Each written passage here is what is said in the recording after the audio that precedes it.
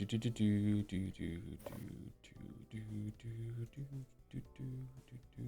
maybe live. Hello? Hi?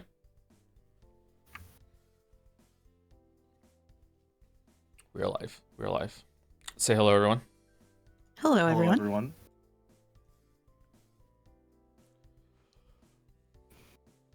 Sucker Mary Barrels. Sucker Mary Barrels. Sucker Mary Barrels. Schrodinger's cat box. Starting to feel like a podcast sign on to say that. What the?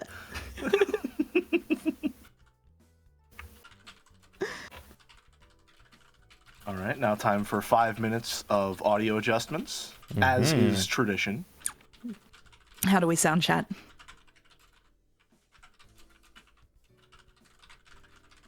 Jelly's too low? Too low.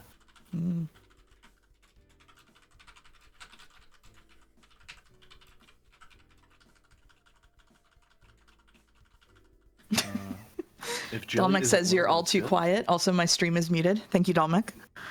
Great input. I can't wait for the 3-person Coscodal. Well, none of us could solve connections, apparently. So I don't know how that's going to go. I'm just saying, I have a great opportunity today, okay? And the great opportunity is that I have failed multiple connections in the past, couple months. Mouse has only ever failed once, and Mouse is today. Mouse failed today, okay? So if I don't fail, even if I just don't do it, I'm still ahead because, I technically didn't lose.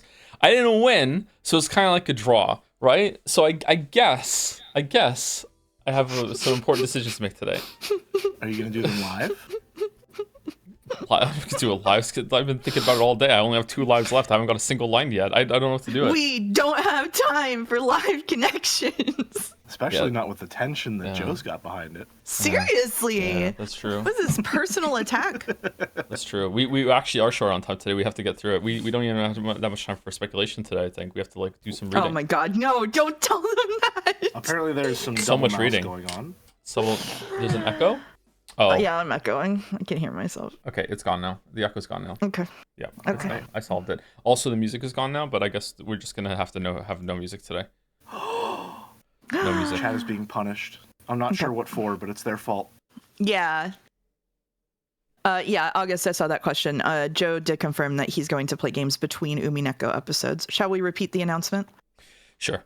The announcement is that after episode 4 is over, Umineko is this is the last Umineko fan art because I'm quitting. I'm not doing it anymore. There's no more Umineko. There's no more Umineko. So congratulations, it's on Steins Gate tier now. It's chat ruined it for everyone by just being so insufferable that we've hit new levels of insufferable that we didn't even know existed. Yeah. So we're doing that. Can you say it in red? No, I can't, and I won't explain why. Oh my god. You just make my life so hard, don't you? We aim to displease. Blue statement first, please. What the fuck is a blue statement? Anyway, we are we're going after we finish episode 4. We are going to be taking a break from Umineko to allow everyone to, especially H-Bomber Guy, to catch up. So then we're going to stream Baldur's Gate 3, and that's it. That's all we're going to stream until we run out of Baldur's Gate 3 or we quit Baldur's Gate 3. And then after, if we quit Baldur's Gate 3 early, we will do another game or game series. We might do Metal Gear Solid. We'll see. And then after that, we will return with the Answers arc. Hopefully with Umi Pro, maybe. We'll see. I don't know if we're going to do that or not. But we're going to come back with Answers arc, and then we will read Answers arc nonstop every stream of the week, except for maybe one. We'll see. We might do one stream a week will be something else, just to give myself a break from reading. But we will be doing Umineko, Answers arc, episode 5, nonstop until episode 5 is done. And then we'll take another break, and then we'll play another couple games, and then after that we'll come back with episode 6, and we'll do that until Umineko is done. Yeah. And then he'll never read another visual novel for the rest of his life. This is it. This is the last one. Savor it, weebs. Yeah. Speaking of, completely unrelatedly, while Umineko is on break, there will be something else I'm reading.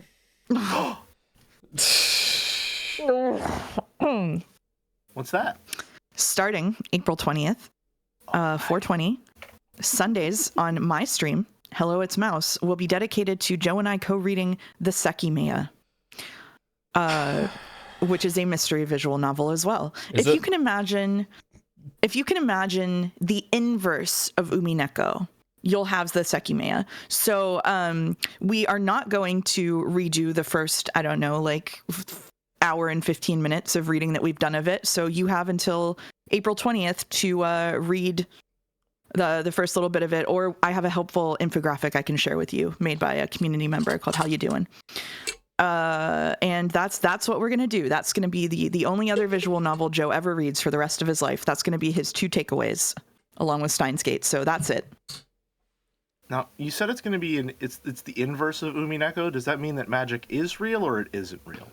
Oh, no, it's got nothing to do with magic. It's that instead of having a subpar mystery and really good character writing, it has a good mystery and no characters at all. It's also really well paced. Really well paced. Yeah. Gotcha. I think someone compared it to Blue's Clues last night. They did compare it to Blue's Clues. Blue's Clues? Blue's Clues. Oh, no, I understand why. No. Oh, no. No. Oh.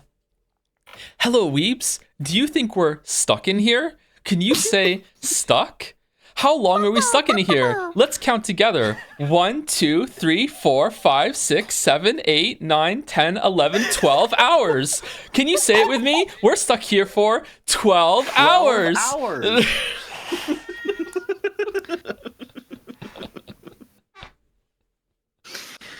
Oh. Yeah. He's meowing. I can't do anything about it. Now, can you do that slower and in reverse? Oh, in reverse. 10. Do you think that... 9. No, Mouse, no. You're usually the one that resists this. Although I guess we are done with 1,000 times resist. So is she? Okay, yeah. Mm-hmm. Oh, interesting. There's a loud meow. Check mod chat. Oh, do I need to turn Jelly up still? Because I can't. He's as loud as he can get. Oh wait, no, he's not. Hold on. I can turn Discord sound capture up to 0. Okay, so now let's just have me and Jelly talk. Sucker Mary Barrels. Sucker Mary Barrels. Okay, so does Jelly still need to be turned up relative to me? It's lagging. It's lagging. Uh-oh. Uh-oh. Just what we need. More technical difficulties in the middle of our audio technical issues. I was mostly worried about the slight hiss, but that's better than peaking. Okay, there is a slight hiss. Slight hiss? Yeah, it's fine, though. It's fine. Mouse, can you do Sucker Mary Barrels? Sucker Mary Barrels? Sucker Mary Barrels. Hold on, maybe I can... Where would a slight hiss be coming from? Oh, that's probably Dante, I think. Yeah. It's got to be Dante. Yeah. Dante? Yeah, Dante's here from the Devil May Cry series. Oh, of course. Yeah. I haven't played one, so I understand. What, do you want to be on stream? What do you want? Okay. Mouse is a bit too loud. Really? Does anyone else think that? Because I can turn Mouse down a little bit. Wait, hold on. What day is it? In 3 days, I can turn Mouse down a little bit. No, she's fine. I will be louder during the visual novel, so you might want to turn me down just a little bit because I'll be laughing and screaming and crying and throwing up and whatever I do. I turned you down to 175. Spoilers? Okay. Joe, we finish episode 4 today? Fuck no. Absolutely not with me here. Episode 4 will be completed next Saturday, April 5th. Will it? Yeah. Oh. Oh. Okay. I mean, unless you don't want it to be, we can drag it out if you want. I do like dragging things out. Okay. 1 hour of Umineko reading at the beginning of every stream, and then you do Bandle, and then you do Letterly, and then you thank bits and subs, and then you do the stream. How about that? We didn't do Letterly today. We didn't do it. Oh, Should we do it? Should we do it right now? Should we do it? Letterly? As a treat? The only one we're going to do today is Letterly. Okay, that's the only one. All right, do it. Here's the strat. Right off the bat, you got to laugh like Naya. Oh, okay. God. Oh, yeah, that's so sorry. So hit them with you. Sha. Yeah. Yeah. Shua Sha. It's H. You not. need an H. It's Okay. not. All right. It's not. It's not. Okay. All right. All right. Hates Brazil. Okay. It's definitely not going to be G again. Okay, for sure. Okay. If we don't get it in two more, we have to go for it being the last one. Okay. Hates Brazil. Why? What are we talking about Brazil for? Because that's how Brazilian people laugh. Type M for mouse and J for jelly. What are you doing? Okay. Do I get one? J for Joe? Oh, yeah. I think that's T for Tom. T for Tom. Okay. Yeah. K for Kinzo. R Okay. for Rosa. B for Battler. Whoa! It's his day. It's his day. It's his day. Wow. Battler and Beato. Yeah. Damn. Okay, all right. So we're doing fan art, and I'm going to reveal that one of today's fan arts I have already seen because it was posted outside the Stream Museum, and I saw it, and it is potentially one of the best fan arts of all time. So I don't know where it is on the list. When we get there, please enjoy. It is an all-timer. It's an all-timer. I only watched it once, and I mostly listened to it and just kind of like just soaked in the vibes. So I'll be able to see a lot more details this time. So My personal pick for fan art of the year so far. Fan art of the year for me. Wow. Annie for Prez says, Joe, I'm reading Higurashi, and unfortunately I'm hooked. I'm 8 chapters in the first episode, and I like it, sorry to say. Wow. Are you going to become one of the Umi fools in Umi Full that are saying fucking like, the reason why I don't like Lambda Delta and Castell is that because I'm not Higurashi pilled? Like, I don't understand. The Umi fools? Yeah, the Umi fools, yeah. Okay, no. Now, to be fair, I wanna. So I've been accused of hating the Umineko fans and Umi Full, and that's not true. I like Umi Full people. It's not people in there doing it. It's like weirdos elsewhere on the internet. They just like Lambda Delta in there for completely non-suspect reasons. So don't be mean to the Umi Full people. They're so normal. What about the half dozen to a dozen fools that have DM'd me like saying that I have to read Higurashi and I'm missing out on a bunch of fucking... I didn't know that happened. What are you people doing? Can we hate on them? Can we name and shame? No, let's not name and shame. Yeah, we can hate on them. Whoever those half dozen people are, what are you doing? What are you doing? You're the problem. You're why he's not going to finish it. Yet, but there are quite a few people who are saying that I would like Higurashi, and I don't know whether that's a threat, but it feels like one. I think you would like it better than Joe or me. Wow. That doesn't help clarify. It still feels, for some reason, disparaging in some way. We have Umi Fullers, and we have it would be Higu Heads. Would that be it? Would that be their name? Do not read Higurashi. I need you to not read Higurashi. I think Combustible Lemons wants me to read Higurashi. Yeah, have you considered reading Higurashi? What's that one I'm not allowed to read? I should read that one instead. What's nope, that we're not mentioned. Nope. It shall go unnamed. We're not even mentioning it shall go unnamed. Don't type it, chat. Nope. Oh, no. Sakonia is forgotten again. I think even Ryu Kishi has forgotten Sakonia. Big Witcher 3 vibes. Oh.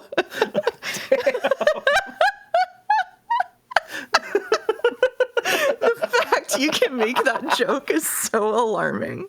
Man, this one's doing numbers. I didn't realize this was gonna get this big a reaction. All right, damn, this is doing numbers. All right, okay.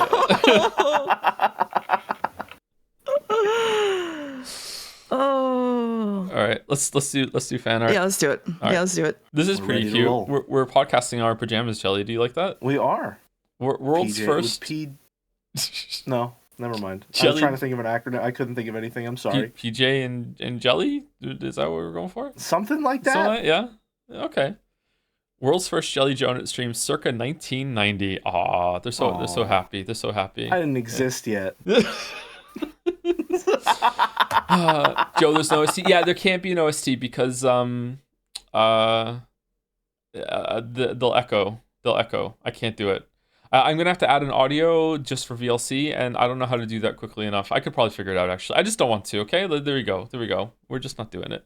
Give him a break. Get off his back. You know, vis-a-vis the blanket fort, I have incredible news for those of you who aren't aware.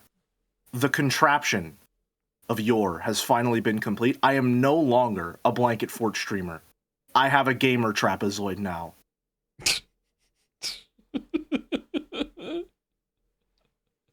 A gamer trapezoid.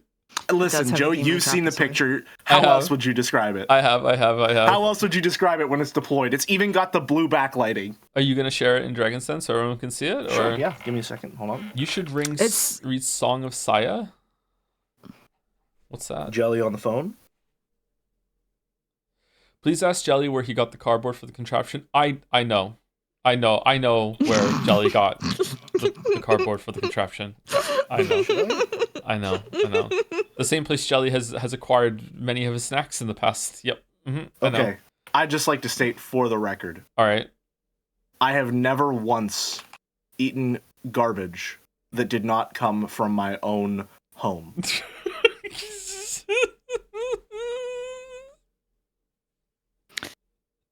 You know, I think everybody in the chat saying you shouldn't read Saya no Uta is probably saying that because they know that it would be lonely for you to do it alone, and we should probably do it together. So I think that we should read that and then judge everybody who likes visual novels after co-reading it based on what happens in it.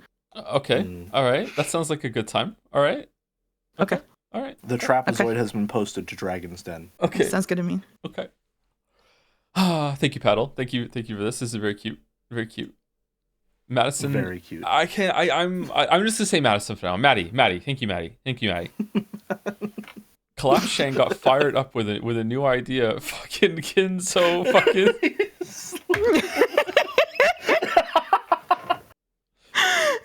That was supposed to be our joke. Why is your mouth an eldritch horror Tarlac thing from Star Wars? What's going on here? Maddie has some very unique stylistic sensibilities. Okay. On Maddie's behalf, I would like to clarify here that Collapse Chan and Collapsed Chan are two different Chans. They are. Yes. Collapse and Collapsed The D Chan. makes a world of difference. Yeah. It does, yeah. They're also as in everything. Mm-hmm. Mm-hmm. Mm-hmm. Yeah.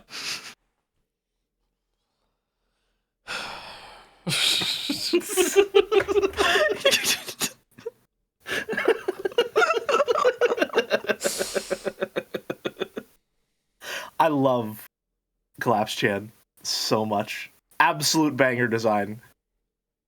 Has great energy, right? Great energy. The what is it? The one that Maddie made for the end of Persona 3, whenever she's like clapping, she's got that mad look in her eyes. That might be my favorite expression Maddie has ever drawn. Damn. It's really good. Damn. Let's see. Boulder is asking me to bump my mic up 5%, which I found out yesterday is actually a very significant amount. Oh, is it? One moment. Huh. Oh yeah, no, this shit's downright exponential. Huh.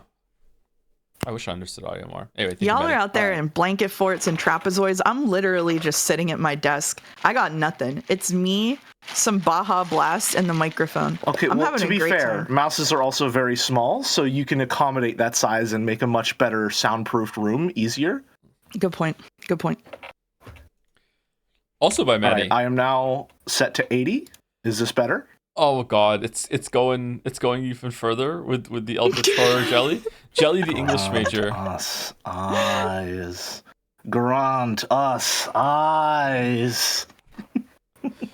I've never played Bloodborne. Plant eyes on our brain rots to jump over a celestial shark, the grand stream of visual novel, the seagulls, of course. Let us sit about and yap feverishly, chatting into the wee hours of new bullshits of the higher plane. I think you should read the comic, Jelly. Okay, hear me out, Joe. What if the problematic patriarchy structure of the Ushiromiya family is symbolized by the phallic shape of the shotguns granted as a family relic? Mm-hmm. And look how the story ended. It ended with Rosa and Eva holding gunpoints at each other. There's a delicate depth of irony here, just like the possibility that Kinzo died by stepping on dominoes, slipped, and smashed his head over the furniture. Hey, maybe the servants killed Kinzo because furniture people don't count as living beings in this convoluted logic. Maybe, if my hypothetical is correct, the furniture being able to kill Kinzo means that they could live the final moment as a true human, according to the words of René Descartes. Typical English major. Yeah. Bring up Descartes. Yeah. Oh. Well done, Maddie. Well done. A real English major would bring up Derrida here. That's all I'm saying. Oh, my bad. Sorry. His name is Descartes. There we go. Yeah, the famous Playboy Descartes. I prefer the philosopher Diorce myself. Yeah. Yeah. Mm-hmm. Yeah. I like Barths. Repeated joke. But some people haven't heard it, and it's a really good joke. Yeah. This is the part where I would chime in with my favorite philosopher, but I don't actually read. Diorce? Yeah. Too many people put Descartes before Diorce. All right, moving on. Thank you, Maddie. Thank you, Maddie. Oko, oh damn, Oko, Banger. cream stream. Banger. Oko's stuff is so amazing every time. So good. Wow. It's so good. Wow. I still think the one-winged eagle ear clip on the Mouse Beatrice is incredibly clever. Yeah, That's that goes so very good. hard. Yeah. The Senate? We all look good here. Yeah. We do, yeah. The Senate. I like that we're reading the even book. not in Umineko fan art, you're now getting put into the battler suit in all of the fan art, by the way. Mm-hmm. It's just your default outfit at this point. He's literally me. Umineko is my drive. Do you see Did what the someone book say says, drive? Joe? Did someone Do you say see drive? what the book says? I do not see what the book says. Is it? Do I have to turn it over? It says Sumari over and over. Oh, again. does it? Is that what it is? Sumari, Yes, it does. Sumari, Yes, it Sumari. does. Okay. Yes, it does.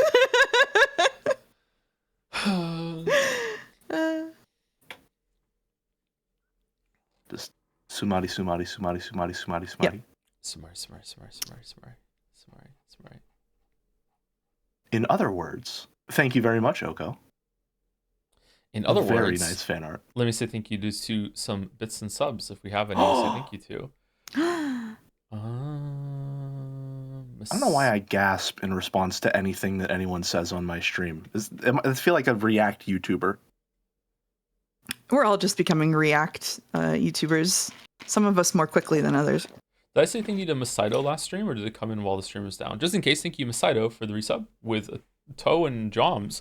Thank you Kaylee Gal for the bits. Hey Joe, I really enjoyed the symbolism in the last stream of Umineko between Jessica and George's battle. The fight with Renove representing Jessica fighting her role as having to be the head, showing her determination to fight against that role that she has to play. The gap in George battle clearly represents the age gap between George and Shannon. Oh, no. Oh, no. I knew it was coming. George avoiding the black holes can be seen to represent the mental hoops he does to justify their relationship. Ryukishi has done it again. Oh my god. They posted that on Tuesday too. It's so good. Holy It's shit. so good.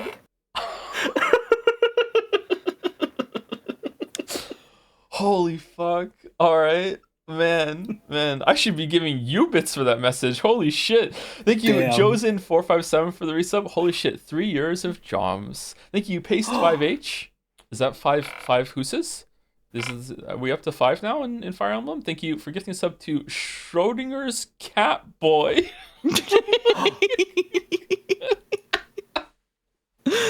Joe in Final Fantasy 14 character select. Is the Cat Boy next? All right, okay. All I right. thought he was a bunny boy. Apparently you can glamour yourself into something else. So like maybe yeah, as a treat. Thank you, Jambo Smash for the resub with Chaos. Thank you, Girius F for the resub. Hi Toe, hey, how's it going? Kazakil has also subscribed for the first time. Welcome, Kazakil. Thank you, Huli Gordeau, for the bits. I'm sensing a lot of tension between Virgel and Dante. He hasn't spoken a fucking word yet. Could you explain yourself, Jelly? Well, I've never played any Devil May Cry games, so I feel like it's just a little hard to break the ice between the two of us. Wait, hold on. Mouse, It's nothing have you played personal. one? It's just No, but I have read Dante's Inferno. That counts, actually. What about you, Jelly? I've been forced to play Dante's Inferno. Was it good? It wasn't a good time. No, it was quite bad. It was quite a miserable experience. I really felt like I was progressing through the 7 circles of hell. You might be the only one here that's played that. It's pretty much Devil May Cry. It's fine. I've also played Halo 3 ODST, which is just Dante's Inferno as well. Dante's Inferno is... A lot of games are just Dante's Inferno, if you take a step back. Yeah, there are 3 books that video games like to reference. Yeah, there are 3 books. Yeah. 3 books. Except ODST is actually good, unlike Dante's Inferno. The game. The great literary work is probably fine. Anything else you'd like to disparage here? I just don't want Jeremiah showing up at my house with a fucking tome to beat me to death with. And a copy of Pentiment. Yeah. Oh, there he is. There he is. It's the Divine Comedy. Stop reading only the first book. I haven't even read the first one. Anyway, thank you, Mugs3, for the resub. Due to work, I don't always get to catch streams, but when I do, it's always a treat. Love Umineko and love the Umineko streams. Oh, thank you, Mugs3. Message effect from Sound of Rain. Uh-oh. Hi, Joe. The chatter without a gimmick here. Still need a new bit for me to do now that the parasocial chatter arc is over. I don't want to stress you out here by putting you on the spot, so let me be clear. Sumari, if you're just not clever or funny enough to come up with one, you could be lazy and ask your much smarter and funnier co-readers to come up with one for me instead. Oh, that's a good point. Yeah, I could just pass the buck. I'm sure they would give me a bit to do that you would definitely enjoy and not hate at all. Is this a setup? I think every time you type a message to Joe, it should be a new compliment, a sincere compliment, something you really appreciate about him. You should pick, if you're having a bad day and he cheered you up, you should let him know immediately. This goes for everybody in the chat, not just this chatter. Anytime that Joe makes your day better, please let him know. I think you should format it like a letter to your lover who is not with you on the front lines of the war. It might be the last time you get to speak with them. My if darling only through Joseph. pen and paper.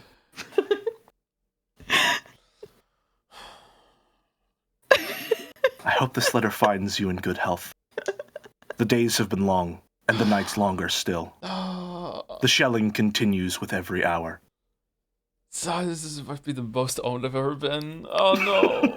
No. What about when Joe makes your day worse? Oh, definitely tell him that too. That too, yes. Yeah, Still absolutely. compliment him, though. But, yeah. you know, in that case, compliment him for his ability to ruin your day. Dear Joe, I just want to let you know that my day has been improved seeing you get owned by your community again and again. Yours truly, Rodney.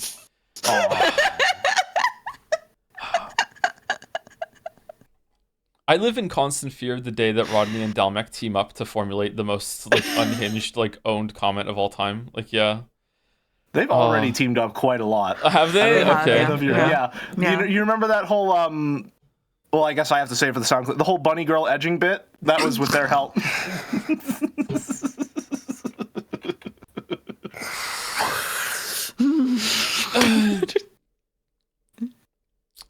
Thank you, Dawn to the Dons, for the bits. Hello, Tom Stiff Anderson. I want to let you know that today is Maria's birthday. Happy birthday, Maria. Also, happy birthday to Wuggy. Happy birthday, Maria. Happy Halloween, Maria. Happy birthday. Happy Halloween. Happy birthday, sister. A tiny rat, another rodent chatter for the resub. Seki Maya Barrels. Okay. All right. Thank you.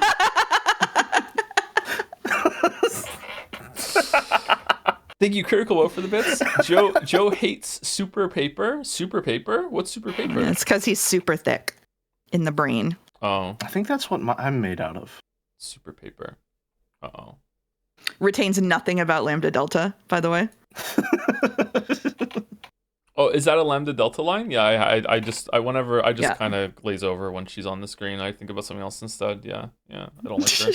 Yeah, I'm glad she's not important and never will be important. I'm very happy about that. Absolutely, yeah. Thank you, Gabro406 for the resub. Thank you, Captain Minette, for the resub as well, with as a Tom. Oh, you're a Tom too. The last month of stream memes have been really surreal, especially as I've heard you're literally him, or he's literally you several times before in relation to you. Are you the same person that said this, or are there a couple other people that have experienced this phenomenon?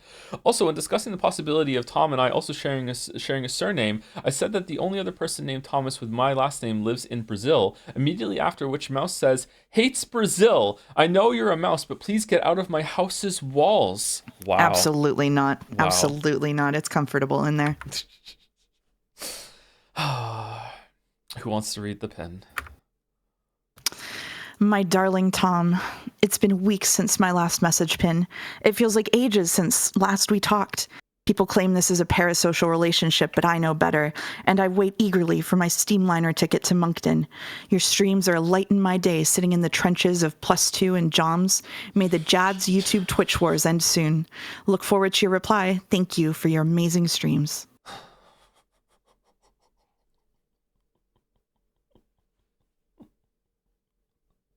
War is hell.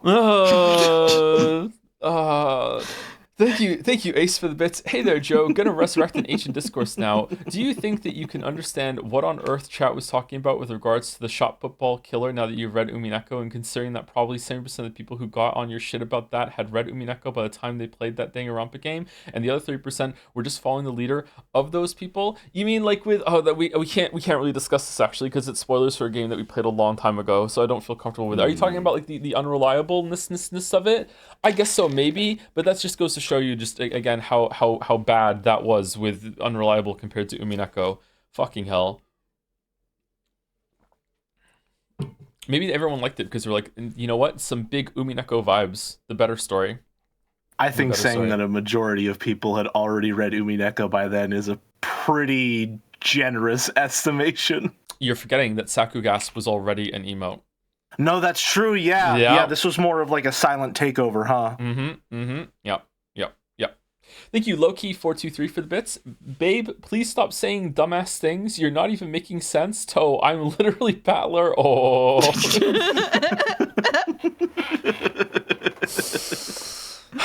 And the last few on my list are Joe's Retness with 100 bits to say, it's the final stream of episode 8. Ryu Kushi07 has been invited as a guest reader. Mouse is also there, but she just laughs the whole time and doesn't say a single word. Chat is a wall top to bottom of give him a marble. Joe stutteringly explains the enemy marble race to Ryu Kishi. Splendid, a marble race, you say. How quaint, in which case I shall choose Steins Gate. In other words, Sumari, get fuck streamer. Okay, all right, thanks. Thank you, Nozo2727 for the resub. I love the Joe Jello Mouse trio. Waiting for answer arcs is going to be tricky, but I will hold. We'll get through it quickly. Don't worry. We'll get there. Thank you, Fancy Prince, for gifting out a sub. And also gifting out a sub directly to Mad Bake, to Maddie. I don't say bake anymore because I say it wrong. Thank you very much, Fancy Prince. Thank you, Villahista Wandering Pesto, for the resub. I, for one, am glad you'll be taking breaks between episodes. It gives me plenty of time to stay ahead at the pace I'm currently reading. I think some people will need the time to catch up as well. I think we've lost like several hundred people over the course of the reading, and if they have time to catch up to the VODs, it might be better for everyone. I think that might be good too. And last on my list, oh god, it's Dalmek. Okay, you know what? Let's do Dalmek last. Thank you, Rainaven26 for the resub. Thank you very much. And Dalmek with 1,000 bits.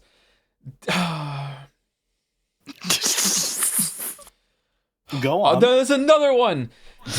Dear heart, the days get grayer with every moment of absence, mud speckling the bodies of my former friends. God has turned his gaze away from our putridity.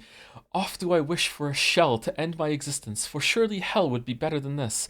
Yet I still fight, knowing your streams await me. You are a balm for the soul, and despite my misery, I anticipate the day I can return to you. To hear your laughter would brighten all my days forevermore. Yours eternally, Dalmek.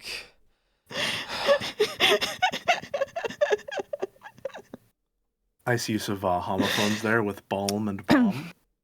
We have a pin. Hey, Joe, I love your voice impressions. Could you do my dad's just as an example? I don't know. And what should you say? Maybe like you wear the family crest in your heart. I'm proud of you, but I don't know. It could be anything, really.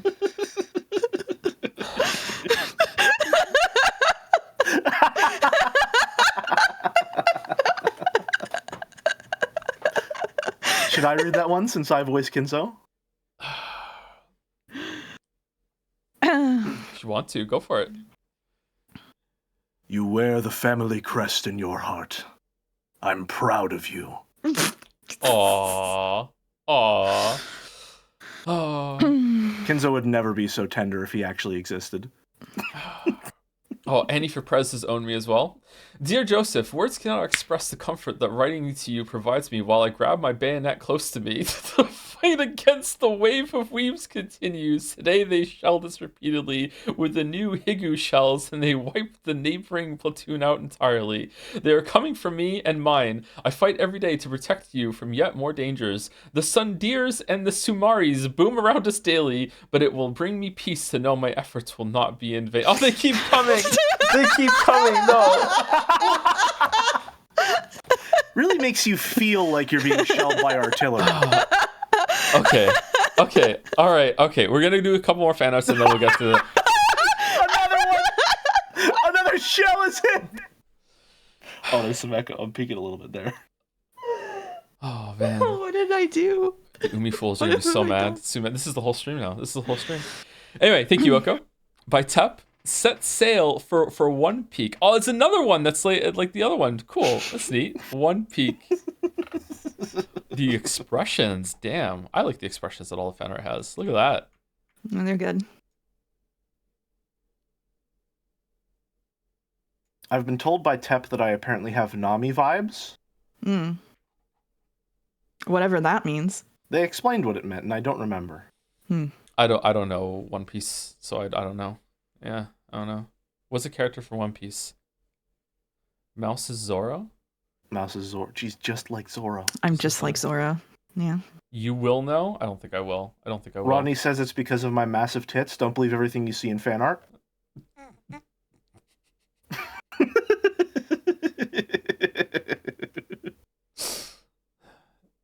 Is Jelly Nami? If Nami was fighting someone, would it be Batman or Iron Man? Who would it be? What do you think?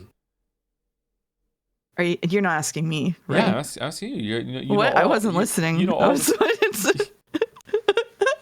What? Who's fighting what? I was reading the messages. Nami from One Piece. Would she fight Batman or Iron Man? It's a simple question, Mouse. Yeah, she's like the fish lady who has a staff who makes bubbles, right? I think that she could make iron rust, probably. Okay. Thank you, Tep. Thank you. Streaming Umineko. It's Gold Star Night. Had to make this after the Absolute Cream stream yesterday. Can't wait for H Bomber Guy and Jacksepticeye to join in a few weeks. I don't think that's happening, but it's really funny that it was a possibility. Streaming Umineko with Greg. Silly voices, fun time. Huh? Oh, it's Kermit and Dante. And with the new game coming out now too. Mouse getting into character. Dante? You'll never solve this case, Jodler. Cackly. Vitorici. Oh, the little fire too. Jelly, English major madness. What if Kenzo died stepping on a Lego? It would symbolize his hubris and contempt for the younger generation being his literal downfall. And if the Lego was pink, that's clearly a feminist message. Dude. Oh, it's the Always Sunny thing. Yeah, that's cool. That's neat. We got boxes full of feminist messaging. Thank God someone here does. Cute Bikoi. Oh, feminism. Ooh. Ushiromiya Eric. Ice 9, English degree, 19th person. Ice 9? Ice 9 is from 999. 999. Yeah. Is it? Yeah, it is. Yeah, it is. Oh my God. Okay. The first one. You would like the first one. I was excited for a Vonnegut reference, and then we're not getting it. So it's fine. We're not getting it. Sorry. No. The only actual good Zero Escape game. I played 999. I just completely forgot that everything in it. Unironically good one. Yeah. Okay. Yeah. It's okay. It's good. It's okay. Thank you, Gold Star Knight. Thank you. Meow. Jolie here. Everyone's saying ZTD is the best one, and you're right, but also it's the worst.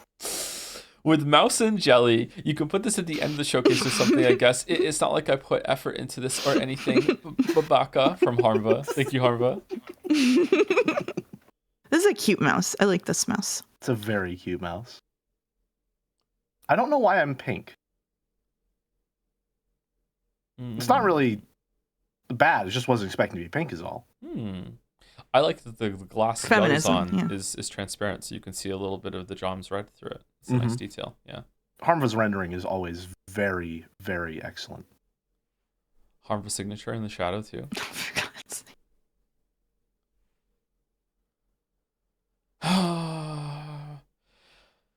Fucking hell. Tis hard to see the mighty prancing war Joms, trampling the dying and dead beneath their merciless feet. No, dear mouse, near to speak a word of comfort. No living Nason or waifu to administer relief in that hour the most sad in the history of humanity. Oh, the humanity. Oh, the horrors of war. Truly, it may be considered the most cruel and awful scourge which can befall a Twitch chat. Heaven grant there may be an end soon. The most terrible, most awful.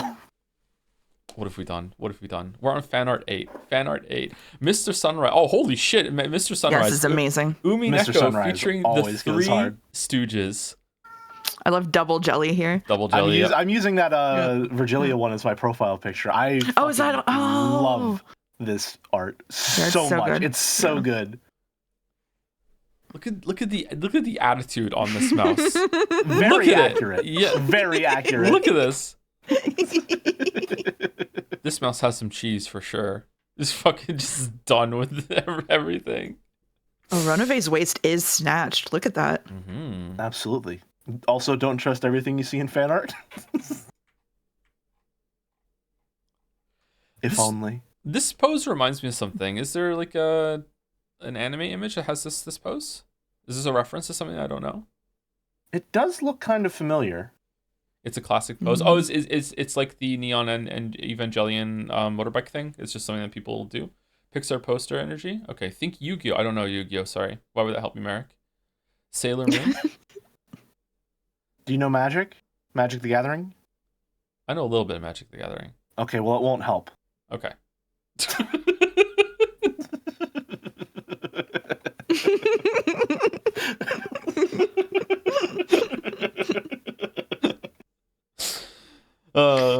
Oh man. Okay. Thank you to Azrael Cat for the bits. This is the last one. Hi Joe. It's not the last one. It's not the last one. Thank you, Anonymous Gifter, for getting sub to fishy _ specifically. Interesting. Thank you, Parnick, for the bits. My darling Tom, writing to you gives me comfort as I clutch my rifle. The weebs advance. Lambda Delta whispers her certainties as Umi shells fall around us. But no one can hear it because we're weebs. Your streams are my light in these trenches. Like Shannon and George connecting despite their age gap. We share something real across this digital battlefield. The Jad's YouTube Twitch wars rage on. Look forward to your reply. Noibe, another one. Hey Tom, I started taking chemotherapy 2 weeks ago, and you're no, my God, no, fucking. Is that a genuine one? Is that a genuine No, one? I don't think it is. I think it's just been fucking like formulated to kill me. But it could be genuine. I just started taking care of chemotherapy 2 weeks ago, and your streams are the thing I've been looking forward to the most as of late during the rough recovery period. I'm glad your streams are a regular feature again this year, and I hope you're able to fully adapt to your own major life changes as soon as possible. Thank you, Noiboy. Thank you. Oh man, That's such a sweet message. The people love you. It's such a sweet message. They said not fake in chat, so. Oh, it's not fake. It's just very well timed. All right. Well, I wish you all the best with that. Like legitimately. Good luck with the chemotherapy. Love bomb in the middle of all the artillery. He is adapted. He got smaller plates. What? Good luck with that, Noibe. Good luck. I wish you all the best. Sincerely. I'm glad the streams can help you out with that.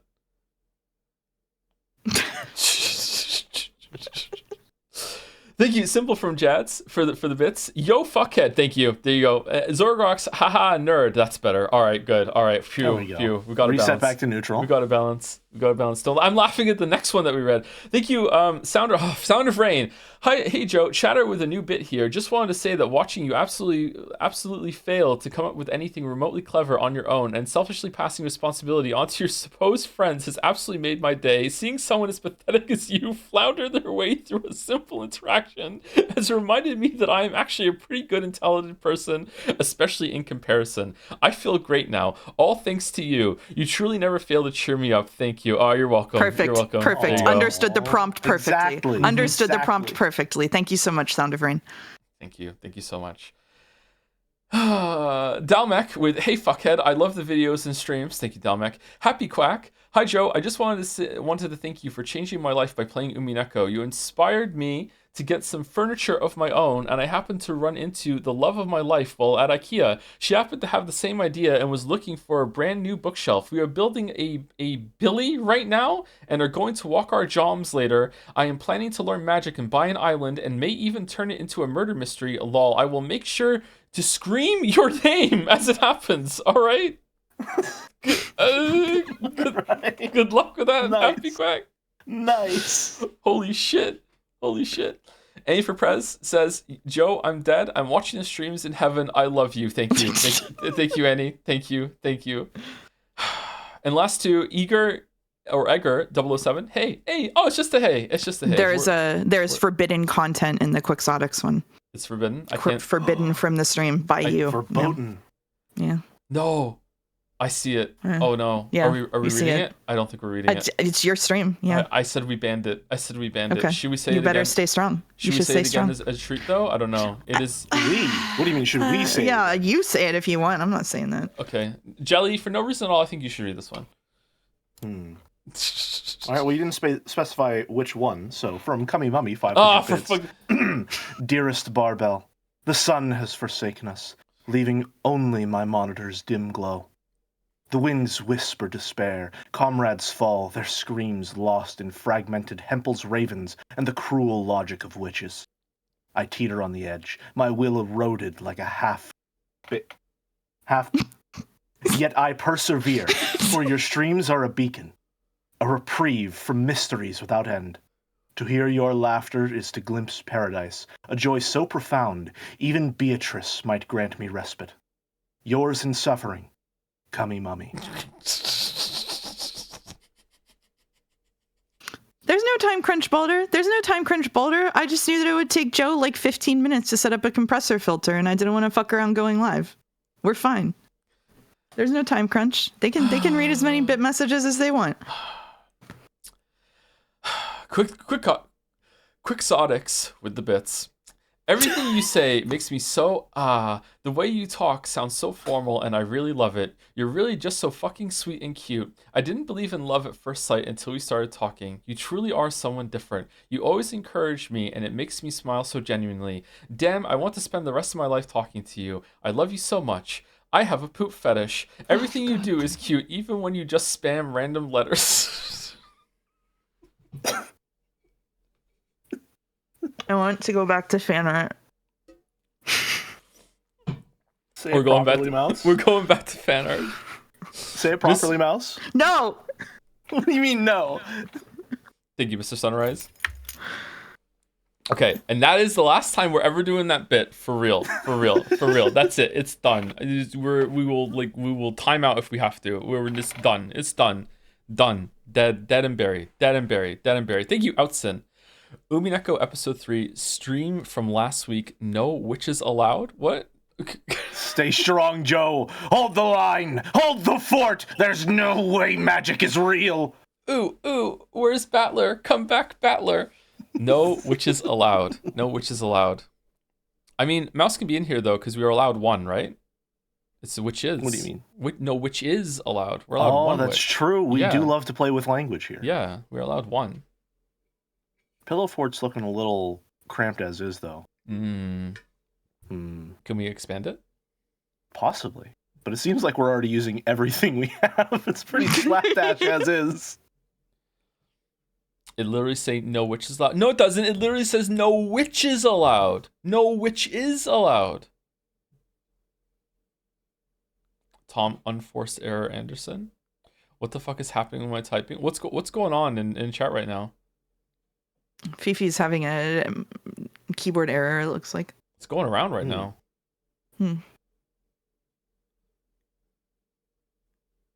A Koru post. Stay strong, ignore the Koru post. Stay strong, ignore the Koru post. Okay, we're going. Tunnel vision. We're staying strong. Thank you, Hudson. +2 in advance, Koru. By C8, more of a jelly fan art, but it does depict their appearance on the Umineko stream. Blanket Fort Chan Part 2. Is this the same Chan, or is it a different Chan? It is. It sure is hot in here.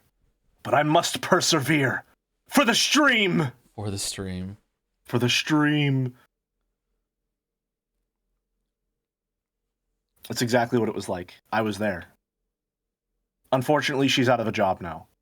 Is there going to be a gamer trapezoid chan?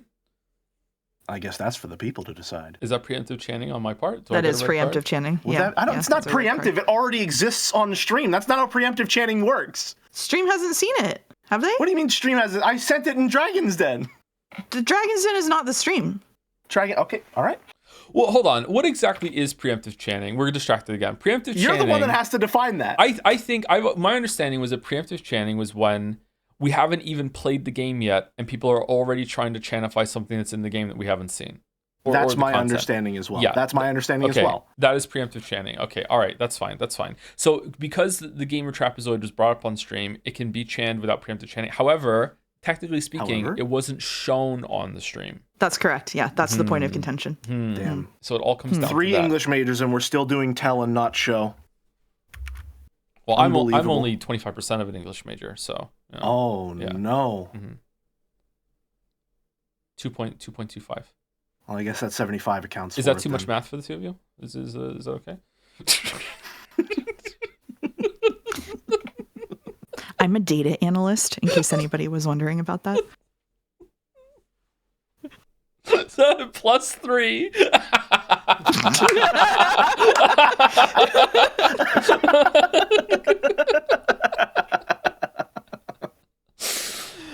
Thank you, C8. Thank you.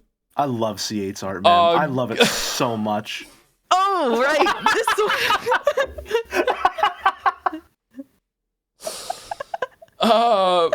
By Fifi. Produced with local rodents' consent, based on a moment from Stream 14 of Umineko. Pikachu is a golden mouse, you see. For no reason at all, let's not mention the Jigglypuff voice. What's wrong, Battler? I thought you liked role-playing games. Hop on AOL with me. I love when fan artists use their unique talents and abilities for evil. We identified the line. We identified the line. By the way, chat, this is the line. No further. No further. Perhaps not even this far. We found the line.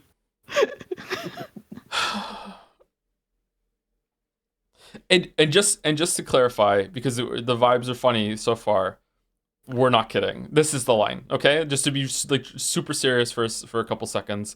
This is the line. We won't show it if it goes over the line. Correct? This is the line. So if you go over the line, you're wasting your time. It kind of rhymes. There you go. Everyone loves a good whatever the hell you call those language devices. Rules are more fun when they're rhymed. Yeah. There's a word for that, but mnemonic. Thank you. There we go. Isn't that what that sick Victorian child had? So it has to involve Pokemon RP. No, it's a very good Joe expression. Hi, Ruby. Aw.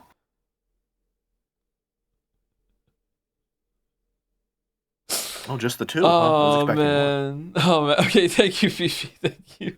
Yeah, get rid of it. Take it off the screen. Get rid of it. Get off the screen. By Lemon Rinds. I love this so much. Poggy in my tummy. Ooh, my stomach doesn't feel so good. Oh, let me take a look. It looks like you've got a... Don't say it. Somehow worse for me. This is somehow worse for me. This is somehow worse for me than the first one. I don't. This one is so good. It's so good. What, you didn't like it 2 days ago when we were showing fan art of someone that had made my pillow fort, blanket fort mattress into like a huge pair of boobs that's just hanging over my head at all times? You didn't like that? So the Merrick video thing didn't get me. The Merrick video thing on stream was funny, but when I saw that fan art hit the museum, I sent it to my best friends and I was like, what did I sign up for? This is just what happens now? Did it hit harder that you actually saw a picture of the setup? Was that part of it? Yeah. I miss Umineko. Me too, chatter. I will state once again that C8 is a genius. We are almost halfway through the fan art. It's okay. We're almost halfway through. Thank you, Lemon Rinds. Thank you.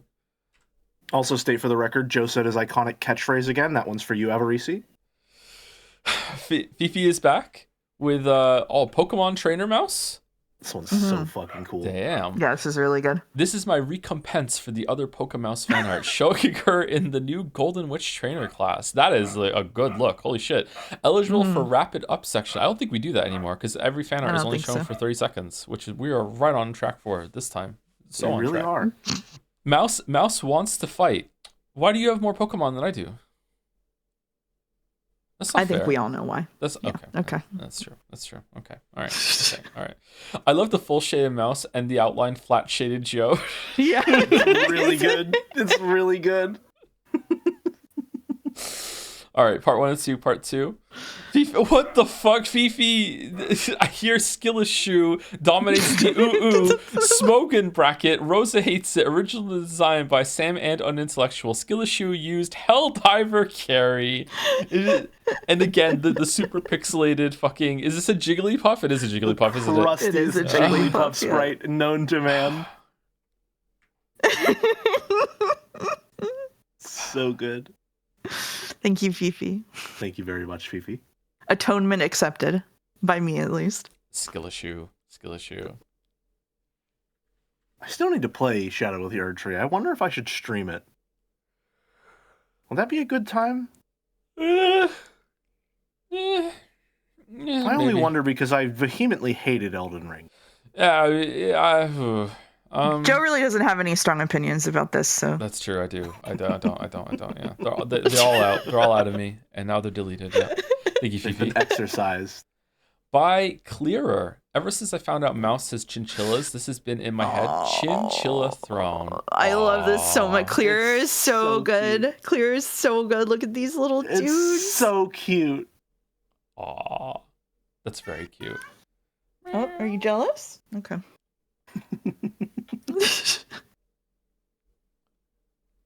How does it look soft? How do you do that? Is it how the colors kind of like bleed together here? Is that what's making it soft? Like lots of I don't even want to whatever texturing they're using for the brush or as an overlay. Look at that. How does the cat feel about the chinchillas? Asked chat. The cat is terrified of the chinchillas. My chinchillas really want to be my cat's friends, and my cats run away from them if they get close. Yeah. It's a very good mouse design. This is a very good mouse design. I love in much Clearer the same stuff. way that Dragon Joe takes naturally to Battler's suit. Mm-hmm. I think the Beatrice dress goes naturally to you. Agreed. Yeah. Mm-hmm. Thank you, Claire. Okay. Stop howling. By Angie DeGoral, live narrator reaction. Chandelier Chan exists. Ooh, she is always watching. Oh, I see. And so are her 2 to 3K viewers on Twitch. Now with so many guest narrators too. This has truly been the creamiest of streams. Chandelier Chan, Greg Chun, Jelly Chan, Joseph Anderson, Mouse, Umineko, live reaction, Tom.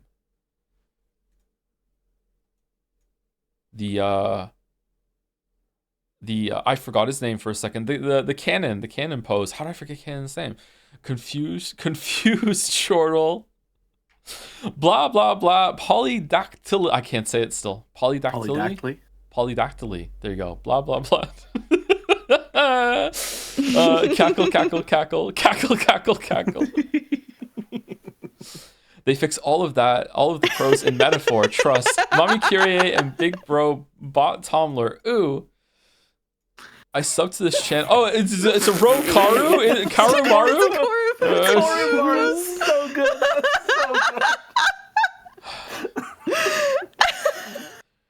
I subbed for this channel for Chandelier Chan's narrations and Chandelier Chan alone. If I wanted to subject myself to uninformative, hollow, unsophisticated commentary on my anime VN, I'd watch the Joseph Anderson streams, but oh, that's right, he doesn't exist. It's time we purge these fake-ass normies from the VTuber space. Hashtag not my Furnituber. Oh my god. Did you get Koru to write that? Or is that just off the dome? Korumaru. It's a good Koru impression. Korumaru is so good.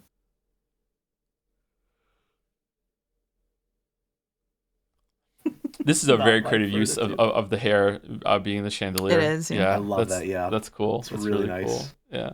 Thank you, Angie, the girl. Thank you. By Crimson Ocat, the Saturday streams with Mouse and Jelly have been wonderful. Keep up the good theories and cackles. Oh, it's Pixel. Ooh. Oh, we're all gathered around the Umi Pico book, reading together. Mouse looking very cat-like in that panel there. Yeah. Cat This is very mouse. cute. Cat mouse. Very. Cat mouse. Cat mouse. Cat mouse. Oh, thank you, Key to Truth, for the bits. Hey Tom, short break from the madness. Enjoy. Also, it occurred to me that the other day that if you release The Witcher 3 before the end of the year, you can claim you were waiting for the 10-year anniversary all along. Yep, I'm sure at least 6 people will buy it. Anyway, thanks for the streams. Thank you for the idea, Key to Truth. Yeah, thank you. For Can I leak a Jad's post? Sure. From Koru. The quality of the fan art segments is 50% banter, 50% the unusual talent on display, and 50% the fact that the art is being reviewed by a caveman who's never seen art before and doesn't understand how a wizard has managed to make colors look like something. It's very true. It's very true. Hey, you know what? I don't even feel owned. I'm clearly having the best time of everyone. Because like I don't understand anything. It's like Totally it's all not yeah. owned? Yeah, it's Totally magic. not owned? It's magic to me. Yeah. I thought you didn't believe in magic, Joe. Well, that's Ooh. before I saw how the wizard was making images appear in front of me with colors. Yeah, it's good. Plato's allegory of a cave would convince you of reality, huh? Oh god. Oh. Okay. All right. Okay. Thank you. That's thank right. You. I can reference philosophy I haven't read. Thank you, Crimson. Which Okay. is itself ironic. Okay, let's just keep going. Let's just keep going. Clearer. Oh, damn. Timely. Mouse during these theorizing streams. Learn to sit back and observe. Not everything needs a reaction. I have used this image like 18 times since Clearer posted it.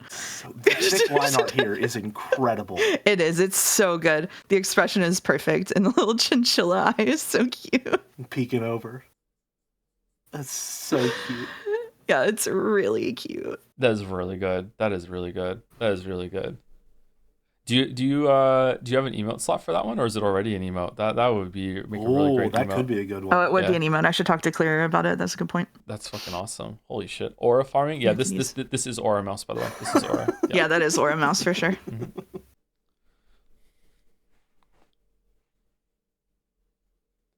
Thank you, Clearer. Thank you, Claire. Thank you, Clear. Are your chinchillas bigger than you, Mouse? Apparently, yeah. Yeah, I guess so. Look, they're big pillows. I genuinely really love how that's a Tom knows sweet so pen. little about art, but tries his best to compliment and ask questions about it. Genuinely very sweet. Okay, all right, thank you. Yeah. Yeah, sure. Just incapable of taking a compliment on the chin. Thank you, Claire. Sam Rambo.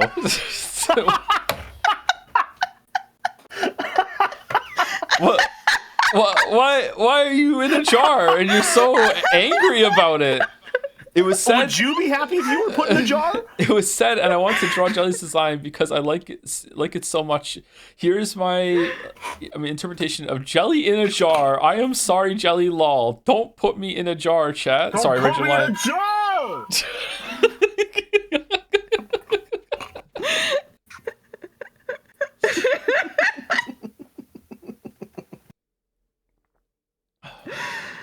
That's right. I have the props for Foley work. Wow. I'm a professional with this gamer trapezoid now. You do sound good today, yeah. You do sound good. Thank you. Yeah. Implying that I sounded bad every other time, which would be correct. Last week you sounded last time you were on, you sounded good to me on Discord, and then I listened to it back and you sounded completely different on stream. So Yeah, I don't know. I listened to it on Discord, and then I listened to it on stream, and then I listened to it on Discord again, and I almost gagged. Yeah, I don't understand why OBS does that to you. Xbox 360 Mike Kinzo was certainly something. Maybe this week it'll be okay. I don't know. Is it better? Is it as crusty this time around, chat? Genuine question. It sounds good now? Okay. All right. Thank you, Zeptogram343, for the new sub. Welcome, Zeptogram. Thank you. And thank you, Sam Rambo, again. Thank you. Madison. Howdy, Clown. I have to say hi to my regulars. Howdy, Clown. my chatters. Oh, this is the moment immortalized by Maddie. This is the moment. Yeah. Yep. That was that. Yep. The Saku gasp, looking at it. The head in the hand. Holy shit. I love the smugness of that Sakutaro is amazing. Oh man, Maddie's so good. You don't understand. Saku gasp is like Mouse's go-to. Haha, I've read this on Discord.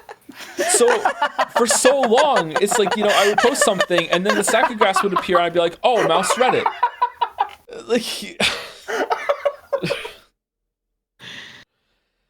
My expression here is looking very Abe's Odyssey, I think. It is, yeah. That's a good game, Abe's Odyssey. I should play that again. I haven't played it, but I've seen okay. 30% of it through YouTube Shorts. You are just the king of referencing shit that you have not played, read, or seen. Listen, man, cultural osmosis is a hell of a thing, all right? I'm like a sponge of shit, all right? These are all just good. a sponge of bullshit. The smear. It's a really good smear. See, I know an art term. There you go. Alas, poor Saku gasp. We didn't know. Have you read that? I have not. Thank you, Maddie. Thank you very much. Thank you, Maddie. It was not covered in my Shakespeare class. Okay, mister. Your outie has seen Severance. Okay, everyone knows that from Severance. That's like the biggest thing from Severance. I haven't. I don't know. I haven't seen Severance. Instantly owned. Thank you, Maddie. Luna Panda. All the world's a stage. Aren't you lucky to be the main character? So lucky. So lucky. So lucky. Oh. Saku here too. Adorable. We've got the ear clasp here too. The ear, I genuinely love the ear clasp so much. I'm glad other people have picked up on that and continue to use it. It's really nice. The nails too. Look at the nails. Those are not that inaccurate, actually. Mm. Has Luna been spying? Perhaps. We have button eyes. Button that's eyes. cool. Just little guys. Nice. Didn't you know I'm the mastermind behind these streams? I'm the only one who doesn't know that. Yeah. He doesn't know. I have a Luna in my walls. Well, somebody has to be there. I can't be in my own walls. Walrus has innocent, kiwis in his walls, as for our last stream. Pure innocent, unknowing Joe getting jerked around by the evil, menacing mouse. It's just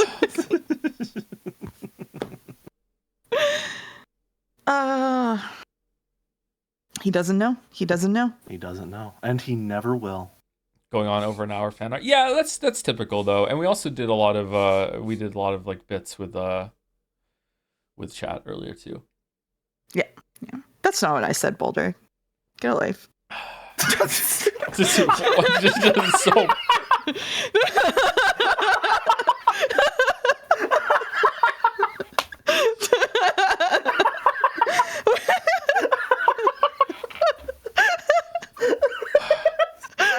why am I being flamed? When are you not being flamed, Boulder? When are you not being flamed?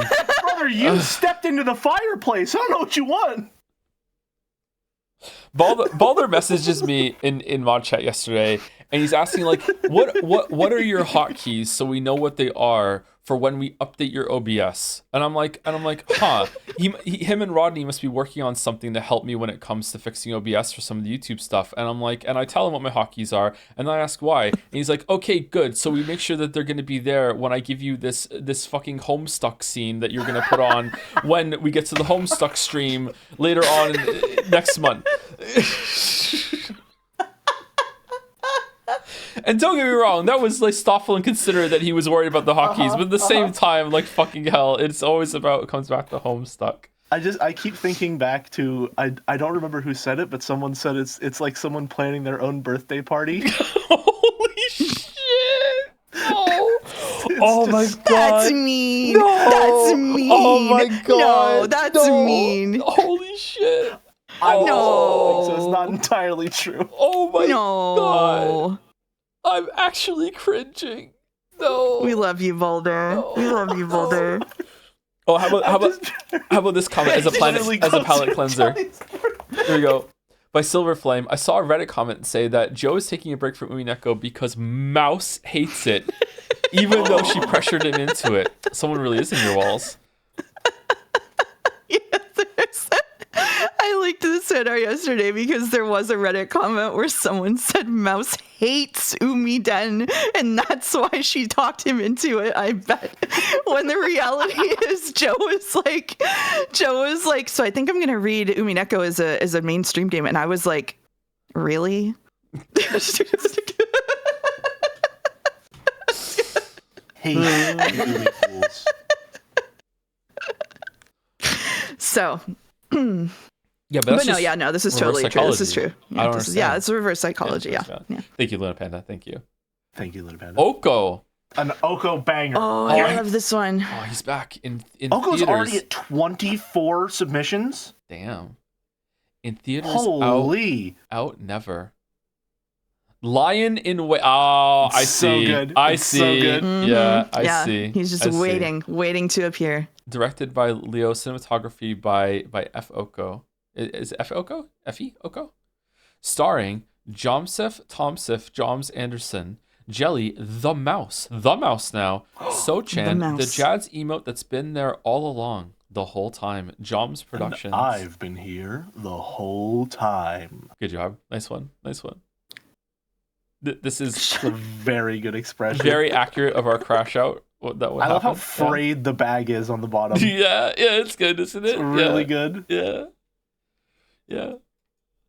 It's F.A. Oko. So cool. It's so cool. Yeah, this mouse is a top tier mouse, I have to say.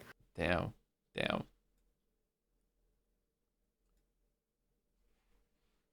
Oko's so fucking talented, man. Mm-hmm. That's insane. Great mouse, yeah. Someone in chat asked if Sho-chan is Mouse's furniture. I don't know, Oko. Is that canon? No, it's Sho-chan. Okay. All right. Very funny. Okay, we get it. That took you a second. That took you a second. Yeah.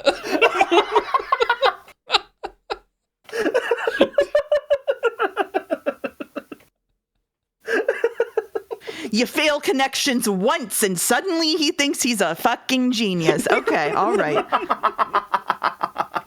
He's the embodiment of Umiden. A lot of people don't get it. Is that canon? No, it's not canon. The character can't. It's for fuck. This is a fucking. Come on, keep explaining. They'll get it eventually. Yeah, keep going.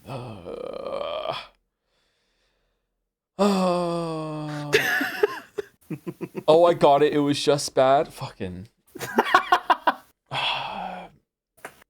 All right, now you have to say something nice, Gherkins. You have to say something nice.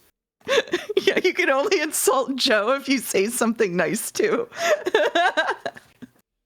So we're waiting for you to say something nice, and then we'll pin it, and then we can move on. We're all waiting. I have a teaching duty. I have to use you.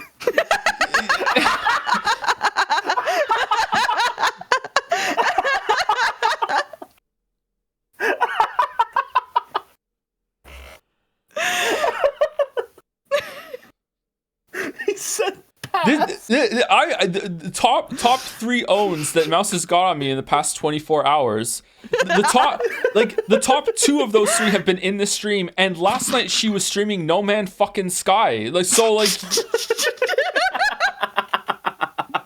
That's number 3 of 3. That's how bad this has been so far. The Raiders got greeted with a peton.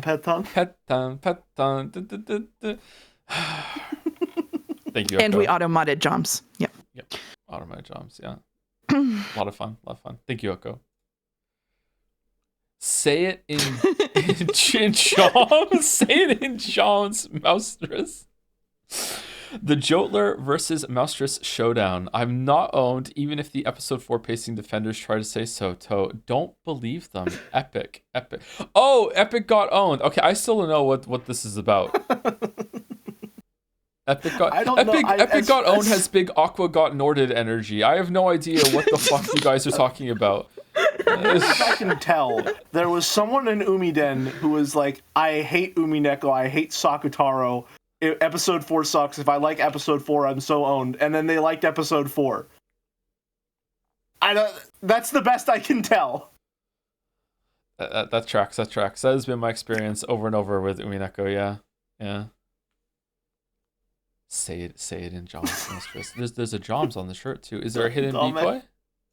Dominic said mouse is Zorded on Sumatriptan. Not today. Not today. Not today. Not today. Thank you, Epic. Thank you. By Maddie. Sacrificing his friend like that, so much hate. Do you want to read it, Jelly? Joe, you should try out Lingo too. It's like the Witness's puzzles, but actually good. Jonathan Blow, it wasn't me this time. Take Jelly instead. Oh, you really just threw me the fucking wolves, man. I came in the chat. I was like, "Hey, if you like The Witness, you could also try Lingo. It's like The Witness, but with word puzzles instead." And I know that we have similar interests. We're both like English major adjacent. Maybe you'd like The Witness, but if it had puzzles that were more based on wordplay, because wordplay's fun. And you're like, get him, take him out, take him. Get him. This is the guy. Take him. Would I like it? Actually, I trusted you. Even though I'm bad at crosswords. I wholeheartly believe you would like it. Yes. Okay. All right. We should try it out. Okay. But I am also. I feel like every time I have to say that I recommend a game, it comes with like some sort of caveat. It's just like it was perfectly aligned with how my brain works. It's just everything I want in a puzzle game. It's more logic puzzles, says chat. Do you agree with that? I don't know. Yes. Yes, Holy shit. Someone in chat is pointing out that it's a cat of nine tails in the shape of the witness lines. That's a really good detail, Maddie. Oh, that's nice. That is really good. Nice. Jelly doing the girlfriend mad at you for something you did in a dream bit. This didn't happen in a dream. It happened in a stream. This actually did happen. Yeah, this did actually happen. Yeah. That was during the witness video watch along. Yeah. What video should we do the next watch along of? What should we do next? Edith Finch. Edith Finch. Edith Finch. Edith Finch. Edith Finch is good. Edith Finch. Game good. I thought we were just going to keep going round and round saying it. There's an opening scene in an airport. That's not true. That's just not true. That's patently untrue. It's just not true. Thank you, Maddie. I think this might be accurate to how Blow feels about me. Maddie's expressions are stellar lately. Not that he hasn't always been good at them, but he's been taking it up a notch lately. I love the Joe in that one. Speaking of Joes that I love. Clearer. Simplifies Clearer your again. shapes. This fan art makes me so happy. It just makes me happy. Yap. I do That's be yapping. so good. I do be yapping. Feels like we're being dissected a little bit. It's called a character sheet? I would Clearer know. knows me so well. Knows I want to go to Rikenjima. I'm just a caveman looking at the colors. I don't know what a character she is. I love that my shapes are just exactly the same as they usually are. It's really nice. I genuinely do love that. It's nice. I really should make a character sheet for my Sona sometime, though. A lot of people have been asking me for it since I started showing up.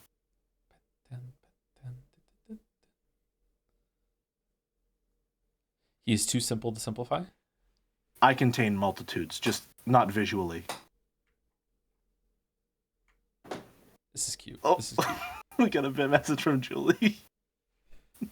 Thank you, Claire. Thank you. Thank you very much, Claire. Oh, no, Aww. no. This is so cute. Aww. This is so cute. Look at that. Look at that. That's so good. Excara, Morbin time, mouse cackles judgmentally. Is their version of the Joe Dragon getting older every single time they make a piece of art? Like, I feel like it's becoming more decrepit over time.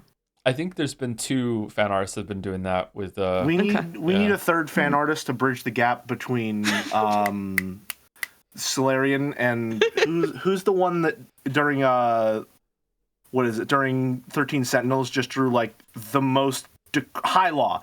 We need a midpoint between those two, perhaps. Took time to tell August, fuck you in chat. Okay. All right. Yep. This is missing Geralt giving me a back rub. The sorely needed as the dragon gets older and older. Yeah. Mouse, how does it feel to have replaced Geralt?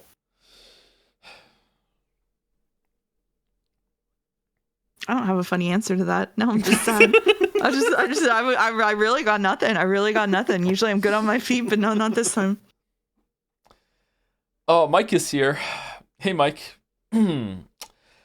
Hunt is for Timmy. Thank you for the resub. Hey Joe, just finished the 1000X Resist VODs and just bought it. They really did a lot with a little and mostly stuck the landing IMO. I agree. Also, it's funny with every streamer I saw that got to the end, when they came to nowhere, everyone was pretty much like, I get why you did it, but fuck you, still gotta go.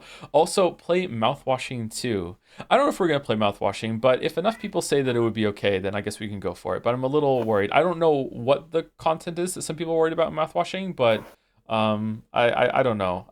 It doesn't seem like a stream vibes kind of game. I don't think it's a stream game. Yeah. So I don't think so, but maybe. I'm not sure. Thank you, Unbing, for the resub. Have been watching since the Fallout 76 video. Love the regular stream. See, in my head, that wasn't that long ago, but it was a long time ago, wasn't it? Yeah, god damn it. Thank you. Which one was your favorite? Was it the glitch one, or was it the actual video one? It's probably the glitch one. Yeah. Thank you, Huli Gordo, for the bits. I love how Joe will keep on explaining a joke even though it isn't funny. I know it's a good bit, isn't it? And explaining it will only make it more uncomfortable. Wow, unironically relatable. This is what makes me love you. Okay, all right. Here's some bits to buy Zax's. What? See, Zax's is apparently a common brand of burn ointment sold in Canada, so I said it in brand form, so you have to engage in the joke a little to get it. And yeah, it's for the burns you've been getting from chat. I'm sorry. Okay.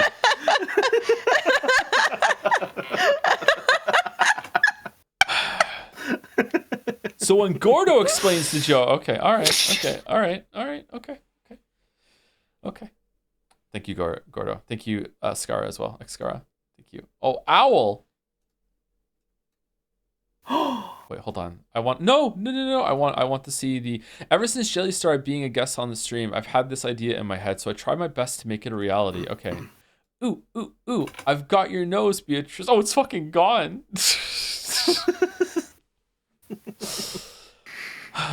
Are you Beato here, Jelly? I thought you were Beato. Oh, you truly are a powerful witch, Lady Maria. Glass shattering sound. Pinch your nose while doing it. Unbelievable. No commitment to the bit.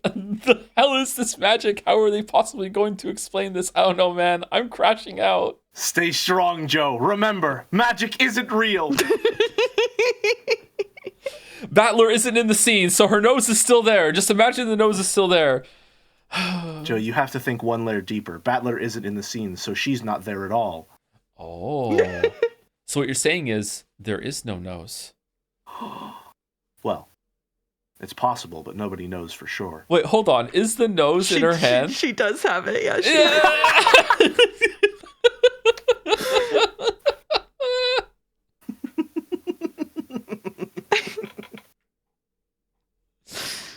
That's really funny. Thank you, Al. So good. Thank you. Here we are. Yaki Here we Bag. are. Here it is. The best. Oh, it's so good. All right. Favorite sports podcast. I thought it would be the last one. Okay, all right. Are we muting the first time playing it or no? What do you think? We should get the reaction first. All right. Yeah, I'm going to turn Chrome browser sound up to -10 and I'm going to play it for a second and see if it's loud. Here we go. Oh my god, it's loud. Okay, that was too loud, right? All right, let's go to -20 and see if that's loud enough.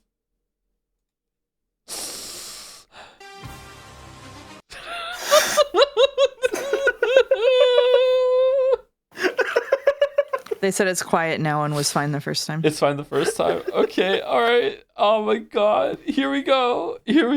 Holy shit, let me full screen it. So I'm actually excited. Like I'm giddy. Oh man. So all right. Good. 3, 2, 1.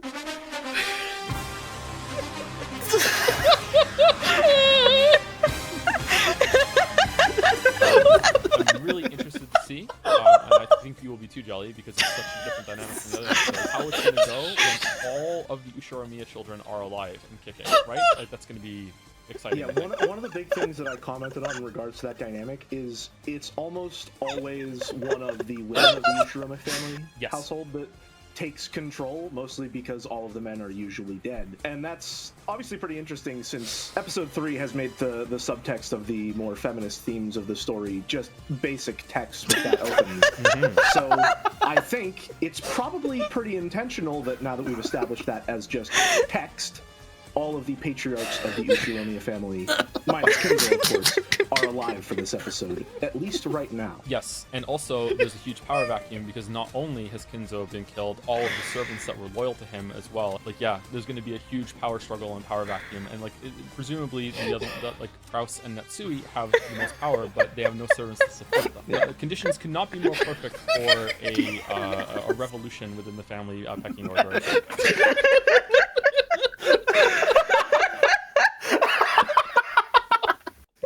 The second time we play it, make sure you read the fucking advertisement roll on the side because it's just so low-key the best part. I have to confess, until the first time I watched this, I had no idea what people are talking about when what this message meant. I didn't know what they meant when it said it felt like sports commentary. That's exactly what it is. That's exactly what it is. Conditions could not be better line is just sports commentary. It's just... I had to ask Mouse if it was edited in some way to make it sound more like it, because I didn't realize it was that much like fucking sports commentary. Like the exact tone of voice and cadence for it too. It's perfect. Right, here we go again. Put so much effort into like the little text on the screen too. I'm really interested to see, and I think trouble in purgatory with your witch wife. Call 1-800-7666-NICE-23 and book your session today. Pre-game ELO 1000 Mentor Ushiromiya Kyrie Devil's Proof Gambits 2 game prep crying and or screaming useless. How can magic exist if her face is so stupid? So true. Play-by-play, Joe Tom Anderson Toe. Color commentary, first name, last name, Jelly. Beatrice, pre-game ELO 2882. Mentor Beatrice, no, not her, the other one. Devil's Proof Gambits. Can you say this, Mouse, real quick? Sorry. 64,358,223,500,000. Oh, fuck it. It started with quadrillion. I give up again. Okay. Damn. Good try. Game My prep. mouse is washed. Practicing new creative ways to say battler. I'm gonna break him in red. It's not like I care about him or anything. Not in red. Oh man. Ushiromiya Kinzo 73 8th Twilight survived one occupation dying in 3 months. Too jolly because it's such a different dynamic from the Don't other say episodes. more like mouse washing. Chessboard thinking. What's the one at the top right? Hold on, it was chessboard thinkers analysis desk is less than 0.1% chance of winning, over 99.9% winning. I love that it's the original art for both of them. Right? Like, that's gonna be exciting. Yeah, one of the big things that I commented on in regards to that dynamic. Awa Samak's pawn shop. Our debt's piling up. We're here for you. Family gold. Deceased partner's ring. Old furniture. We'll buy it at all at a marginal price. Kraus 52. 8th Twilight survived. 0. Occupation failed. Hotel owner. Natsui 47. 8th Twilight survived. 1 with an asterisk. Occupation Ava's punching bag. Ushiromiya Jessica survived. 1. Occupation no thank you. Ava survived. 0. Occupation girl boss. It's almost always one of the... That's Kumasawa backwards, by the way. Ushiromiya family household. Okay. Childriarchs. Childriarchs is so good. Occupation trophy husband. Takes George control. Occupation single.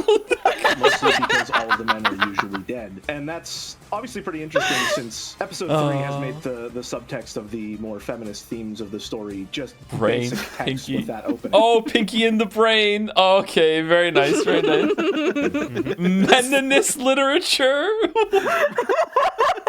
So I think it's probably pretty intentional. That we've established What are these boobs count? steaks to die for? Here at Steak Shack, we pride ourselves with our gluttonous, high-quality steaks. Our prices may be greedy, but the lust you'll have once you try them will make even the sloth envy wrath. I lost it at this. I lost it at this one. I could not deal with it at that advertisement. That is when I first saw this. That is so good. That is so good. As just text all of the patriarchs of the Ushiromiya family, minus kin. Damn, the fans had it. The fans had it. Battler, occupation Beatrice Footstool. Rosa, occupation parent. Maria, occupation no. What's Nanjo? Are Nanjo, alive for this episode. occupation reaction streamer. Yes, and also there's a huge power vacuum because not only has Kinzo been killed, all of the servers. Oh, it's the table. It's the table. Nice. It is the table. Out for the playoffs. Oh shit. Weather forecast. Live see the typhoon. Live seagulls crying 0. Chessboard thinking lessons. Volume 23 out now, including Clark's third law. When you are feeling floored, spin the board. Nice. All right, it's pretty there's gonna good. be a It's huge pretty power good. struggle and power vacuum, and like presumably the other one, like Kraus and Natsui have the most power, but they have no servants to support them. occupation. Conditions could not be more perfect Occupations. for a revolution within the family pecking order. Medical car. Occupation king size bed, table, chair, stove in training. She just quit again. Oh my god. So good. Oh. Fan art of the year. Yeah, well done, Yaki Baki. Holy Fantastic. shit. Fantastic. Holy shit. Well done. Well done. Oh man. I can't believe how much it really did sound like a sports commentary. It really I did. sound like I'm spliced together, but that's just how I talk. Oh, well done. Well done. Well done. Absolutely fantastic. Thank you. Thank you.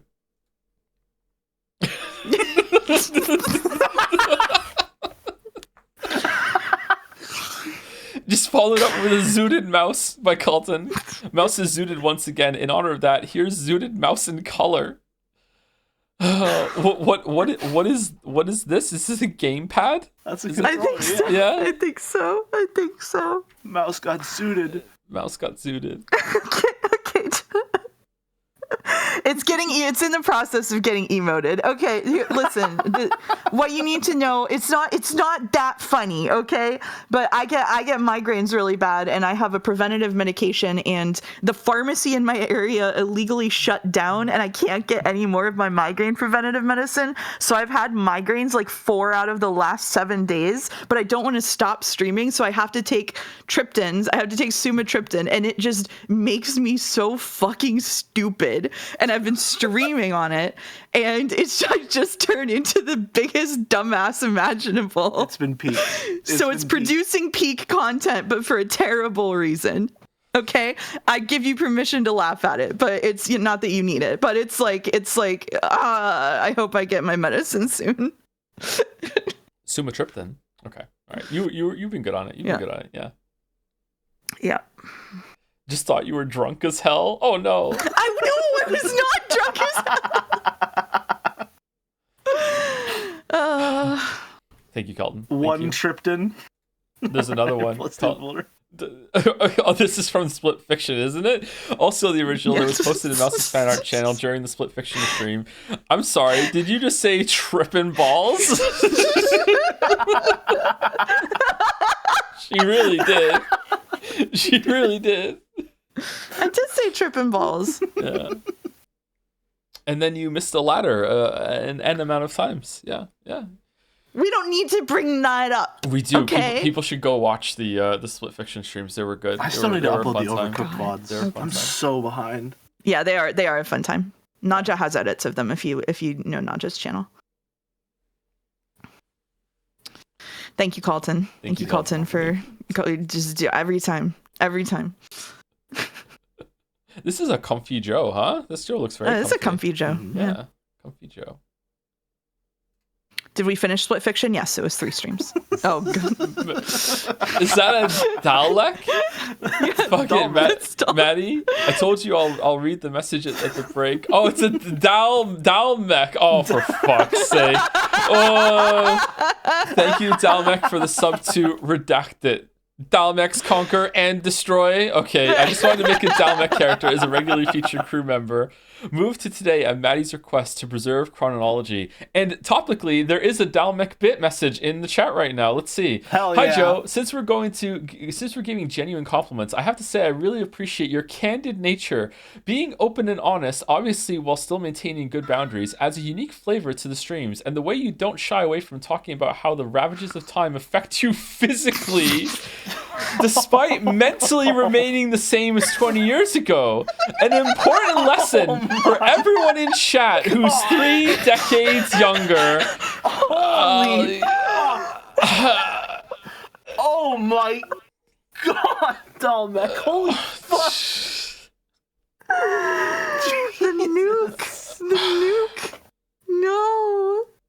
Damn. I'm not even mad that was so good. I'm not even mad. That's so good. Oh, so I get a fuck you, but not Dalmec. Dalmec was creative about it instead of just saying lol you old in the chat.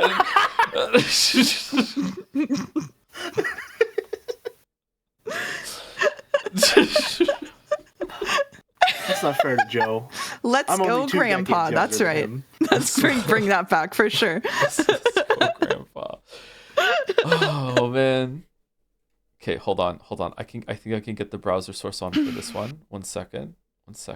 Anyone know if Dalmec is a weeb or a normie? He spent like 3 hours this morning talking about Toho in my server, so I hope that answers your question. Thank you to No Hope for my queer ass for the bits. She umi on my neko till I cry. Thank you. Thank you.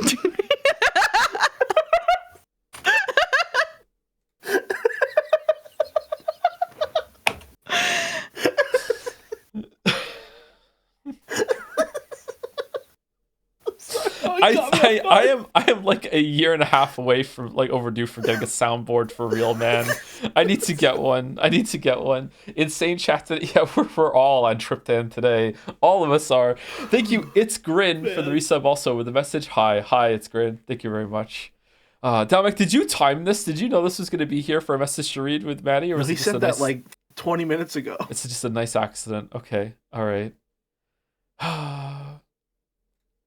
Also, Maddie. Oh, damn. Oh, it's Overcooked. So good. Yes, It is I know. Overcooked. So Yeah. good.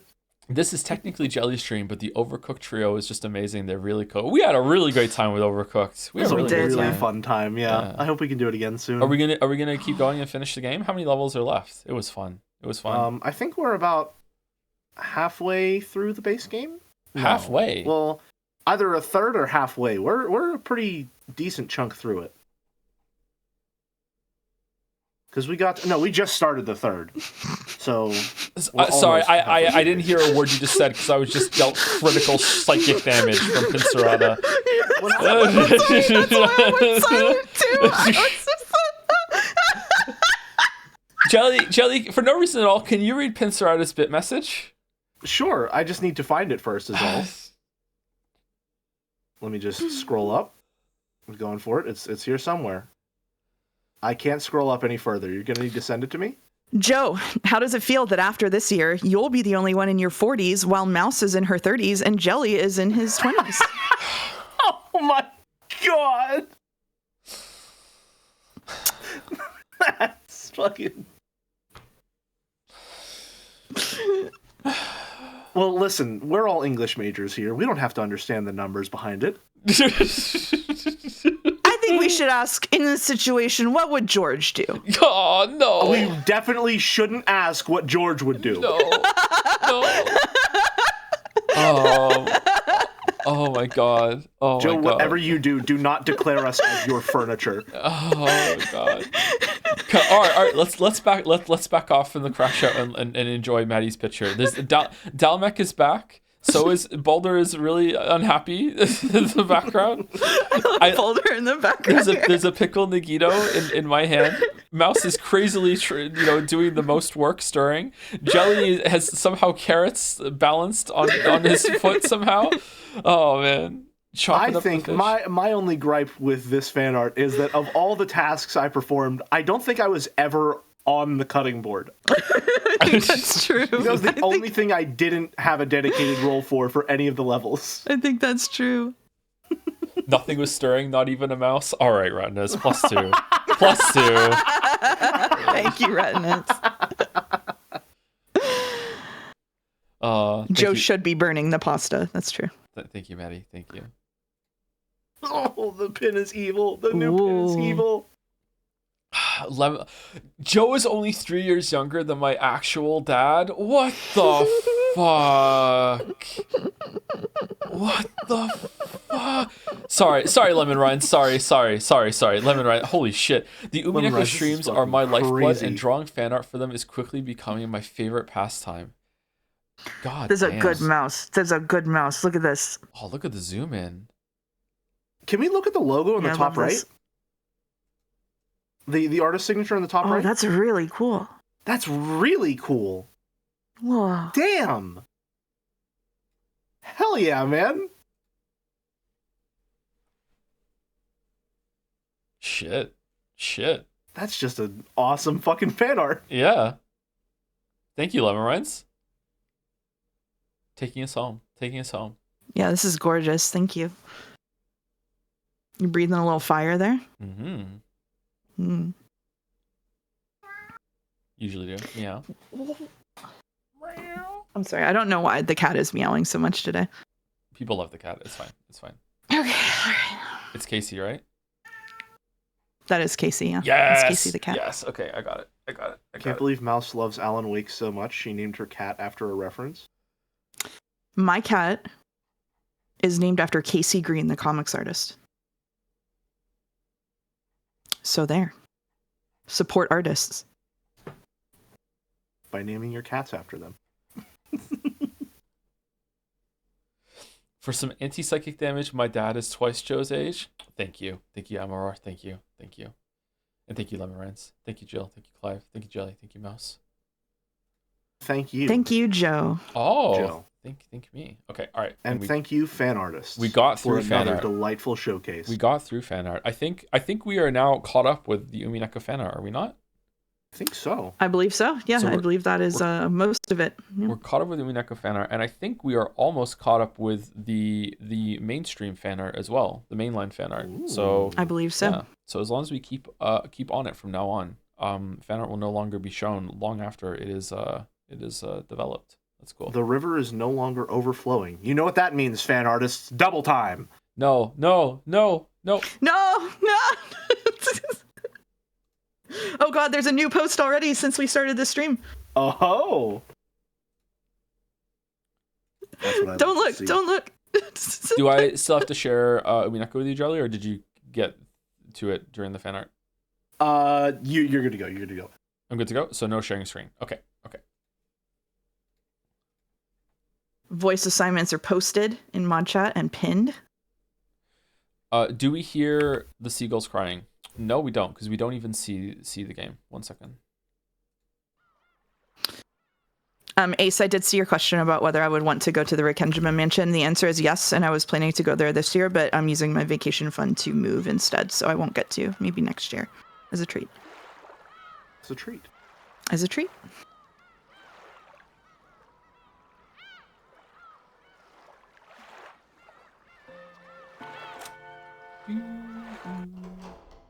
Yeah, the Rikenjima Mansion and guest house are based on a real place with the actual rose garden. You can go walk around and stuff. Someone in Jazz Backseat. just went there. Yeah, go ahead. Yeah, Backseat went there and posted some stuff in Jazz. So that was like this week. How is the sound? Because we're at 0 decibels right now. How is the sound? It's perfect. Usually Umineko wants to go to 0. Okay. Well, we're not quite at 2 hours, but it seems like suitable to take a break before we start reading, right? Considering we're so close to 2 hours. So if we got the fan art, are we all in agreement, Mouse Gatiers, or no? Don't. sounds. Yeah, I agree with that, but not with calling us Mouseketeers. What? You don't like being the Three Mouseketeers? I Breaks think are it's good? quite fitting. Breaks are good. Breaks are good. Breaks are good. Oh, before we go though, thank you to Yaki Baki for subbing after the sports thing too. Holy shit! Thank you, Yaki Baki. Assuming it's the same Yaki Baki, which I think it must be. Thank you very much, Yaki Baki. That was just an all-timer. Holy shit! Holy shit! My face hurt laughing. Holy shit! The details too. Thank you, Mokai Sawatomi, for the resub as well. Hey Joe, I just turned 40 earlier this week. Someone's older than me this week, and I feel no different at all. Don't let the Zoomers give you a rough time. You're still in good company. Aw, thank you. Thank you. Aw. Aw. Where's the 100-bit follow-up? Lol, just kidding. Suck it, old man.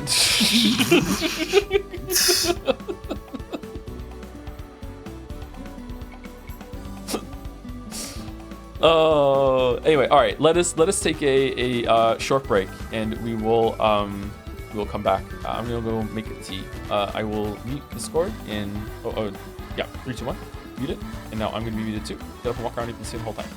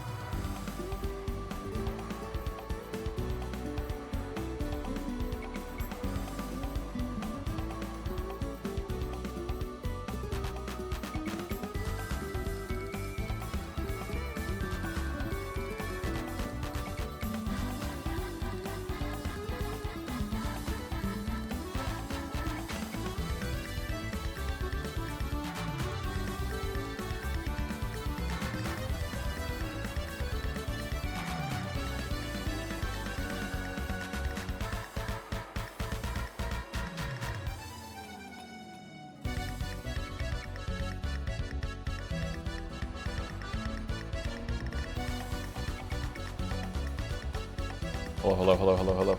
Hi. Uryu. Ryu. I have to give the Sucker people Mary what they want. barrels. I have to give the people what they want. I just got it. All right, we got our voice assignments. Let me look over them again to make sure I'm reading the right ones. I'm having a cookie. Calibration cookie. Mm-hmm.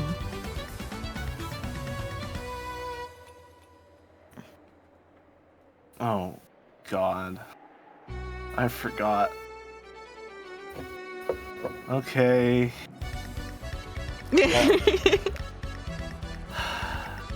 Forgot the assignment I have on this chapter. I'm not happy about it. Okay. I'm not happy about it at all. Okay, so quick reminder of where we were in the story last time. Jessica was having an anime battle with Ronove. Mm-hmm. And Jolly was having... Oh, sorry. George. I don't know why I got mixed up. George was having an anime battle with I'm just Gap. gonna... I mean, I don't think I'm needed here anymore.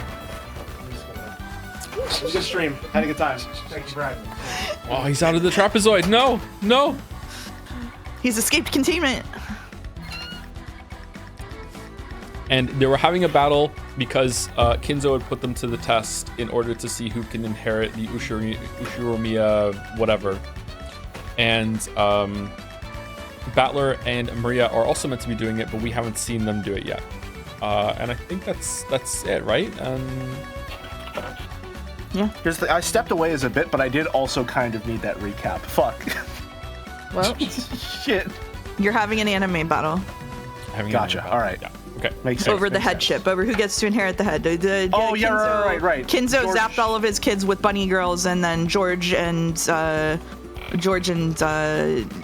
are getting challenged by the furniture. Yeah, George being evil became text, and I cheered, and then he had a cool moment, and I cried. Yeah. Yes. Okay. Several moments later, Gap jumped back.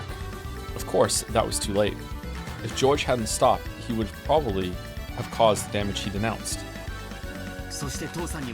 And what I got from Dad is fortitude. Anger with a low boiling point isn't something to be truly feared. True anger is disciplined by fortitude. I recognize your violent method of declaring your intentions. I also see that you slandered my fiancé and my parents' honor.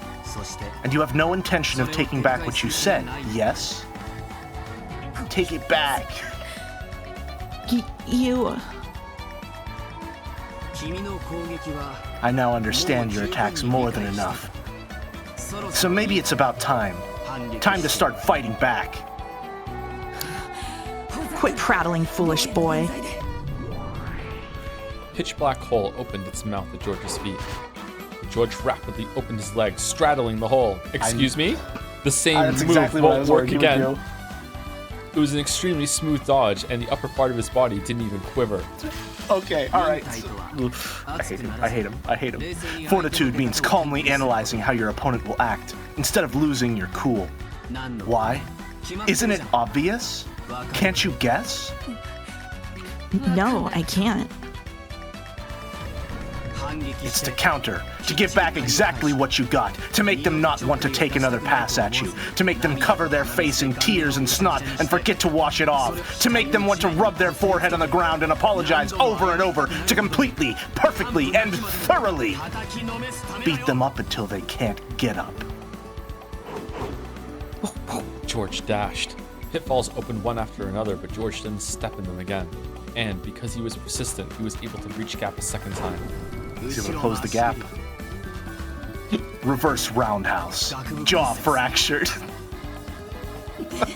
So much.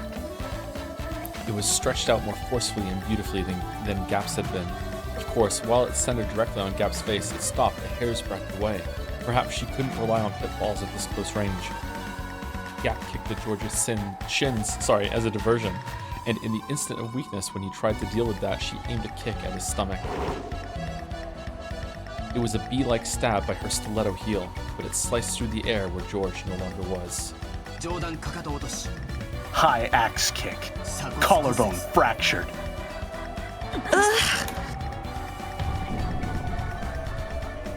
By Gap's side, George calmly announced that, his foot still raised. If the monarch's heel had swung down, the collarbone fracture would probably have been the least of her worries. This guy is stronger than me at close range. I need distance. She jumped backwards to open a large gap between them. She jumped and leapt and even flipped in midair, increasing that distance. It should have been magnificent, but for some reason it was very similar to the movements of a small, scared animal. If she opened the distance between them, she'd be able to fight at the range that was her specialty, using a mixture of pitfalls and kicking techniques. You fool. You'll regret the pride that made you let 3 chances of defeating me slide as you fall into the depths of the abyss. Huh? When she magnificently landed and tried to aim the pitfall, a razor-sharp wind cut Gap's bangs. Yes, it cut them. It happened twice. This time, it didn't just stop a hair's breadth away, but scattered her bangs with its air pressure. Excuse me? Armada con martello. The fundus of the eye fractured with the first strike.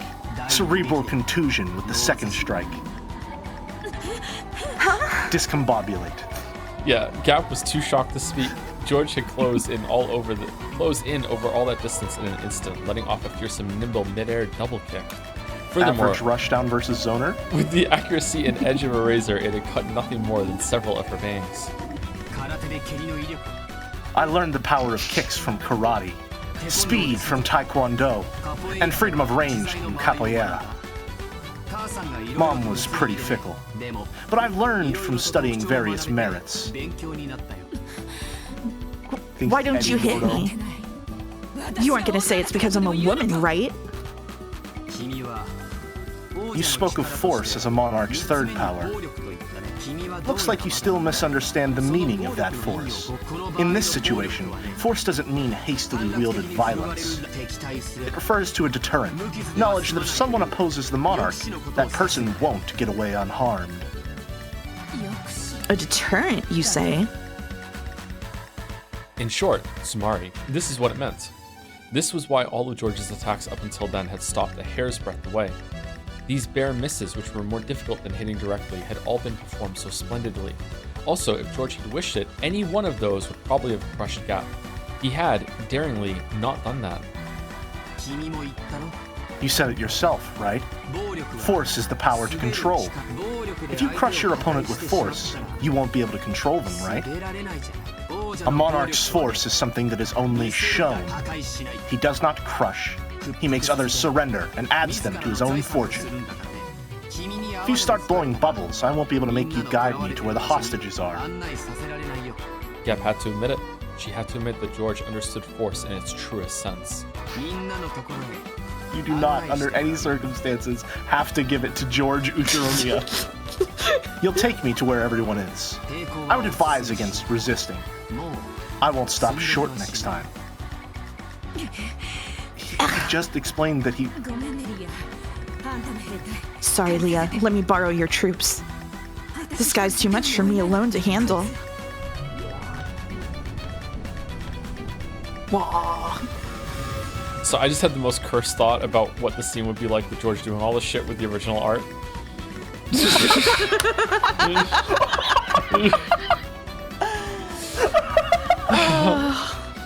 As a large pitch black hole opened in the sky, thunk, thunk, thunk, 3 muscular goat attendants fell out. They surrounded George. Complete misplay to not bring in the Chiesters. What a blunder. Reinforcements. Should I take this to mean that you take back all that about me being weak? I admit it. I made light of your human power. That's wrong. This is the strength of a man who's experienced love. How can you say stuff like that with a straight face? Come, goats. Crush this man and turn him into meatballs. These goats are stupid, but it looks like they at least have power. I'll turn you into a corpse that even your fiancé won't be able to recognize. You refuse to surrender and intend to continue fighting. Understood. Know that from now on, you will receive real harm proportional to your own attacks. If you still plan on attacking me, prepare to sustain a great deal of damage. When George proclaimed that, a faint red magic circle rose up around him. It seemed that George couldn't see it. However, Gap, being a demon, could. Magic? Why does this guy have a defensive barrier? And that's also a counterattacking type? Is this what you meant by a deterrent? From a demon's perspective, that may have been magic, but in George's eyes, it was determination. It was a determination filled with certainty, which would be merciless to anyone who wished to fight anymore, and which would force them to prepare it for a significant counterattack. Determination with certainty becomes magic.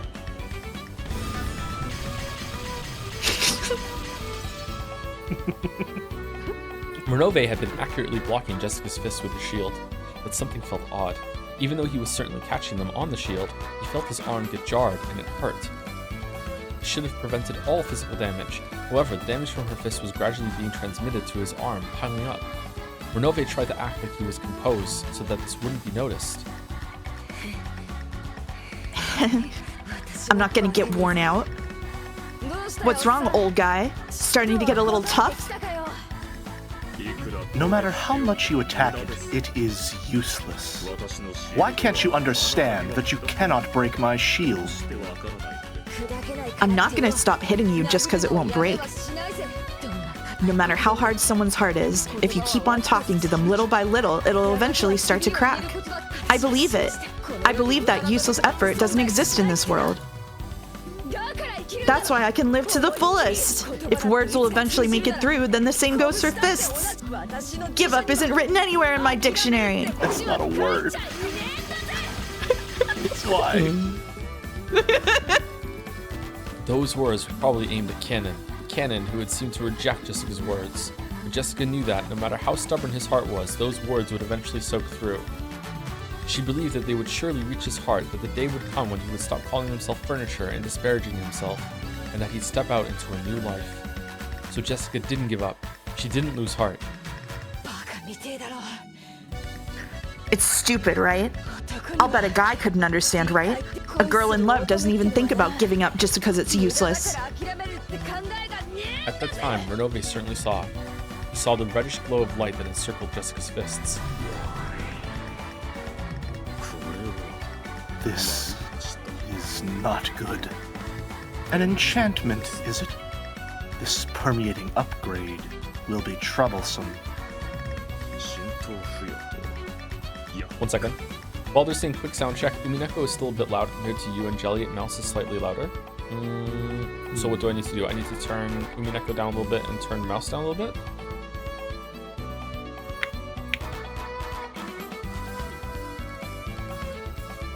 In the meantime, it seems that the headship itself confers some sort of magical power upon those who wield it, as shown by Kinzo having all that power in his scene with Kraus and Natsui, and now George and Jessica having their own one-on-one fights where they have the possibility of becoming the head, imbuing them with a sort of power.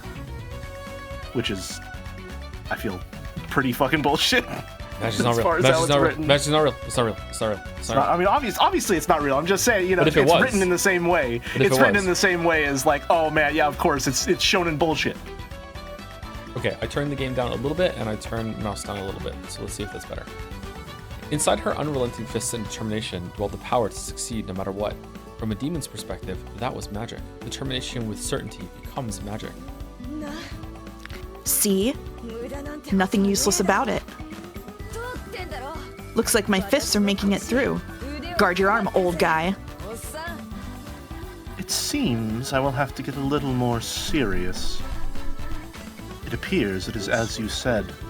In this world, nothing is useless. That's right. If you give up because something's useless, that's when your life ends. You'll get through. You can be sure of that. I'm an idiot, so this is the only way I can live. But even so, I'm sure I'll be able to teach Kanon-kun about a new world someday. Just like me for real. So I'm not gonna lose heart in a place like this. I'll definitely defeat you and save everyone. Yeah. Damn. Got to somehow open a hole. Ah! Kraus was repeating his useless effort to somehow open a hole between the metal bars. Yeah, we heard. Useless. Nothing is useless. There's nothing. The lookout goats have been swallowed up by those black pitfalls and disappeared. Now was their once-in-a-lifetime chance. This was their only chance to break the bars. I swear to God, if Kraus pries the bars open. Stop it. It's impossible, Kraus-san. There's nothing we can do with our bare hands. Let's look for a tool. Don't waste time on the impossible. If you said give up because it's useless, then it's all over. That's what my daughter said. Even if my body won't fit, as long as a small person like Shannon or Cannon can make it through. Now that we've reached this point, action is more important than racking our brains. Let's work together. I'll do it too. Cannon-kun, you're a boy, aren't you? Lend a hand. Cannon-kun?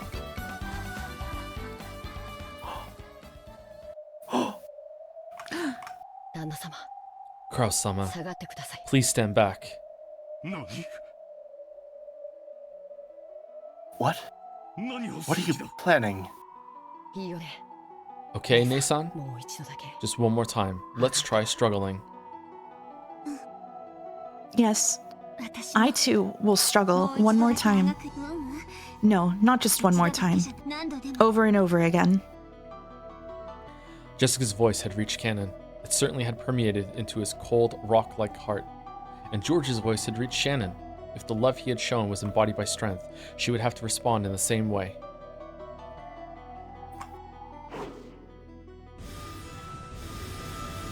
Oh yeah. An incredible metal sound rang out like 5 or 6 times. In the first flash, several metal bars were severed horizontally, and the next flash, they were severed horizontally again, causing many metal bars to clatter to the ground like bamboo shoots cut by a sword. Kraus, Kyrie, and Nanjo didn't even have a clue what had just happened.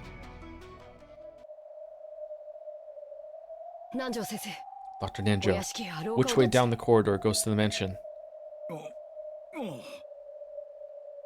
Oh, it's me! Oh, of course. In and to the left. In and to the left. Let's go, Kraus-sama. Virgilia-sama will notice us at any moment now. What in the world are you guys? We're furniture. We are. When Cannon hung his head a little and faltered, Shannon slapped his shoulder, smiled, and spoke. We're human.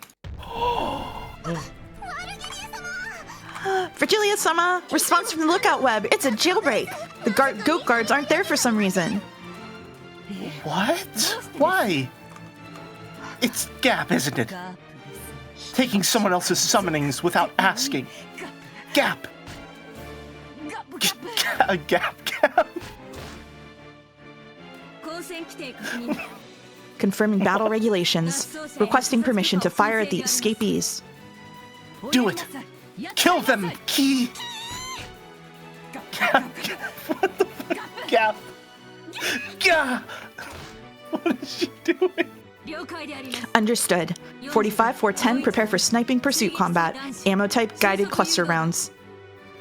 Virgilia-sama, an escape prevention barrier if you would. Ow. Yes, you're right. Oh, I will let you escape from here. Ow. Bit my tongue saying gap. How? Is she okay? Like, what's going on with her? The tongue isn't even involved in any of those sounds. The underground passage in front of them was once again blocked by metal bars. The door was, of course, locked. However, that was no problem for them now. Cannon, it's those metal bars again. We're counting on you. Yes, Kraus-sama. Still, that's incredible. I wonder what kind of principle it works on. I'm not interested in principles. All that matters is that he can sever the metal bars, and that we can escape from here.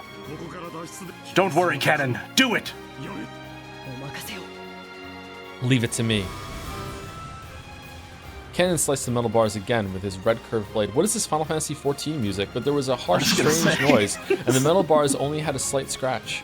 Oh, what's this? That's because Kyrie doesn't believe. These are sturdy. Oh no. Wrong. They're enchanted. It's one of Virgilia Sama's magic locks. Oh shit. Can you cut through it? Of course, but it will take time. We'll take 3 minutes. Or we'll wait 3 minutes. Just 3 minutes. After taking a deep breath and concentrating his mind, Cannon extended a red curved sword again. When he pressed it hard against the metal bars, sparks sprayed, almost as though he was melting through it with a burner. It looks like we'll be able to cut it, but it'll be tough. Kraus-sama, you've been targeted by the enemy. Please move back. Huh? Pursuers? There's no one coming. Please get behind me. They're aiming for you. 45, data received. Target lock acquired. Commencing terrain calculation error correction. Formulating firing curves. Supplemental control point calculations complete. Data linked to 410. 410, data received. Checking hazard zone, no problems.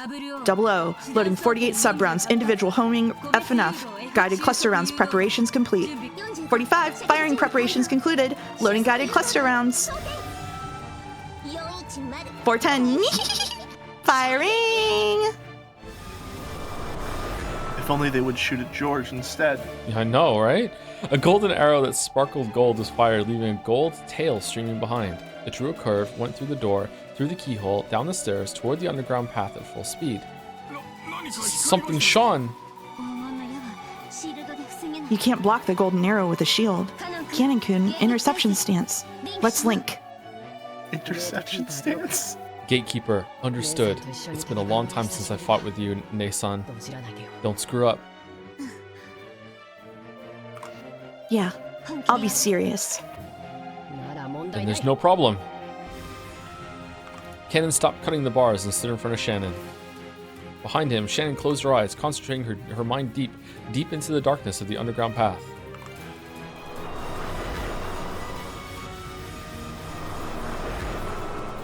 A guided cluster round is a special kind of arrow made up of 48 sub-rounds bound together. It explodes mid-flight and divides into 48 mini arrows. Of course it does. The strength of each individual one is low, but they pierce through all shields and possess of perfect wounding and killing power against personnel. And on top of that, each one of the 48 possesses autonomous guidance towards their individual targets. It's shone. It's divided. Confirming guided cluster round division. 46, 7, 8, 48 sub-rounds, all rounds locked onto interception control. Data linked to cannon. Cannon, data received. You're incredible, Ne-san. You can actually see all 48. Concentrate on interception prioritization. Trust your Ne-san. Of course, you winked. I don't even need to open my eyes. Commencing interception.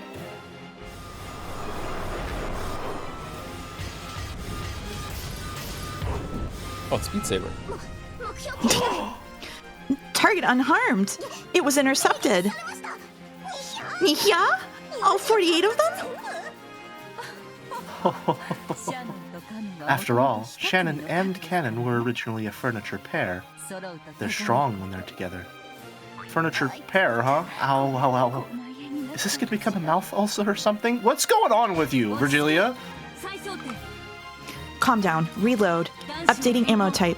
Precision light speed sniper rounds. Preparing for precision sniping.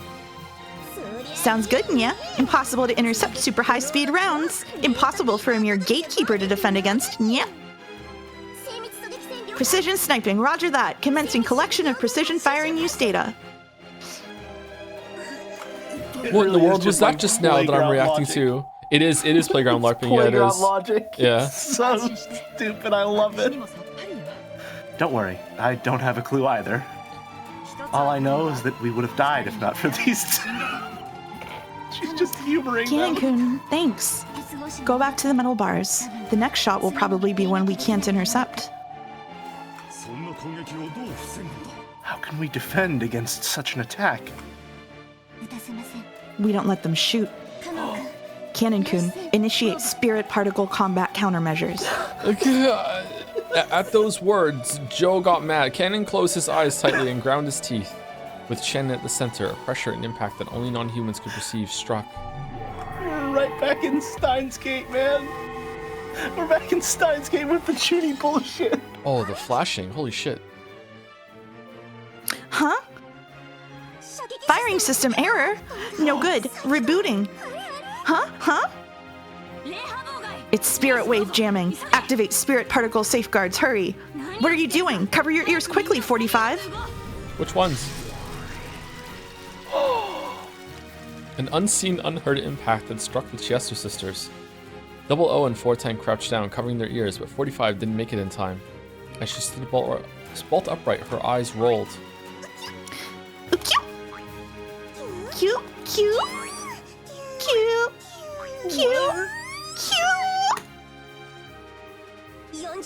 What?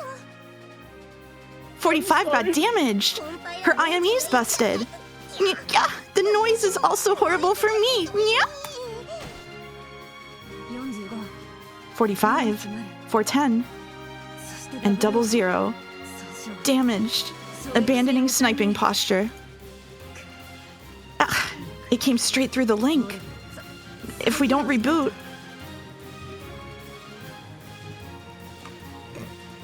Warning for those of you who are sensitive to such things, there will be flashing lights and anime bullshit for the next 5 hours. Thank you, Rodney. Thank you. She got hit with the fucking countermeasure beam that turns you into a bunny girl. Raising their spirit particle sensitivity for precision sniping had backfired. Of course, they had taken the full brunt of the spirit particle shockwave Shannon had released. And not only 45 who had been hit directly, but also 00 and 410 who had been linked with her were taken down. Are you okay? I'll make you some delicious black tea later, so get a hold of yourselves. My apologies, sir. Rebooting. Please wait several hundred seconds. All of the Chiesto sisters had fallen over. They would probably get back up eventually, but it looked like it would be hard for them to return to the battle lines for a while. So, furniture was able to repel weapons, if only for a moment. I see. A plot to entertain that child truly will be filled with unexpected turns. Virgilia tore the air with a large gesture, motioning as though opening a door. Come, arise, goat attendants. It's time to work. Catch and kill the escapees. Corpses are fine, we can just revive them anyway.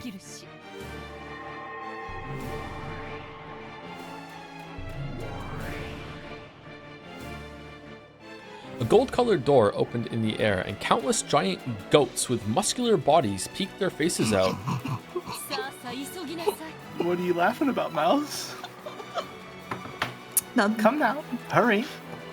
There are 5 escapees, so the fastest 5 of you win. There will be a wonderful prize, so give it your all. Give it your all. Virgilia clapped her hands, urging them on. Oh, the most ornate one yet. A prize? After facing each other those words, the goats all rushed to the door at once, trying to get out, making the exit as packed as the Tuzai or the Yamanoti rail lines in the morning. Each wanted to get out first, so none of them could get out. Virgilia held her head in frustration. What the Three Stooges bullshit's this? By that time, Cannon had managed to cut enough bars to make a crack that could be slipped through.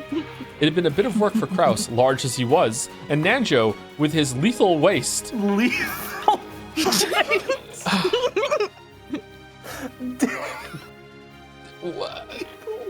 Fucking Nanjo? Holy shit, but even so, they all managed to make it through.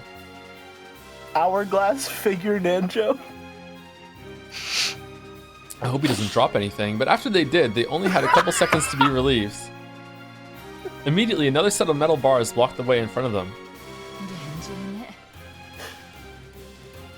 This certainly is secure. I'll bet they really didn't want people in here to escape. It's a jail. Kennen, sorry, but I'll have to ask you again. It may be tough, but please. There was sweat on Kennen's forehead. You could tell at a glance that cutting the metal bars, which had been made even more solid by magic, had physically exhausted him. Yes, leave it to me, Cross-sama. Only you can do it. Please, we're counting on you. Only he could do it. Holding tightly onto those words, Cannon concentrated his mind once again and set himself to the task of cutting metal bars again. Enemies are coming from behind, multiple targets. Yeah, this time even we can tell. The ground's really shaking. You can tell that some ridiculous monsters are rushing at us. The wind's howling. Don't worry. There's a place of power. I'll use a magic lock to make a blockade of the metal bars we just came through. Mere goats won't be able to break it. Shen held her hands out toward the metal bars they had gone through, and in the background, Nanjo was rolling up his sleeve, saying, "Don't worry if they do get through, though. I'll fight them and hold them back." Are we gonna see Nanjo throw hands? I would like that, actually, but she stopped right away. There we go. What is it? Virgilia-sama has started neutralizing the spirit wave jamming. It'll be bad if it's broken, and we'll lose the initiative once the Chester sisters are rebooted. I'll make you pay in full for bullying those cute bunnies. If you're trying to gain the advantage with those clever spirit particles of yours, I'll tear all that away and rob you of them. Nasen, concentrate on the spirit wave jamming. The gap in those metal bars is too narrow for those goats. It should hold them back for a while. I don't have a clue what you're saying, but we know it's something pretty bad. Kyrie picked up a metal bar that Cannon had just cut. Kraus had no weapon, but he rubbed his fists. His fists. What? And the two of them glared into the depths of the underground passage where the shaking was coming from. Meanwhile, Nanjo, I believe these are the final metal bars blocking the way. Reacting to the gate? Okay, yep. Great commentary. How far is it to the mansion from here? Quite a walk. The path is even, but I seem to remember walking for 30 minutes. So if we run all out, it'll be half that time. They couldn't tell for sure, since they didn't have the three-sided mirror, but there was no guarantee that George and Jessica would still be alright against demon opponents after all this time. If we run at twice the speed of walking, it'll be 15 minutes. Good math. Twice that speed would make it 8 minutes. And if we sprint all out at double that speed, it won't even take... Yeah, man! I guess if we just fucking teleport too, we'll be there instantly! No problem. What an unreasonable calculation! But that's how you calculate in a fire! What are you talking about? My sincere apologies, everyone. Shut the fuck up, I'm trying to concentrate. Please watch my back. Leave it to us. Cannon, you cut the bars as fast as you can. Which, by my calculation, should be 0.5 milliseconds. Shannon, you concentrate on jamming this witch called Virgilia or whatever. Kyrie-san and I will defend against our pursuers. Then, the roars of beasts rang out from the darkness, and several fiery, glowing, bright red eyes appeared. Goats that were several levels more massive than the guards were rushing with an incredible force. The tremors they created were almost like an earthquake. They brought a frightening intensity and terror, but Kyrie actually laughed with relief. Those massive bodies wouldn't be able to go through the crack in the bars. The group of goats crashed into the metal bars with a fierce sound like that of a train colliding with a dead end. Clumps of dirt fell here and there from the ceiling, and you could tell that the metal bars had bent as if collapsing. Their charging power probably was on par with a train. If the metal bars hadn't been there, they would likely have overwhelmed the five of them and crushed them in an instant. When the group of goats pressed up against the metal bars noticed the five people right in front of them, they let out a terrible howl, trying to intimidate the five. Or maybe that was out of pain from their game of push and shove. One calm goat among them figured out what should be done about the metal bars. It's the smart goat, then grabbed two of them with its massive arms and began bending them as though opening double doors. Kyrie sharply jabbed her metal pole at that goat's vitals. Bad goat. The goat let out a roar of anguish. It probably hurt a lot, but that was all. It wasn't enough to bring it down. Kraus-san! Still holding the metal pole she had stuck out, Kyrie relinquished the opposite tip to Kraus. Kraus ran there with all his might, jumped up and kicked down with all his weight, and kicking power combined. All of that destructive power was focused on a single pole, drilling it in like a stake. What are we doing? Apparently a fucking running, spinning, backflip neck snap. Oh, Nanjo's here to be the watcher. Are you okay? Please don't rub the affected area. I'll prescribe some medicine later. Take care. Is he talking to the goat? Yeah. As the goat who taken a pile bunker to its vitals writhed with teary eyes. It nodded its head. Thank you, Nanjo. Are the goats just all of the Ushiromiya servants who weren't quote-unquote on duty that day? And they're being helicoptered in? No, because we know there's not more than 18. Well, if we don't consider furniture people... That was episode 3. Episode 4 might have different rules. We don't know. That's true. Some bullshit's going on here. Nanjo's not reacting how he should. Looks like our link isn't that bad either. We won't lose to Shannon-chan and Kennen-kun. Naturally, for a loving family like us. Yeah, a loving family. We can do it if we take them together. Next, that one on the right. Understood. You really are a good wife. That Rudolph must have grumbled a little too much. Ooh, tell me about it later. Rudolph-san, suddenly turning pale in heaven won't do you any good, okay? Oh my god, they're shooting their sorry. shot. I know. Okay, to be fair, Rudolph also did openly flirt with people, so maybe they're just freaky like that. The goat's massive bodies were buried in rose bushes. Even taking into account that a leg's power is 3 times that of an arm's, this strength surpassed common sense. To think that those massive bodies had been kicked in the chin and flown through the air, it was too fierce. Even George seemed a little surprised. To think that my kick works on monsters, too. Now there's a shock. It's because of your counterattack style barrier. The attacking power that grazes you is added onto your own. Your kick has been supplemented by those monsters' superhuman strength. Oh? I don't really get it, but isn't that just too perfect for me? No matter who attacks me, they should be prepared for a counterattack of equal measure. Non-aggressive defense. That's my policy. That's why Gap couldn't easily touch him. The counterattack style barrier had no defensive power. However, because of its countering ability, it could be useful in defense by making the opponent hesitate to attack. The goats had been foolish and so had attacked without worrying, but this second effect had worked in full against Gap. These guys really are dull. When your power's even, it's always an advantage to have a smaller build. He lightly dodged the log-like arms. When those arms touched the barrier that protected George, they let out a strong red light. The tip of the counter-attacking foot would then gain the same sparkle, and the superhuman power of the goat added to its own. The second goat fell forward and floated in the air for a second, really cool-like so we could see it. Then, George's next roundhouse kick missed right over the falling goat's head, but did it. For an instant, the goat hoped it might get away with its life. Oh, but like the wind pressure from the kick killed it or something. But no! A heel was dropped onto the back of its head and it was forced to kiss the ground. Going from a high roundhouse kick into a nari shagi is pretty basic, right? Works pretty well every now and then. This guy's a problem. Seriously, a problem. What do you mean, demons? What do you mean, witches? The rulers of Rakenjima are the Ushiromiya family. I'll make you physically aware of that. You... I thought she was saying yo. Yo!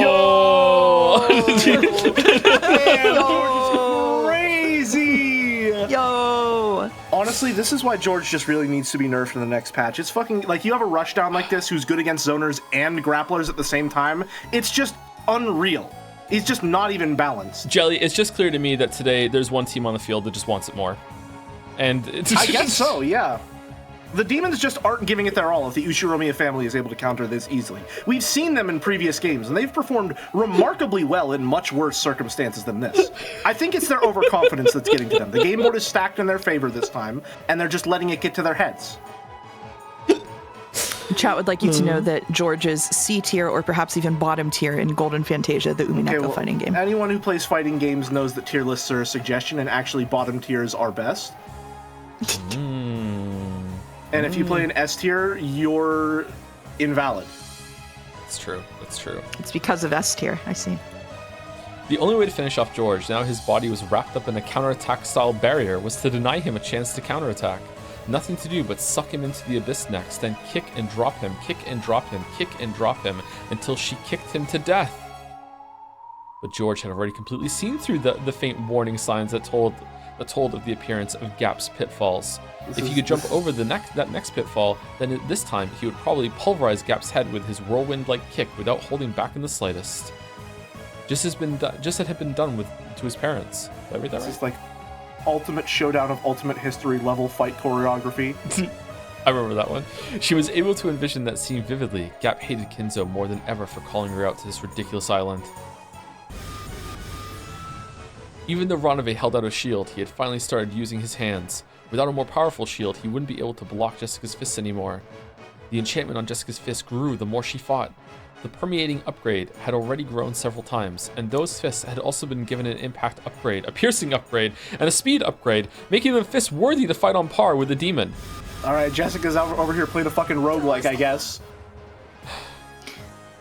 What's wrong? Starting to get tired? You're getting all slow. No. Your movements and thoughts and kinetic vision have been rapidly enchanted. My movements have not changed from the beginning.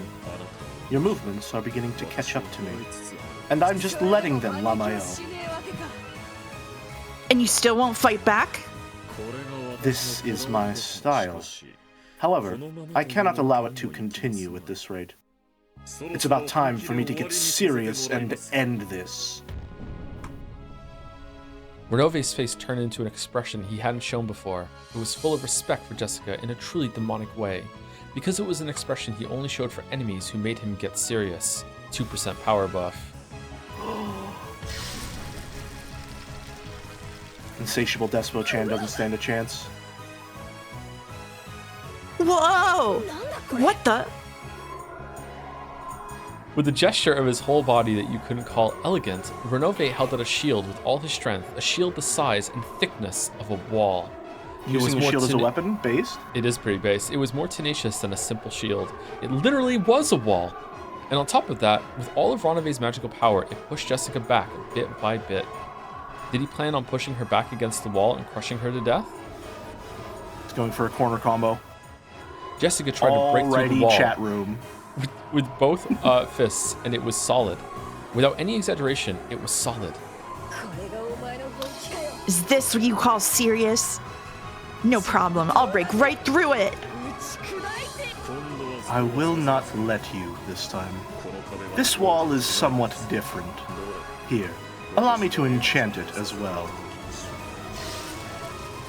When Renove made a magic sign, almost like a ninja, the wall so glowed cool. red for just an instant, and some kind of ominous power dwelt within it. Jessica was able to recognize that almost immediately with her body. He's activated everything-proof armor. Every time her fist hit the wall, pain as though glass fragments had scattered and hit all over her body rebounded against her. I upgraded it with an attack reactive barrier, with an attack reactive armor. An exceptional item that will decrease the force of your attacks by counterbalancing them, and which can even counterattack with reactive fragments. It's perfectly fine to keep punching it, but doing so will damage you as well.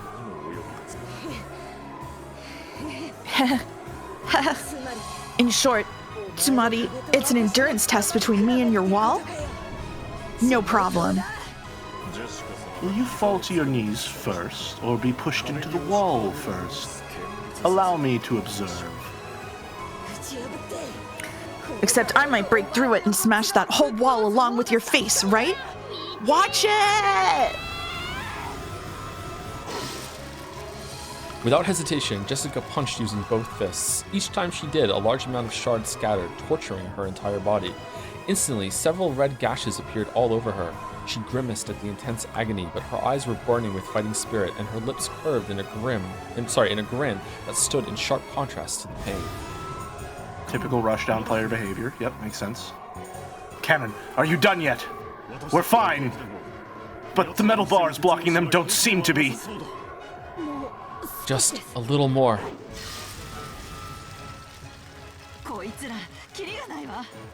There's no stopping these guys. These metal bars might break just from them shoving each other. The group of goats made the metal bars creak. Several arms grabbed the bars, twisting them with superhuman strength. However, some bars were being pulled in opposite directions by different hands. Apparently, they really were stupid.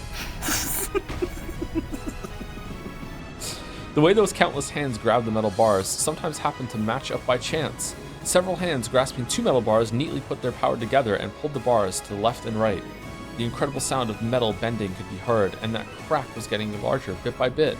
They attacked the arms of those goats one by one, but they weren't getting anywhere. They couldn't stop the gap from spreading left and right. At that time, there was a loud metal sound behind them. Cannon had finally finished cutting. Quickly! Kyrie-san, ladies first. You go next, Dr. Nanjo. Not Shannon, though. Kraus-sama, please leave this place to me. Kraus wants to look at both of their butts. This is... Cannon's red sword that had cut the metal bars disappeared. Sorry. We've entered Vergilia-sama's spirit particle area of influence. Our magic power has been neutralized. I was afraid of this. How dare you resist me this far? I, who was called a great witch. You can no longer use your magic in that underground passage. The magic circle column drew a complex magical formula with Virgilia at the center. With such genuine magic being used, Shannon's power couldn't even compete. On the contrary, it was surprising that she had withstood as long as she had. Spirit particle supremacy ensured. Come, Chester sisters. It's your turn now, right? Wait, are you still rebooting? Why are kids these days so bad at waking up? My apologies. We're all different versions. Why did the shortcuts and pull-down menus get all screwed up every time you change versions, yeah? You did not shut down correctly last time. Administrator privileges? What's going on? I don't know! Average Twitch streamer navigating OBS.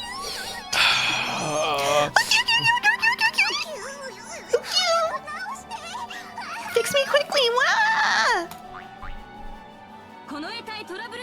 Call the Imperial Guard's troubleshooting team. Boulder, help! What? You can't help us without a user code? 45 had the user code, yeah?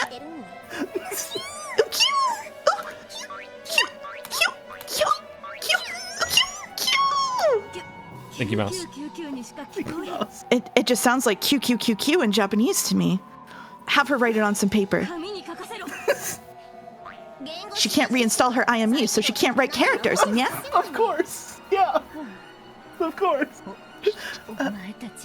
You take your time fixing yourselves. I'm going... Sorry! The narrow underground passage was packed with goats, truly like a commuter train in the morning. Virgilia was again shocked by this congestion. What are you doing? Huh? You want to go first because you want the prize? You're getting in each other's way because you don't want the other goats to steal the prize from you?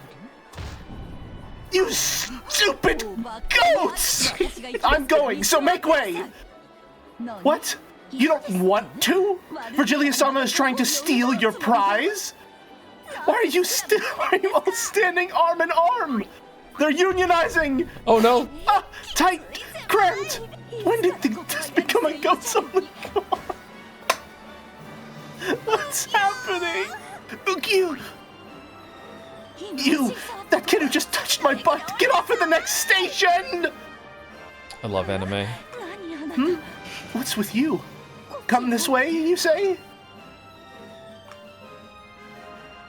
What the fuck is happening? What the fuck is happening? Virgilia got a goat friend. She got a goat friend. She got a grope friend, it seems like. Oh goat god. friend. Oh god. The 5 in Krause's group dashed through the passageway with all their strength. They couldn't dawdle around in an underground place like this. They had to quickly join up with the children on the surface. If they could meet up there would no longer be any more sorrow. At that time, a terrible rumble started chasing them. Had their pursuers finally made it through the metal bars? I don't know why. Every single time we've had an anime battle like this, it's never worked out well for the humans. But for some reason, I feel like this time it will. This time for sure. I mean, it is going to be the end of the questions. So, you know, some shake-up to the status quo is going to be required for the next season, really. They're teasing with it because usually it's like the stakes or the Chester sisters are just like, okay, just take them down now. And then that hasn't worked this time. So I don't know. Maybe it's going to be different this time. I have a question for you. All right, this won't take that much time. Okay, all right. Who do you think is going to succeed the Ushiromiya family headship? Maria. You think Maria's going to get it? Yeah, Maria, yeah. Why do you say Maria? I think that Jessica's gonna get crushed by the wall, and I don't think George is gonna win. I think it's gonna be like we're gonna get out there and they're gonna see that they're dead. But I think I too hope that George is found dead. Yeah, I don't think Battler's gonna be able to pass. I don't think Battler's gonna die, but I think Maria's gonna take it. I think Maria. Okay. Yeah. I think it's gonna be Battler. Really? I think it's gonna be Battler because Maria is too obvious of a choice. Obviously, George and Shannon dead as disco. All right. I think Battler's gonna get it because they need to draw more parallels between Battler and Kinzo. Ooh. All right. Because there's obviously some stuff going on where they're trying to imply a connection between those two. My guess is that's a red herring and they're going to be like, oh, it's alternate timeline time travel bullshit. And actually, you are Kinzo and that's you in the future or something because they have the same outfit, no magical potential. They both love Beatrice. That's a red herring. I'm calling it right now. I think they're going to try some bullshit like that as a red herring. I don't think it's true, but I'm saying if he succeeded the Ushiromiya family headship, it'd be one more connection. But two, I think a massive shakeup to the status quo needs to happen to necessitate that leap from questions to answers, and I think that's going to be Battler getting succession to the headship. I think he's going to become the Ushiromiya family head, and that's why it's separated into questions and answers. Okay. I have been wondering what the structural difference between questions and answers is going to be. So that's a compelling theory, actually. I think him being the head of the Ushiromiya family may give him access to places and information he didn't have access to previously. Okay. See, I don't know if there's going to be that level of continuity that's going to be like a shakeup, but there might be. There might be. Huh. That's my guess, at least. Okay. Okay. My guess is going to be more to do with Angie, but we'll see. Maybe it's going to be That's Angie true, with Battler together. Yeah. Maybe. Anyway, let's find out. At that time, well, we're not going to find out today, but we're going to find out soon. At that time, a terrible rumble started chasing them. Had their pursuers finally made it through the metal bars, but they couldn't see anyone when they turned around. However, that rumble and the dirt that fell here and there from the ceiling grew closer and closer, finally catching up with them and even going past them. It felt almost like being chased by goats. That's a couple letters ghosts. off, but close. Ghosts. Sorry. Ghosts. For a second, they thought they'd gotten away until the ceiling in front of them fell in and a single goat stood in their path. And that goat's name, Virgilia, was sitting on its shoulder. This wise child knew a shortcut. What a good kid. You get first prize. Later, you can have some homemade mackerel curry. Oh. Maybe it really was happy about that dubious prize.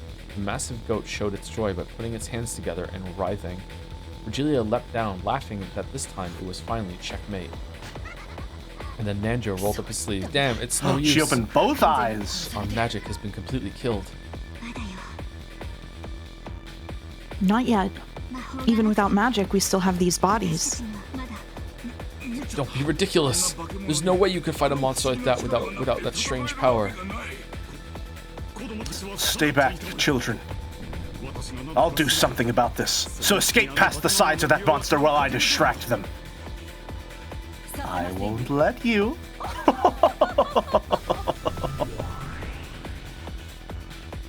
When Virgilia clapped her hands, a purple magic circle wall appeared behind her, stealing even the faint hope that Krause had been betting on. Is there nothing more to be done? No, not yet. Even Jessica fought. I must do so as well. Are you serious? It's not possible, not against that massive monster. Don't be absurd. Kraus-san, let us think of another way. If you think of something, say it. Until then, it looks like I'll have to manage something. Come on, get back. Take care.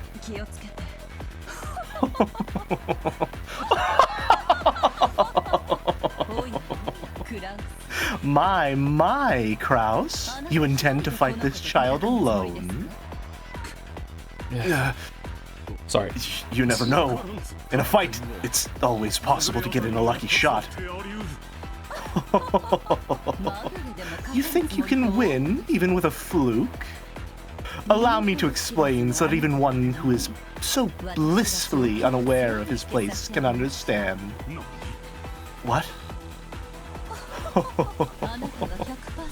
If you were to wield 100% of your strength, your power level is at most 6. You are mid-tier. In comparison, this child has a power level of 1,000. In short, even if there were 100 of you, you definitely couldn't win. This is...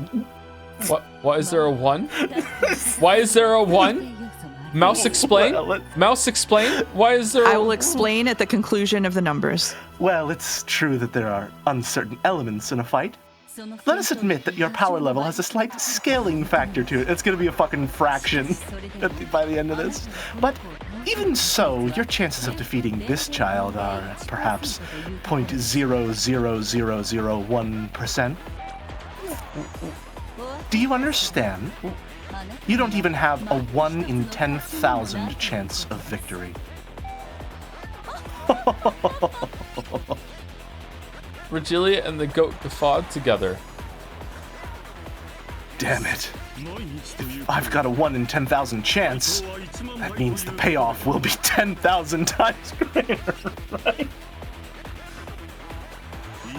A splendid dark horse. Seeing a ticket like that makes you want to buy it right away. Surely these apes are secure. But the coin to buy it is your life, and you've only one of those, yes? However, I can understand why you'd still want to entrust that miracle to fate. Therefore, I shall praise your courage for standing against us without fear, and give you a bit of a handicap. Oh, it's Beatrice for sure. Will fight with only his left arm. Well, even so, I have absolutely no intention of losing to you. Come to think of it, what's that bing bong noise I keep hearing? Very well. I'll take that challenge. Whether it uses its left arm or not, I'm sure I'll be killed with a single strike. I also only have a single chance to strike. I can only bet everything on that. That's absurd, Kraus-san. I know you used to do boxing. Oh, we're bringing this up right before he's about to have a fight. I know you used to do boxing. I assume Jessica learned it from him, maybe? But wasn't that as far back as your college days? No, even if you were a pro boxer, there's no way you could defeat a monster like that with one strike. Is he One Punch Man? Is that what's gonna happen? It would be true if it were a match in the ring, but while Kraus Nissan's chance to bet on this hope is faint, it does exist. He's betting everything on that hope. You aren't saying, but there's no way that would work out. Kraus-sama. Watch me. I'll settle this with a single strike. Brother, I work at a casino, and I still see more financially sound people than you on the daily. That's his character, though. Oh, how shallow. I know what you're after. The distance between the two of them is more than 10 meters. If the goat and Kraus both step in with all their strength to settle the fight with a single blow, their power will be double what is normal. Both will crash together, so it's a relative 4 times normal. But even if, on top of that, the strike lands on a weak point for a critical hit, that will only double the power again. In short, Sumari, Kraus's maximum power level of 6 times 8 would be 48 at the most. He might or might not be able to win if he repeated that lucky shot a full 20 times. Ho ho ho! If you killed all the way down. If you're killed every time you take a hit and your damage still accumulates, let us see. Perhaps you might finally win when we get to episode 24. Yeah, episode 24.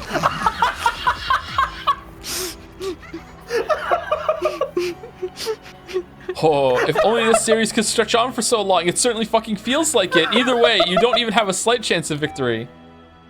It's just straight up referencing how many are in a season. Is that the episode? No. Hey, Please, seriously. if that's the episode number, I swear to God. Hey, seriously, what is that bing bong sound? Let me bet everything on a single strike. You have no reason to hold back either, Goat-kun. Why are you... Come at me seriously. He's requesting that you go all out. Smash him with a single serious strike and turn him into chunks of meat. As the goat got excited and beat its chest over and over, it took a position as though preparing for a sprint. Ho ho ho, is this what you wanted? Bet your hopes on the greatest limits of your power level and despair when even that gets you nowhere. Doo-doo. It rang again. What the heck? It's really starting to get on my nerves. Here I go. Ready? The goat howled in response. Then, with a matched timing that only the men confronting each other could comprehend, the two leapt forward like bullets shot out of a gun. The men howled, collecting the strength from all over their bodies into one arm each. The goat's fiery glowing eyes clearly locked onto Krause's face. He could perfectly see a vision of when he would step forwards, when he would punch through Krause and blow him away, and when he would win perfectly. The long, painful days up to that point drifted through the goat's mind. What a fucking goat backstory? What the fuck? Oh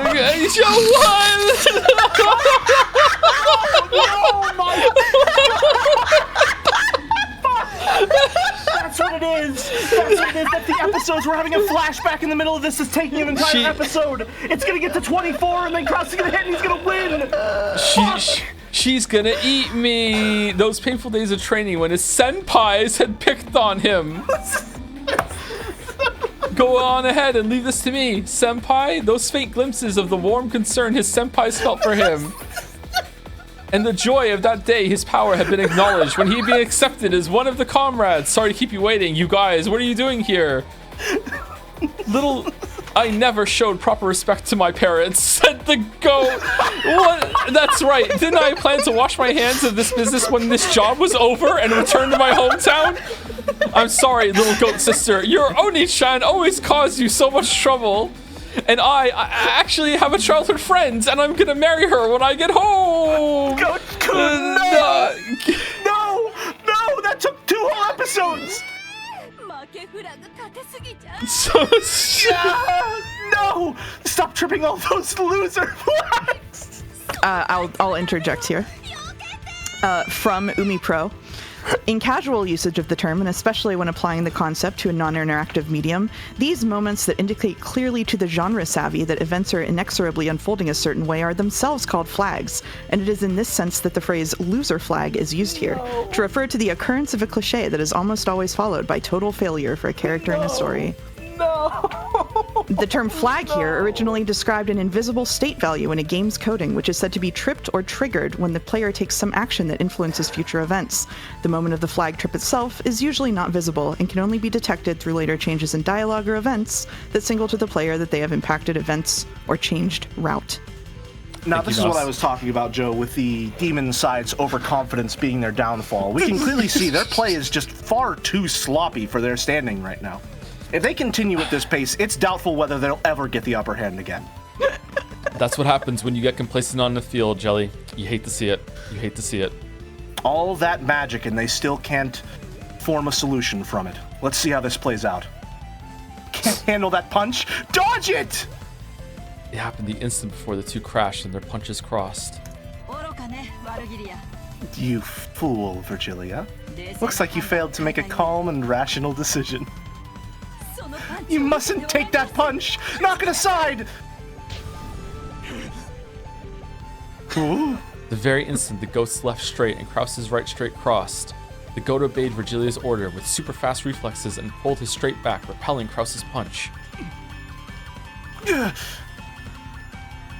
That's right, Virgilia's decision probably had been wise. After all, the number of loser flags amplifies the power level of one's opponent.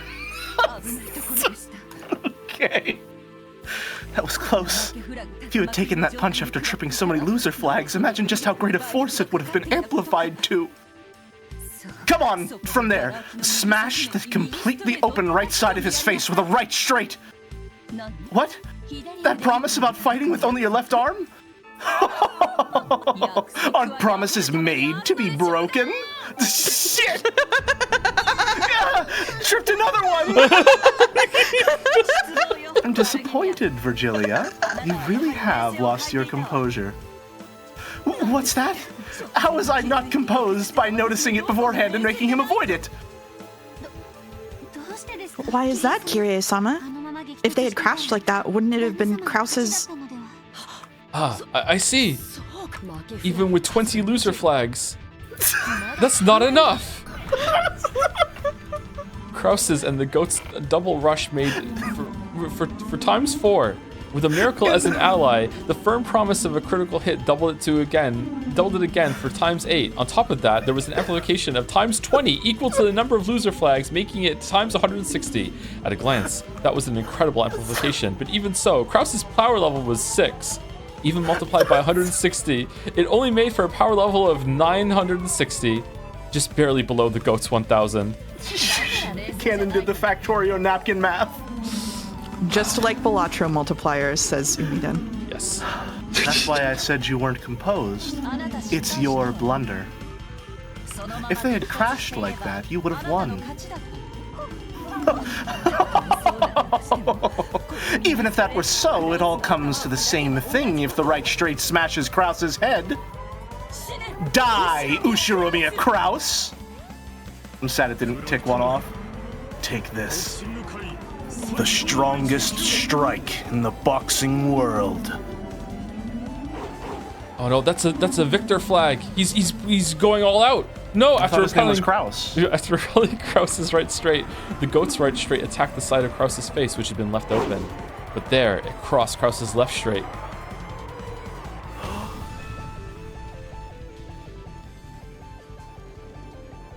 The 2 punches crossed, and time stopped as each aimed for the face of the other. It's just like Tekken. To think that it would be timed for a simultaneous strike. But his power level stops at times 160, making it 960. It doesn't reach up to my child's 1000, unless we do some Krause math real quick. No, Virgilia-san, it's your loss. Why? You made him repel the first cross counter. Certainly, if another right straight after that were to hit, Krause-san would probably be in pieces. However, that was crossed. That's no good. Sorry, but this is a complete loss for you and this goat. My goat is washed. A cross counter has 4 times the destructive power of a normal punch. Of course it does. This is common knowledge in the boxing world. And if it's We've all blocked, played Dudley in Street Fighter. yeah, Come on. and if it's blocked and the right straight hits, then it's a double cross counter with 8 times the destructive power. This is also common knowledge in the boxing world. And if that is crossed, then by the principle of leverage, the triple cross would multiply the destructive power by 12. Uh-huh. This is also And if we painfully cross common our knowledge. hearts and hope to die, then it gets even stronger. This is also painfully common knowledge in the boxing world. It's even written in Min Mishobu book.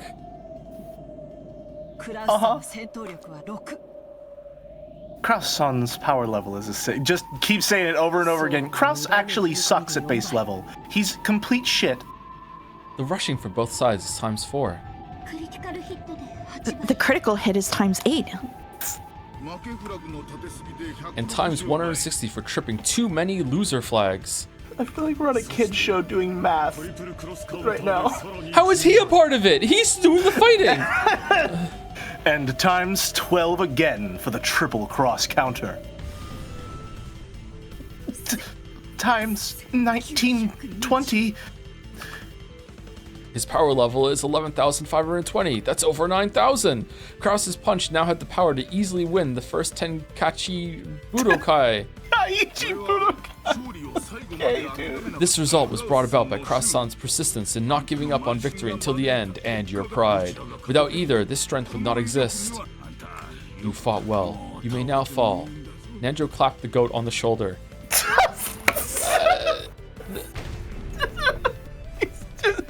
Your Oni-chan gave it his all. As the sparkling drops from the goat's eyes scattered, he bent backwards and fell on Virgilia.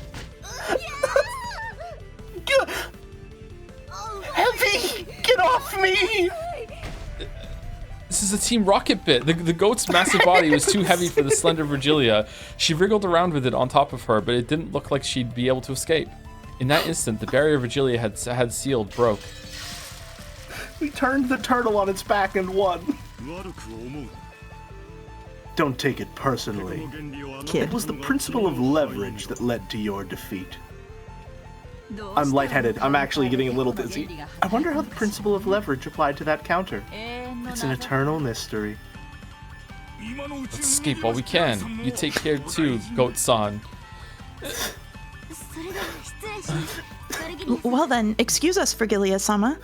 Didn't they pile bunker a goat in the chest earlier? Wow. Yeah. Wait! Wait up! Get this off of me! Gap! Why is she saying that? After that, there was nothing to block their way. They ran intently through the underground passage. They did a whole bit earlier where Gap said Leah, and Virgilia said Gap. They're being all gay together. Come on. Gotcha. I'm sorry. Give the ladies their sapphic moment. I'm sorry. I missed it. I'm sorry. All right. Jessica It is Yuri. Jessica had finally been cornered with the wall at her back. Renove advanced with his magical circle wall bit by bit and would probably crush her against the other wall eventually. Considering the distance, she threw out her... This is a long chapter. Holy shit. It is, yeah. That's why I said it was fine to break it up. Considering the distance, she threw out her fists. This would be her final strike. Jessica had dealt out many punches so far. The wall wasn't invincible. It already started to crack, and it wouldn't be strange for it to smash at any moment. However, due to the rebounding damage, Jessica also had cuts all over her body and was all worn out. Please put a stop to this. I don't intend to crush you. It is up to the master to decide how to deal with you. However, I also intend to congratulate you specially for your good fight. Quit fucking around. Not yet.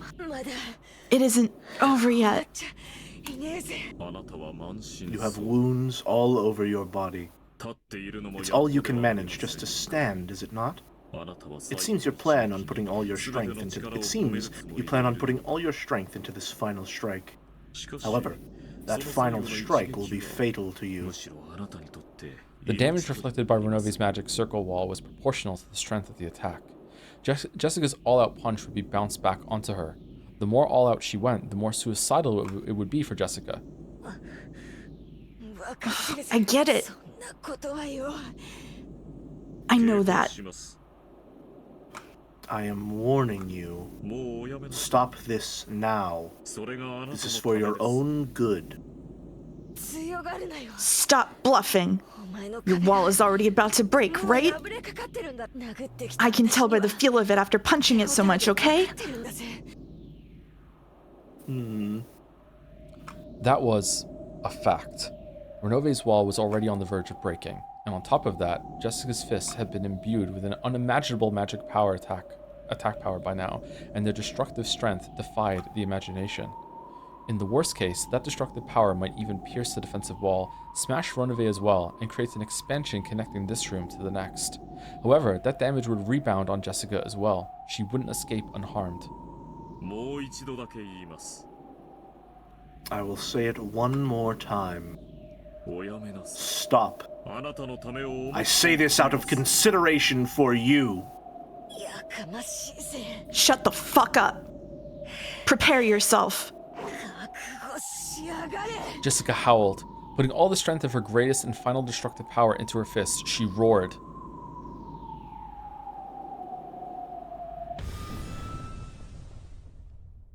I was gonna say she's going Super Saiyan, but she already has blonde hair and blue eyes. Yeah.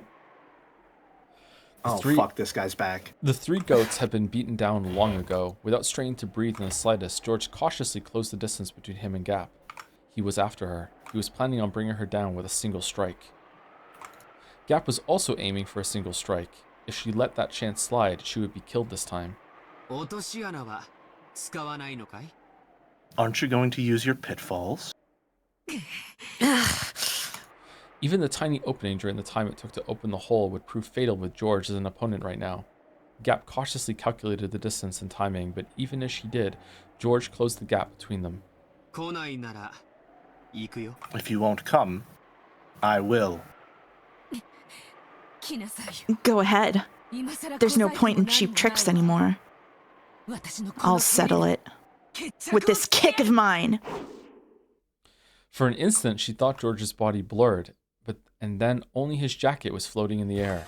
The moment she thought, darkness covered Gap, George, with his heel swung up high, was attacking from the sky like a massive dragon. Maybe Joe should be voicing him then. Maybe. It worked. This is my victory, Ushiromi and George. What? Gap opened a vast pitfall with her in the center, swallowing up George along with herself. The two were swallowed up by the pitfall and spat out from the ceiling of the arbor.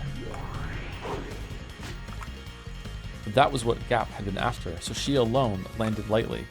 However, there was another pitfall in George's landing spot.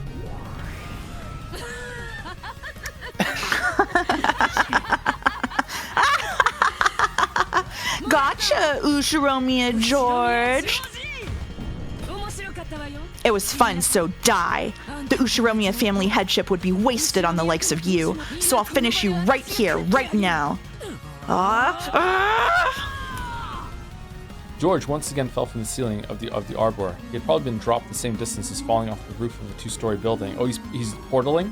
Yeah, in the sky, he's getting infinite portaled. In the sky, he couldn't control his posture in any way. It was impossible to resist or defend or avoid. As Gap spun like a whirlwind, she concentrated all of her energy on the sharp tip of her stiletto heel. This was the final strike to perform his requiem. The final strike of the queen bee that would bore into heaven, knocking him down into the true abyss. Welcome to the abyss. This is the end of the line for you. She closed in on her prey and stuck her foot up into the sky. At that time, she saw George's face, and he was smiling. Even though he was in midair, he was calmly adjusting his glasses with the middle finger of his right hand. Fuck this guy, man. Fuck this guy. I hate him. And his posture was still preserved as that of an axe kick. Without the faintest deviation, he aimed for Gap's forehead.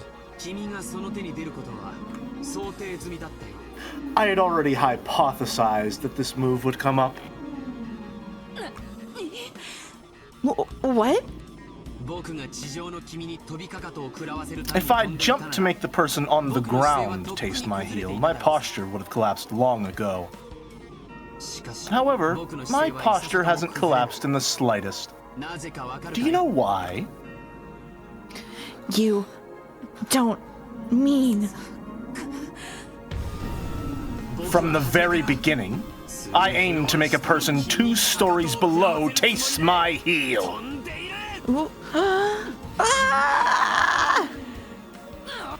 It's your loss, miss.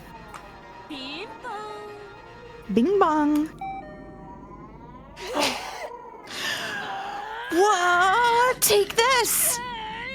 The final, strongest punch that Jessica had raised reached the wall and was sucked in.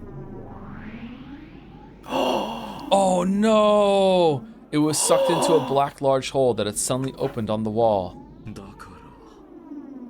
It was a tag fighter all along.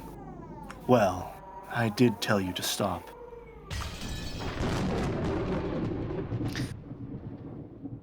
Jessica is now my favorite Ushiromiya character. She has the honor of killing George. This is...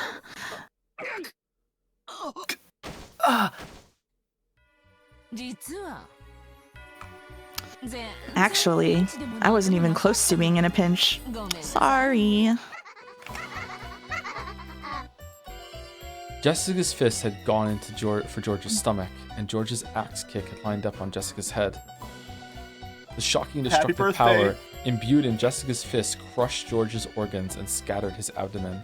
The same destructive power in George's axe kick smashed half of Jessica's head and scattered its contents in the same manner. Jesus Jesus. Didn't I tell you about a witch's acting prowess? Hey, Beato, what do you think? Were you watching?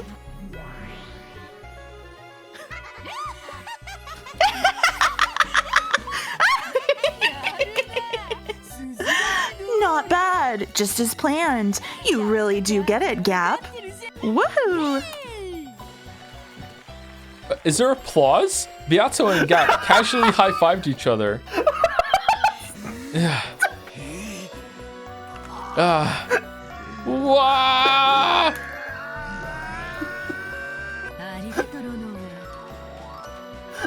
Thanks, Ronove. Thanks for the gift. I'll return Jessica's corpse. Separate the corpses of the two who are close. Does this mean the second twilight is over? Gap dropped Jessica's corpse through a pitfall, and all the chunks were thrown into Jessica's room, as carelessly as throwing something into the trash.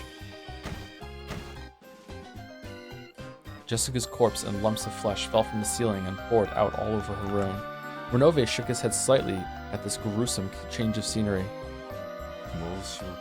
My apologies, Jessica-sama. I did warn you. However, the true art of us demons, that is, foreseeing this conclusion and giving you advice I knew you wouldn't listen to, really isn't something a human could understand. Very Faustian in that way.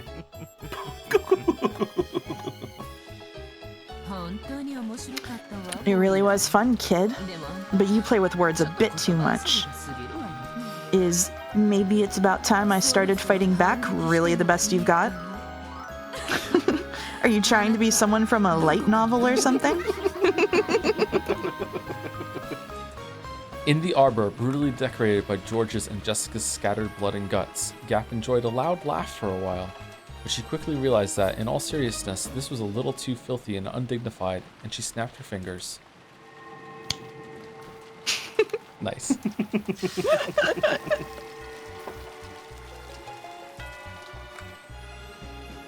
As she did, a cloud of gold butterflies rose up around her, stuck to each of the bits and bloodstains, and dropped them. Then, George's corpse returned bit by bit, and the brutal corpse with its guts torn out was repaired into a clean corpse that looked like it was sleeping. Was this some act of sportsmanship towards a dead rival? No, George doesn't deserve that. The heavens were split, because Gap had lifted her leg high, pointed at the sky. See you, lover boy. This is game over for real. Did you bring him back to life just to fucking heel kick his ass? Splat. Without a trace of mercy, that foot stepped down and was buried into George's forehead. The stiletto heel that was sharp as a weapon pierced George's forehead, and someone in chat said, "I wish that were me." With a bloop, it was pulled out. Bloop. It was like a mark proving that Gap certainly had finished him by her own hand. Or own foot, I suppose. Mm-hmm. Alright, Gap is now one of my favorite characters.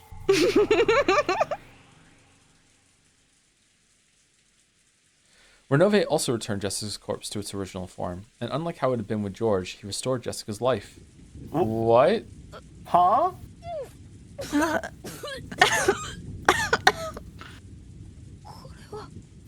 What in the world is this? A dream? No, that is wrong. You certainly did pass away, Jessica-sama. You should be well aware of the memory of your final moments. Jessica's mind was burning. For some reason, she remembered being thrown somewhere and having George's heel smash her head. Am I alive? No, you are dead.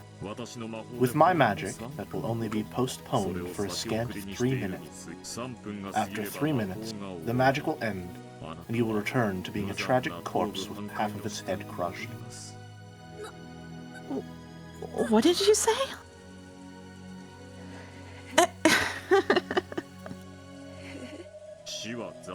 Death is brutal. In most cases, if you aren't given time to ready your heart. But to praise you for fighting so bravely, I've decided to give you this time. Perhaps you should sort out your regrets from this world in those 3 minutes. I could also decide to take you along with me during those 3 minutes. But the power that had burned through Jessica's body until a second ago had been completely lost. Jessica was aware of that herself. She was already dead. I don't want to interject too much. As a thought. This reads to me like Ronove, whoever he really is, telling Jessica that Jessica Ushiromiya is dead. Like, this identity is dead. Does that make sense? Like, faking her death on this island, and then after the typhoon passes, maybe she's still alive. Maybe.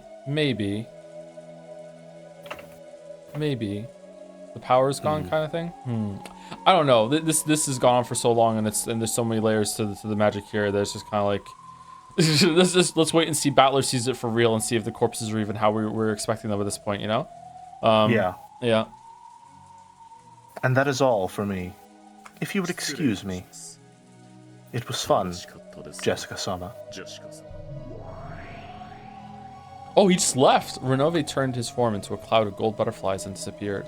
All that remained was the sound of the wind and rain, and the figure of Jessica as she crouched down, leaning against the wall. Jessica could tell. She probably really would revert to the corpse she had been after 3 minutes. Was there anything she could do in those 3 minutes? This reads to me more like Jessica killed George and now went back to her room and is going to kill herself in shame about she can't live with it, what she did, the choice that she made. She stood up and with a shaky gait took the phone that was on the desk. My reasoning for saying this, because I saw some people saying, oh, I'm coping because I want her to live. Partially, yes. However, she, I think, is the only character who has survived to the 8th Twilight twice. She survived the first one, she survived the 3rd one, which gives me reason to believe that may be a common thread between all of these different stories. Oh no, you're right, Battler survived the 1st and 2nd as well. Right. And then died on the 3rd. Right at the end, yeah. Hello? Is that Jessica? Jessica? What is it? Are you okay?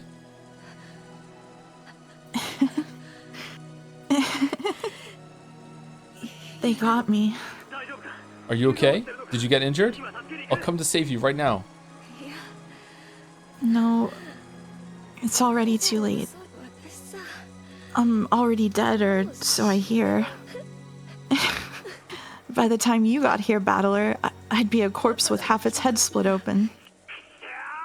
Crap, that damn geezer. Wait there, I'm coming right now. Listen to me, Battler. Listen closely, okay? Now I totally see why Goto-san and Kumasawa-san were evasive about the time the 6 in the dining hall got killed.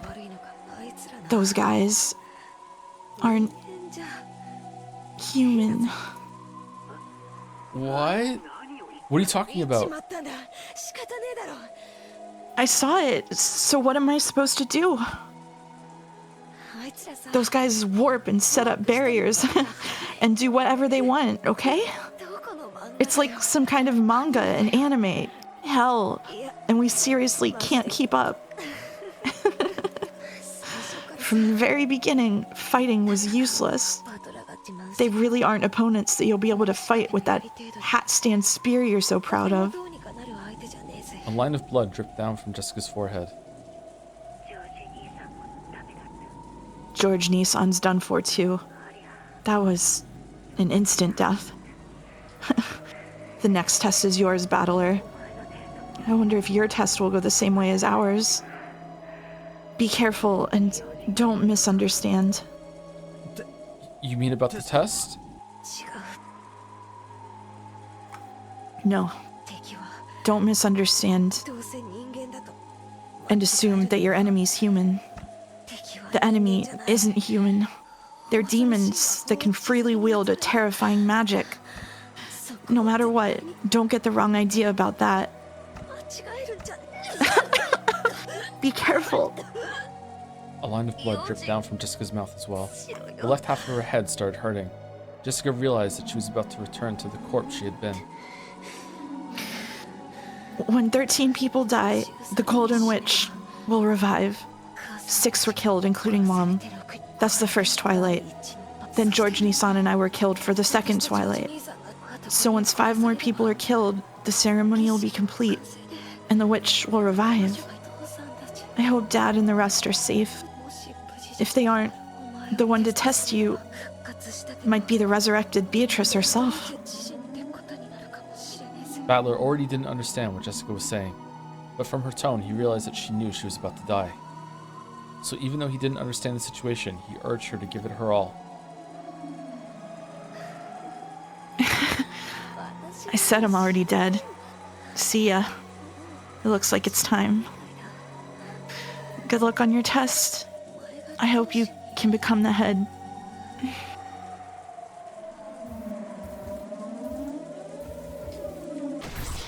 Looking pretty good for your theory, Jelly, with Battler. Do you think that conversation was real? I think it was, actually. My read is that it's real. Maybe she's... I think that conversation might be where the rest of the world gets the idea for the Twilights. I was thinking the exact same thing. Fuck. Oh, no. I was thinking that it's like she is trying to emotionally deal with what she just did with George, maybe, and she's like trying to, like, the demons are like her temptation, and what the fuck, like, how she felt when she was given the opportunity to become the head, or whatever the fuck that they put her through. Yeah. I was reading her telling Battler they're not human, don't mistake them for being human, as an appeal to his empathy. She knows that Battler is someone who, like, will try his absolute hardest to find the good in someone, and is trying to find a way to communicate to him, do not assume the best of these people. They do not have your good intentions at heart. They're not human. They only want, I guess just greed is the best stand-in to say for now. Yeah. So yeah. And because it's over the phone, maybe that conversation gets recorded and discovered later. Do they have that? They might have it. They might have it on the island. Yeah, I don't know. Huh. It's plausible. Of all the things that I've theorized, that might be one of the most plausible. That a conversation is recorded from a phone line.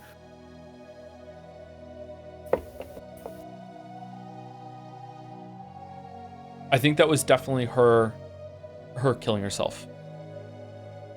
I'm curious to see now what her corpse is like, because if her corpse is like her head is blown off, did she shoot herself, or yeah, would there be a gun there? Like, I still think maybe Jessica faked her death, or had her death faked for her, if that makes sense. Okay, anyway, let's continue. We got a lot to get through. Jessica. Yep. Jessica. Hey, answer me. Jessica! Battler's sorrowful voice could be heard from the dangling receiver.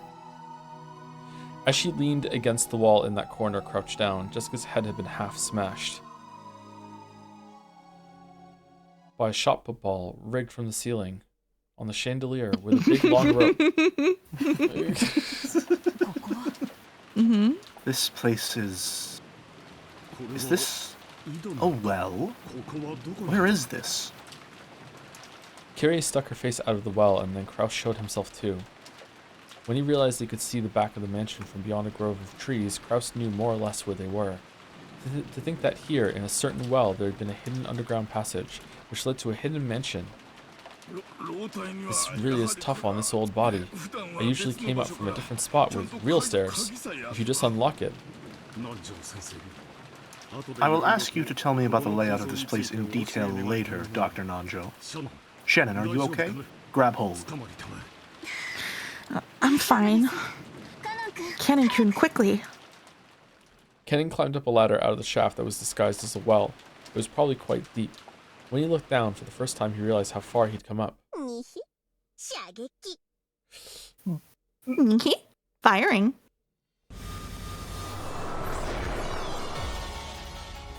Bang.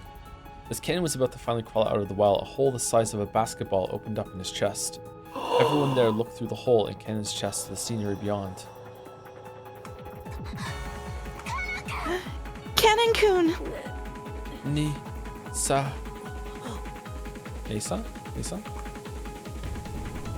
cannon He's slumped about to backwards. say his name. Nisa Caillou. It was swallowed up into the depths of the well. Everyone, run! The Chester sisters. They've locked on. We can't avoid them. Run. Let at least one of us remain alive. At that time, Kraus and Kyrie and Nanjo certainly saw a golden curved line appear from the well. And sow itself through the side of Shannon's head. Shannon! Her head had been pierced. The three had witnessed it perfectly until it had shot out the opposite side, blowing it away. Is she gonna fall back down into the well? Blood gushing from both sides of her head, and flopped to the ground. No, I'm surprised. No. Why? They're after us! Run! We'll all be killed! Run! Run, run, run! As Nanjo doubled over in shock, stunned by how Shannon had died, the Chiesu sisters did not allow him to escape. No! No! Nanjo, no! A curved line again appeared from the well and pierced from Nanjo's forehead to the back of his head in an instant, sewing through him. Oh no, it.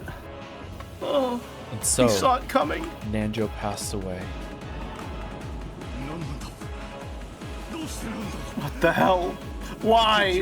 Where's the enemy coming from? We're being sniped! I don't know where from, but they've honed in on us perfectly! Let us escape into the mansion, block their field of vision!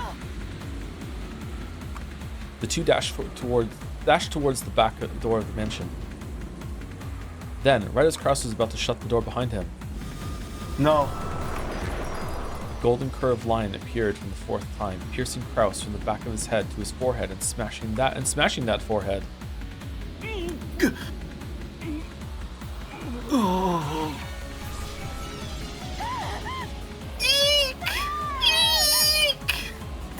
Kraus's body leaned over, fell down, and drew a neat radial pattern with the insides of his head. Well, Rest in for peace. Kyrie. Kyrie ran wildly through the hallway, flew into some room, and locked the door. But even so, she wasn't even remotely convinced that this had saved her life. She would probably die soon. This was apparently one of the guest rooms. At that moment, Kyrie's eyes fell on a phone on a side table. Another phone call?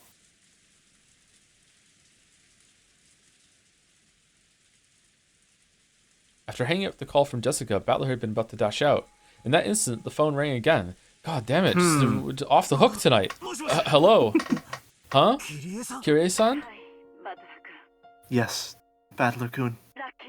I got lucky. I managed to escape the dungeon somehow. I really did have luck on my side. Where are you? Is everyone okay? Over here, it looks like Jessica and George and Nikki are...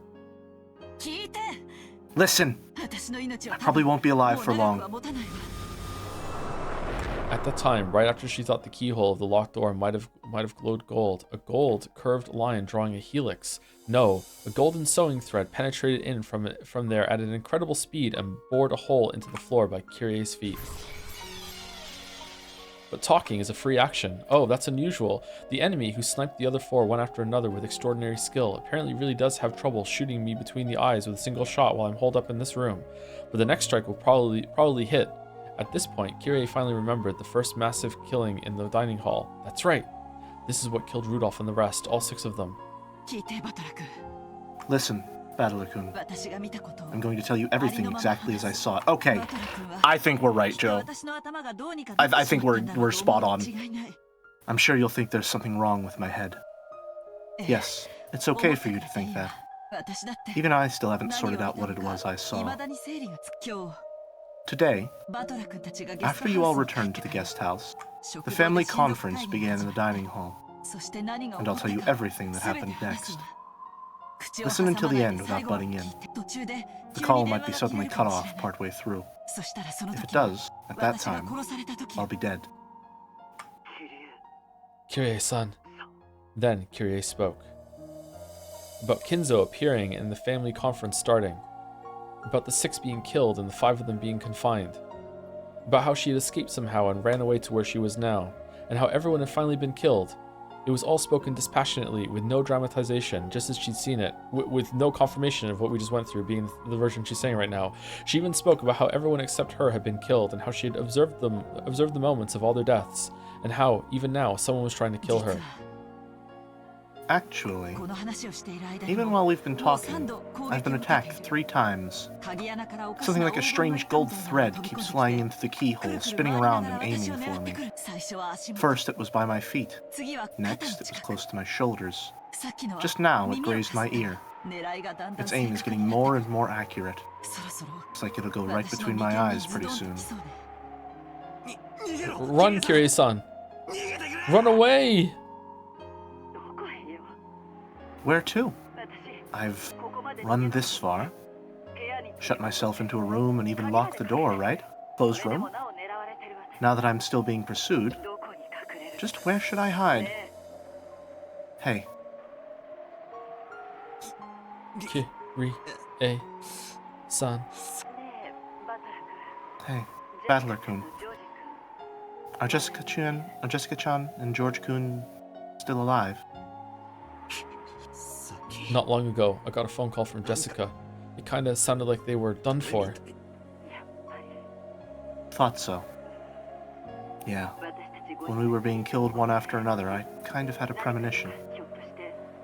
Thought that perhaps the second twilight had been finished in the ceremony of killing 13 people, before our twilights had been reached. In short, Sumari. When I die, that's 13 people. This way, the ceremony is complete. The Golden Witch Beatrice will resurrect. I wonder what in the world will happen. On this island filled with demons and witches, and swarming with goat monsters. I wonder just what will happen. When even the leader of them all, the Golden Witch, appears. By now, I don't have a clue what's going on anymore. Okay, I'm really surprised you just said those details. What the fuck? Yeah. Again, more and more credence to the idea that this is where all of the ideas of what happened on the island come from in the outside world. Yeah. Maybe some of the deaths were faked, and it's like the servants had goat masks on as some kind of cult kind of thing, and that's what she's talking about. Like, I don't. I need to see just how aligned we are. Does this feel too convenient of an explanation? Like, do you feel like the conclusion we're reaching is what we're supposed to think?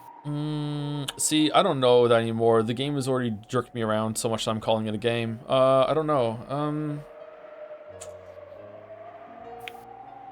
I think yeah. I think yes. I think the repeat, maybe not the first one, but now that it's the second phone call where he's getting things and we've already learned to rely on Battler's perspective more than on the others. I think yes. I think we are meant to be leaning toward that, which makes me not want to trust it now. It feels too obvious, right?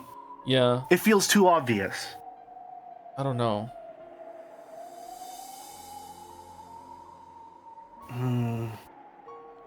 Balder voice, the game jerked you off.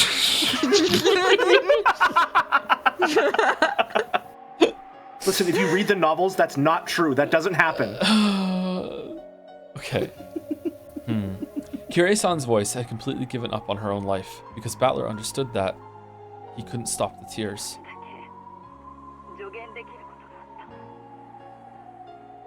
There's just one thing I can advise you on. What? If a demon or a witch does appear in front of you, Yeah. there's no need whatsoever to doubt whether it's real or not. Understand that it is what it seems to be. You might think there must be some trick, or that there's some true nature hidden behind it. If you have the time to think of something like that, it'd be much more constructive to plan out how not to damage the mood of whatever you're facing. Even mistakenly, you must not say, in that case, try showing me magic. Because to prove that, they'll probably use an even crueler method than before, to show you. Okay, so it's Beatrice setting up Battler's closest mentor, like, giving up like this. Okay, so, That also again is reading to me like someone who is close to Battler and understands that he is overly empathetic, trying to find a way to communicate to him, like, don't try and rationalize what they're thinking. Don't try and understand them as a person. Take it at face value. Protect yourself. I think there's only 2 reads of this. The first, well, from the context that we get right now, the first read is that it is a setup by Beatrice to take away Battler's like mentor and to have him feel really, really hopeless and be like, look, even she gave up and she's the one that taught you about chessboard thinking, all this shit. That's the clearest one that goes along with the traps that Beatrice has done before. The second read is Kyrie trying to convince Battler just to go along with it in the sense that they're delusional. Don't call them out on their delusions, because that'll just trigger them to do something even worse. Just smile and nod, in order to survive. Because pressing back against it is what makes them, like, smack you down. Yeah. And I don't know which one of those 2 is correct. I guess they could both be correct at the same time. Yeah. I think it's definitely, it's both. Both sound right. I just can't shake the feeling that I'm supposed to think that. Okay. Again, I'm walking for days and there's the bars of the cage. I feel like the person who made this knows what I'm fucking thinking, and I don't like that. It's set up so well. I can't believe it. Even if I hear something like that coming from your mouth, I can't believe it. I understand. I understand why you can't believe. So that's why I can give you this advice. Believe. Believe. You're telling me to believe in Beatrice and demons and witches and monsters.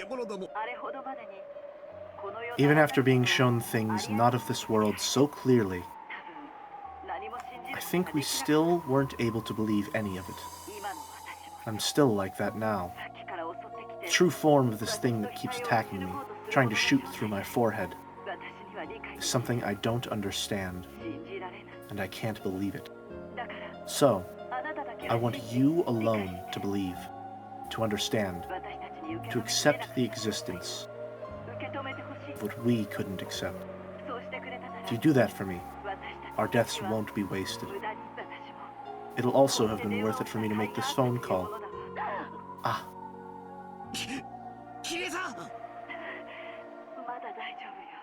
I'm still okay. It scratched me, but it missed again. Looks like I probably won't get another chance. Except I'll probably get like 2 or 3 more, and they'll just keep getting closer and closer. Thank you. And goodbye, Battler-kun. I treated you coldly sometimes because you were Asumu-san's son. Forgive me for those days. What do you mean forgive you? Right now you are a mother to me, Kyrie-san. I felt as though I'd heard an incredible sound at the other end of the receiver. Then a noisy clacking sound, as though the receiver had fallen to the floor. Why couldn't you hear the other shots then? Or did that shot hit the phone? Or was it like her... Sorry to be explicit. Was it like her skull shattering next to the phone and it was like a popping sound? Of Probably. Yeah. Probably. Kyrie-san. Kyrie-san. Ah! Oh, that's a new expression for him. Kyrie-san did not answer through the phone. Again. Ever. Chapter end. Smash. Meanwhile, Okay. Maria watching TV. Yeah. Okay. So I propose we take a break now because we have one more chapter to get through that's about an hour and a half, and that'll take us to Jelly stopping time. How's that sound? Sounds good to me. Sounds good. Okay. Okay. All right. Before we do, is there anyone to say thank you to? Who's the last person I said thank you to? Oh, there are a lot. My bad. Floater says, speaking of the sound of a train crashing to a dead end, so this is a message that he's been sending since the goat fight. Satisfactory 1.1 is adding rail blockers, so you can cleanly end rails. Oh, that's good. Thank you. That's good to know. Few. They're also adding vertical splitters. I know. This was supposed to be a Satisfactory Saturday, but Umineko takes precedence. Just so you all know, Purple Tractor Chan, still doing great. I'm setting up more trucks. Purple Tractor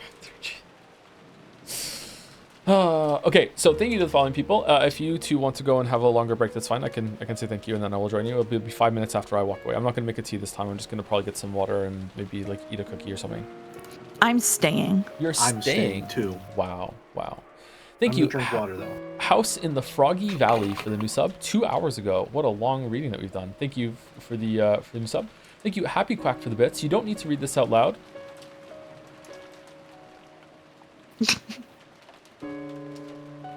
Thank you very much, Happy Quack. Thank you to Megpoid Nebri for the resub with the joms. Thank you, Annie for Prez. Dear Thomas, Love Stream stop, Weeb's winning stop, Push back stop, Losing ground stop, Send feet pics stop. Love signed Annie for Prez. Wow. Thank you, Puka Boy, for the resub. A tier 3 too. Thank you very much, Puka Boy. Thank you very much. Tier 3 yourself from Puka Boy. With no message either. Wow. Thank you, Parnik, for the bits. Joe, what Umineko character do you relate to the most? The obvious answer is Battler, because you're just as foolish as him, but maybe it's Kinzo for your similarities in age? Or maybe Kraus for failing basic connections? Or George. Do you like George? Tell me your opinion on George, Joe. I do not like George. I do not like George. No, I do not like George. I'm very glad that George is dead and that his cool moment was actually just set up for him getting shit on. He did not deserve that. I have hated George right from the start, and my hatred of George has maintained throughout the whole entire thing. He's not the worst character, but he's possibly the most annoying character. I don't like George. I don't like George. I don't think that Umineko hates George, but I think that I am supposed to hate him because I'm paying attention.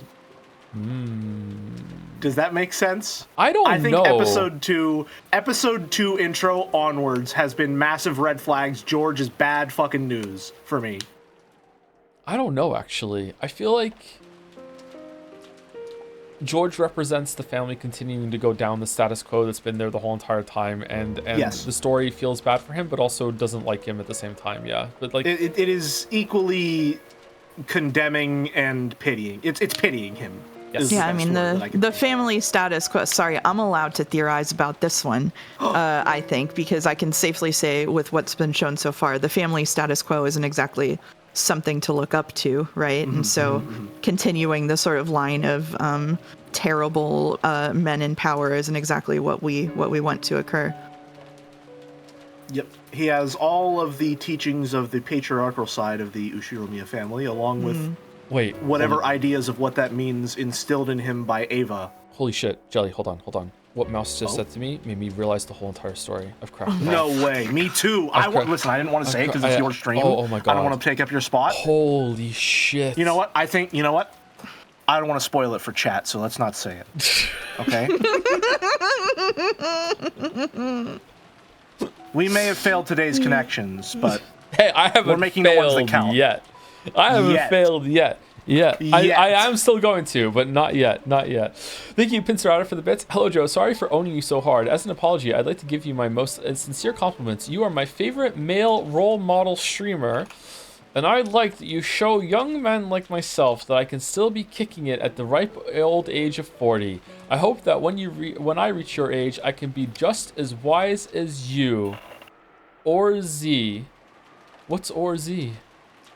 ORZ is it's an emote. It's like someone bowing. Oh, okay. Thank you, Pincerata. Thank you, Parnik, for the bits. George got his first cool scene, and it's him beating up a woman. Can't believe he's still single. I don't think that's a coincidence. I think that's on purpose. I think that's very much on purpose. Thank you. Vesticles, or they Stickles. Can't say your name, I'm sorry. For the resub.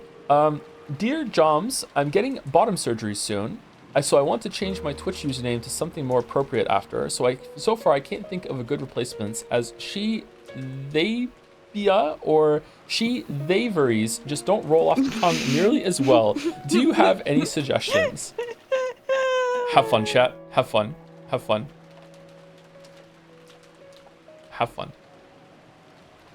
And congratulations. All the best with that. All the best with that. Thank you, Parnik, for the bits. Oh my god, y'all, George Ushiromiya is such husbando, dating Shannon Shan with that age gap because he's so mature. That time he kicked a girl, just his son Deer side showing. I can't believe he's still single. All these male feminists just don't appreciate a man who knows the value of gold and furniture. Maybe if they shared some of that Ushiromiya fortune, they'd understand his charm. Thank you, Parnik. Thank you. The intended response to what we saw today. Thank you, Lorder, for the resub. Real quick. Krakonis is adding me with something very important. On the phone call theory, doesn't the whole witch stuff come from the message bottles? At least that's what the Anj stuff implied, not a phone call. So here's the thing.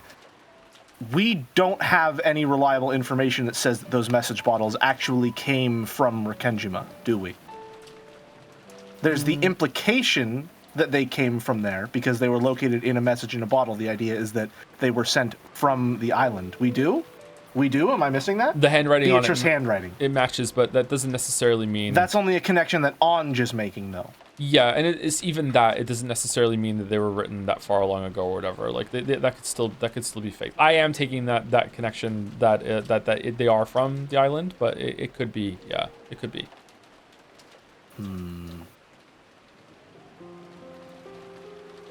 You were sorry. Go for the bits. I apologize for interrupting. No, it's okay. It's fine. I'll call her Angie, and I'll call Battler Batara. And I'll call her Beatrice. There you go. Now you're streaming. Yeah. Thank you, Sham Rackle, for the resub. First time in weeks I'm able to catch stream live, and it's Umi Cliffo. No, that was in episode 3, wasn't it? Thank you, Alex Grim QW, for the resub with the message woo. Thank you, Yankosek, for the bits. Nanjo turning into a referee half fight killed. Yeah, that was pretty funny. That was probably the best Magic scene, I think, because it was entertaining. It was having fun with it in a way that was entertaining me, the most important person in the world. So I'm happy that I got to enjoy that scene like everyone else enjoyed the other ones. Thank you, Mega Man X 195. Are there that many so far? Thank you for the resub. What a scene! It was pretty good. Thank you, Sound of Rain, for the bits. Hey Joe, me again. I've noticed that every single time you see one of my bit messages today, you've been immediately reacting with a sigh or a groan. Not this time, just wanted to let you know. This is making my day even better. I got you then. The ability to have such a strong negative impact on your mood is making me feel capable and confident. I really appreciate you doing that for me. Just to be even more annoying, I'd also like to say that Anji is pronounced the same as the English word angel without the L. Angel. Ange? So we're all wrong. Ange? No, that's... I think that's the most wrong it's ever been. I mean, she did descend from the sky like an angel when she first appeared. Ooh. I'm going to just say Anji because it's the easiest one to say. Or Angie. I'm going to say Anji as well because otherwise chat will get mad at me for not using the correct pronunciation. Sorry, wait, no. I'm going to say keep going because I want to read the next chapter.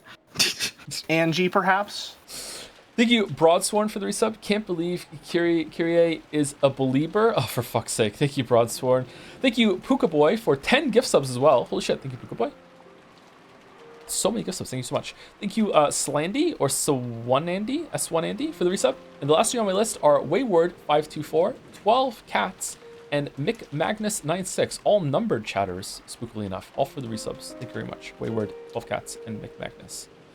Okay, so... take about a 5-minute break, and then I'm gonna get some water. I'll probably get a Gatorade and use the bathroom and walk around. Yeah. I'm gonna meet you all now, and we'll be back soon. See you later, chat.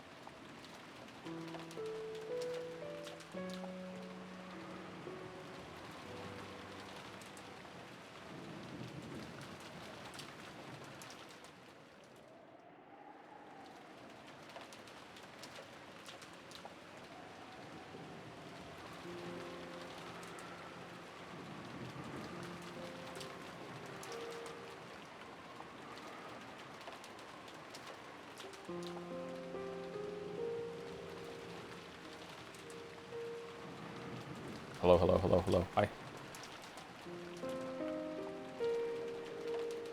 The mouse moved? Did you? What? I'm right Did here. You? Did you move? What do you mean? Not yet. Not yet, you say. Interesting. Curious, one might say. Thank you, Daniel Locke 123 for the resub while we're on break. With a message. Ooh. Ooh. Joe, look at poll results. George, best boy. Best boy. George. He is best boy according to this poll, yeah. Honestly, I don't even think he would win that poll.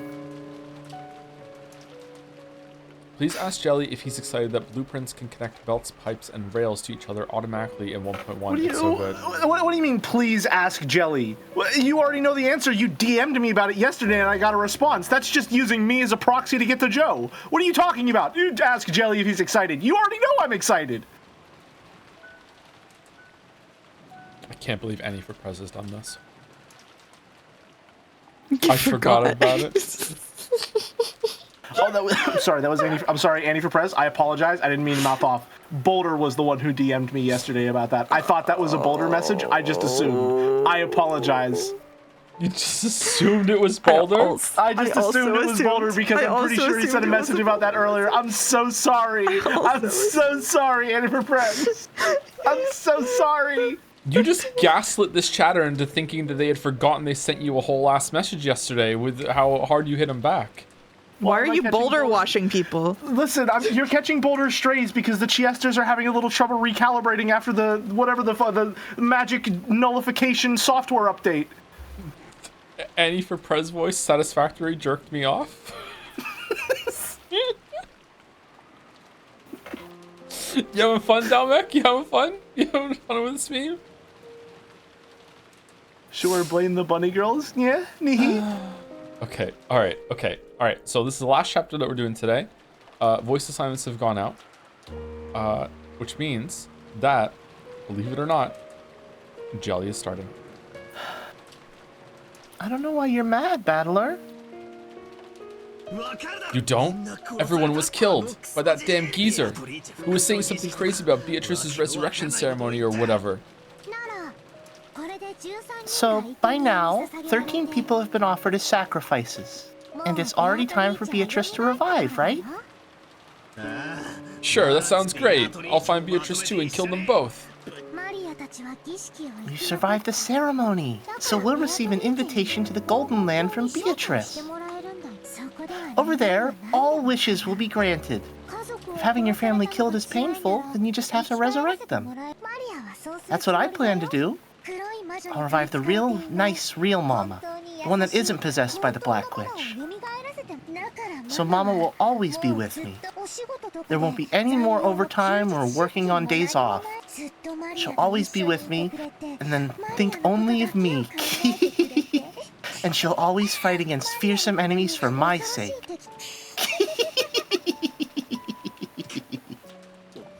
There's something wrong with you. Why are you saying something so incomprehensible in a situation like this? Didn't Kyrie just tell you, Battler? Didn't she tell you to believe in the witch? How did she know? Yeah. Were you listening on the phone? Were you close and heard the conversation? Did Battler just regale the conversation to Maria, maybe? Or was it Maria doing her best Kyrie impression on the other line? Joe, you might want to warn people about this next line. I really wasn't expecting it. Fuck. Oh, he just said A 9-year-old? This is no time to get in an argument with you over something like this. Now, there are no hostages or anything, anyone left alive. This weird, shitty ceremony game is already over. Let me do what I want now. Someone might still be alive, or someone might be hiding. I search everywhere, find them, and beat the shit out of them. In a rage, Battler grabbed his hat stand spear and flew out of the room, and I am going to check something real quick because I'm curious. So, we haven't seen a single body this whole entire round. Because no one is red, right? This is the future. Also, one. I think I'm narration here. You Am I are. not? I'm sorry, yes, you I are. am. You've stolen a job from a hardworking jelly. I'm sorry.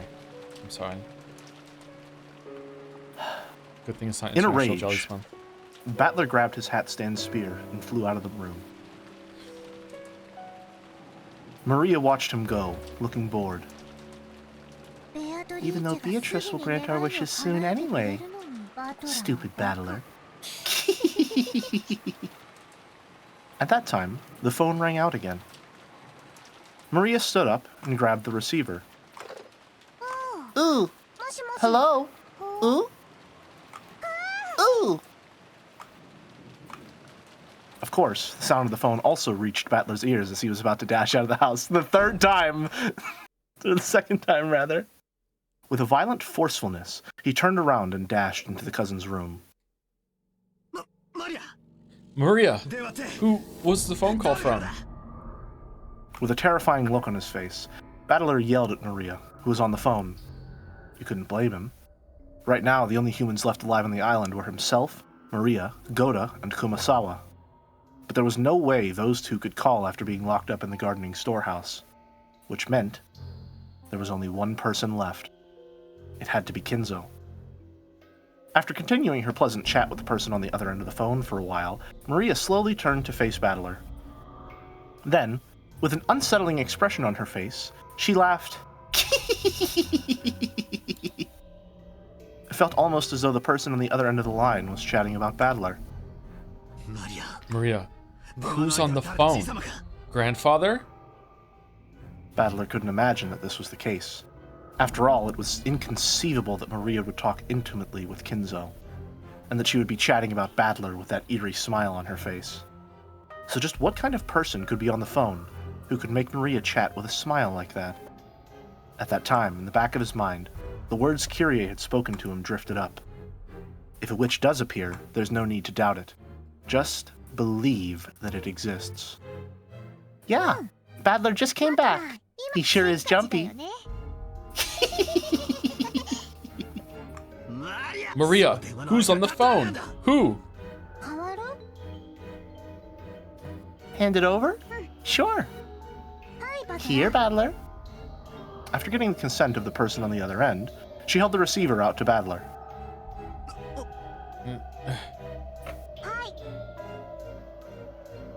Here. Maria held the receiver out for him to take, as though it was perfectly normal. Battler hesitated just a little bit before taking the receiver. After all, by accepting the existence of the person at the other end, he'd have no choice but to acknowledge them. As Kyrie said, there is no longer any need to doubt that they exist. Battler took the receiver. As he did, Maria briskly left the room. Battler, who was a bit scared to find out for sure who was on the other end of the receiver, questioned Maria before taking the call. Hey, where are you going? To where my test is. I wonder who the next Ushiromiya family head will be. Battler or me? Don't go. You'll be killed. I won't be killed. The ceremony is already over. And even if I'm killed, I'll be revived.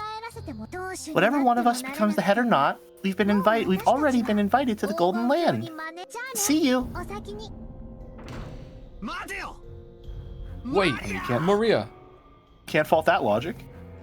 Battler stretched his hand out to Maria's back as she left, but the cord of the receiver that he was gripping stopped him, just like a chain.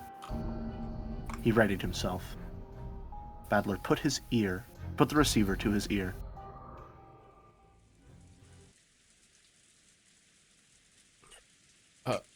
Hello? Itorichi?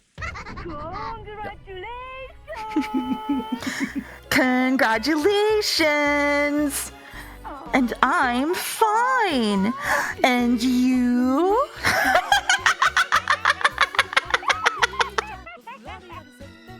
Sorry, are there lyrics in this song? Yes. Screwed up, mocking English filled his ears. It was the voice of a woman he didn't know. Who was it? The inside of his head was starting to freeze up. Who was it? What do you mean, who is it? Ushiromiya Battler? Normally you'd answer, yes, I'm fine, right? That takes me back. You do that one in middle school, right? That thing you do in pairs. You're insane. Who are you? Answer me. Say it in English. Isn't that your specialty? Don't fuck with me. Who are you? An underling of that damn geezer? Oh, what's his face? I know, it's a new one.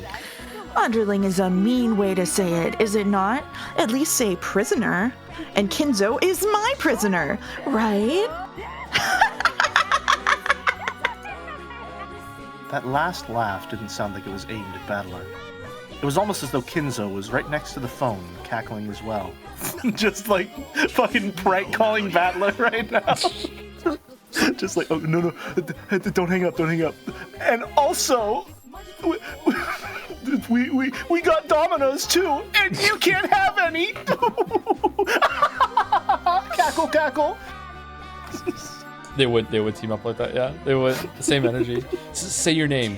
Who are you? Who? Guess right, and you could win a free trip to Hawaii. Oh no, it's a bad outfit. Finally! Oh, it was so long. The days leading up to today were really long. I seriously waited 1,000 years for today, get it? I owe it to you, my big resurrection. Thank you, Kinzo. Just for you, I'll lend an ear to that last "I'll take that move back" of yours. My. Aren't you getting a tad too excited? Couldn't you act a bit more ladylike? Kinzo and Beatrice sat facing each other over the chessboard on the reception table.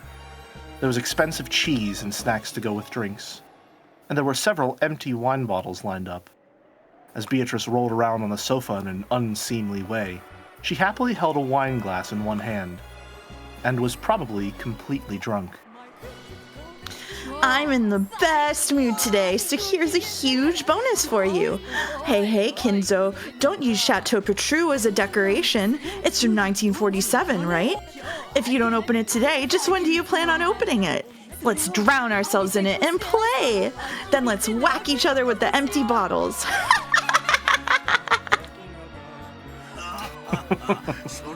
How amusing. You're too excited, and you're letting loose too much. And what about you, Kinzo? Aren't you happy to be reunited with me? Oh, it's the living world, the earthly world. Long live my flesh.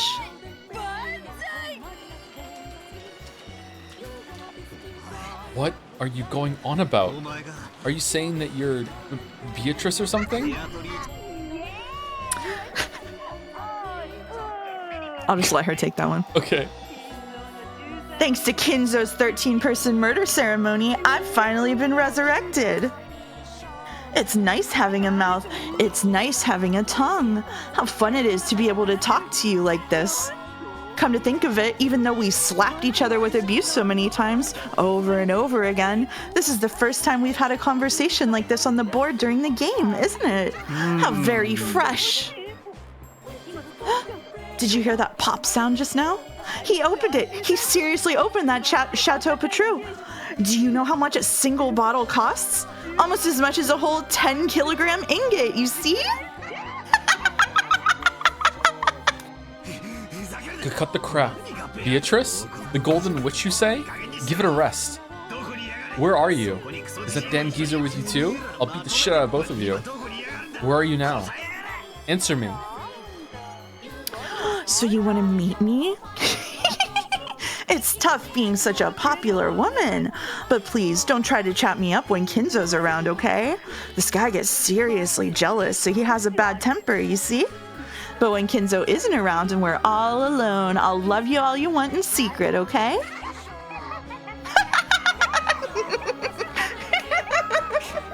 You're insane. But okay, where? Kinzo, I've changed my mind. I won't do Maria's test. You go.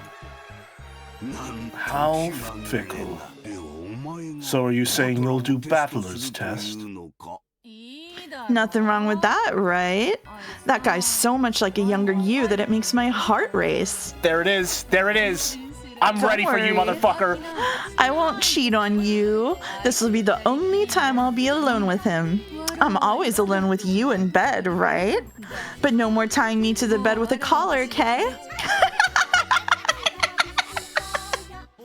Oh. Well then, battler, I, the Golden Witch Beatrice, will be conducting your test myself. As for the place, yes, let's make it the front entrance to this mansion. Battler, make sure you try seriously hard in this test to become the successor, okay? I mean, Kinzo's practically dead on his feet. If you become his successor, you'll be the new owner of everything on this island. If it's you, I wouldn't mind becoming all yours, see? Rule over me just like Kinzo did, Kay?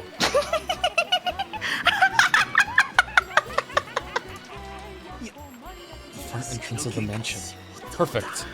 You drunk bastard. I'll sober you up. I'll fix that hangover with a burning punch. Prepare yourself. Battler impulsively slammed the receiver down. There was no need to talk through it anymore. I'll meet her face to face and settle this. Oh, I don't like any of the implications of anything that just happened there. I don't like them at all. Yup. Right back at the start of episode 3 where I don't want to be. I took the spear I'd made from the hat stand and went outside without even an umbrella. It's hard to imagine that the young woman calling herself Beatrice is waiting for me alone. I should probably assume that, as Goda-san and the rest said, she'll be waiting with support troops. Going alone would be too reckless.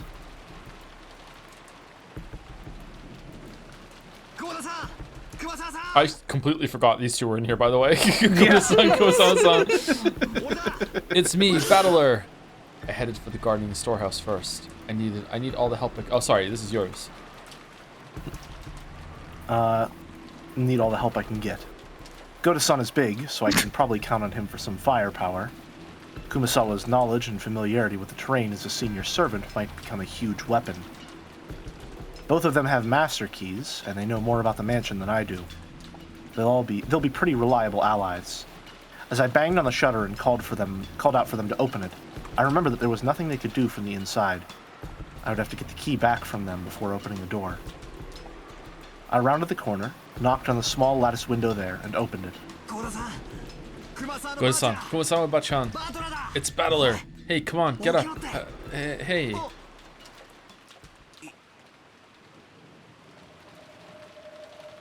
The scene in the shed, lit by a dim light bulb, was very strange. Goda? Son? Kumasawa? Son? From a low ceiling beam hung 2 thick ropes, and at the ends, Goda-san and Kumasawa-san were hanging by their necks. It was dim and cramped because of the various pieces of equipment strewn about, so I couldn't make out the situation clearly. You did not put the live chandelier reaction up for this fucking CG. Oh my fucking god. That's brutal. My finger slipped. Sorry, my finger slipped. I was sitting here like, man, all right, time to lock in. Gotta be serious, no interruptions, no jokes, no goofs, no gaffes, no theories. And then I look 2 inches to my right. Okay. It was dim and cramped because of the various pieces of equipment strewn about, so I couldn't make out the situation clearly. But when they showed not even a tremor after I called out to them, and because of the way the loops around their necks seemed to carry the full weight of their bodies, I could sense no trace of life from them. You've got to be kidding me, right? Why? The shutter was still closed, and there was only a single key which had supposedly been given to Goda-san. So how had the culprit opened the shutter and killed both of them inside? No, wait. They weren't necessarily killed. If this is a suicide, that way this closed room makes sense, but I don't know why they would hang themselves and commit suicide. Feebly, I slumped down on the spot. Now the only humans alive on this island are me, Maria, and that damn geezer. No. There's also that insane woman calling herself Beatrice. There's Maria, who had acted like the witch's ally from the beginning, and that geezer, the ringleader who revived the witch, and the witch herself. What the hell? By now, I might as well be the only one on this island. Huh. Using my pole as a cane, I feebly rose. Damn, I can't do it like this. I've got to avenge everyone. Sorry, now it's my turn. I want to see. No, they haven't been updated yet. Okay. Damn it. It's useless this way. It's useless. It's all useless. Damn it. Might as well cry while I can. My frail emotions will be squeezed out with my tears. Then, I straightened up and gazed into the darkness in the direction of the mansion. At the entrance to the mansion, the witch is waiting. I'll go and settle this. I'll find the source of this weird, insane night and crush her with my own hands.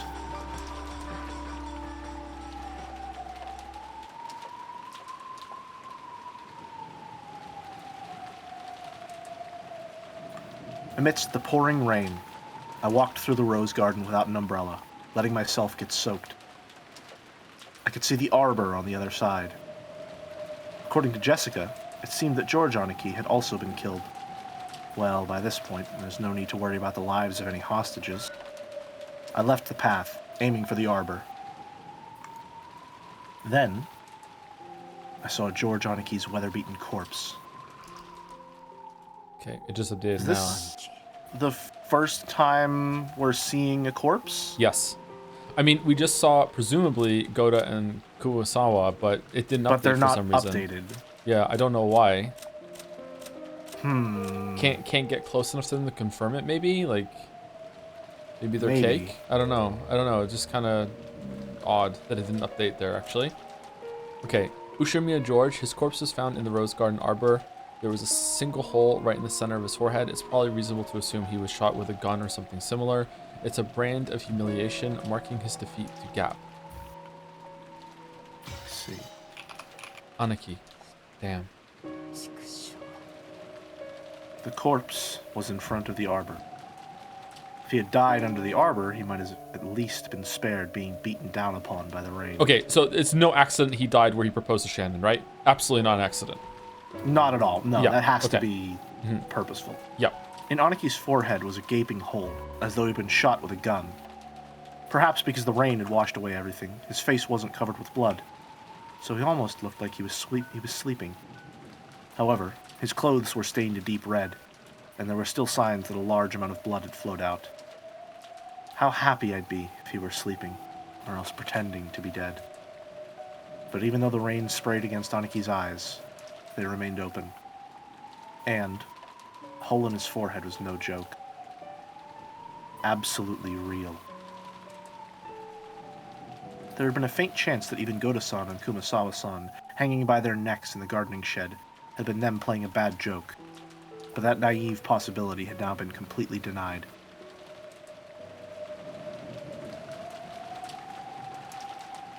And, as I looked at this corpse, I became completely sure. Just as Goda-san had once said, the enemy had come to take lives like pieces on a chessboard. There's no mistake. It seems that old geezer and the witch really don't view our lives as anything more than that. That damn witch said something over the phone. Something about us being on the game board.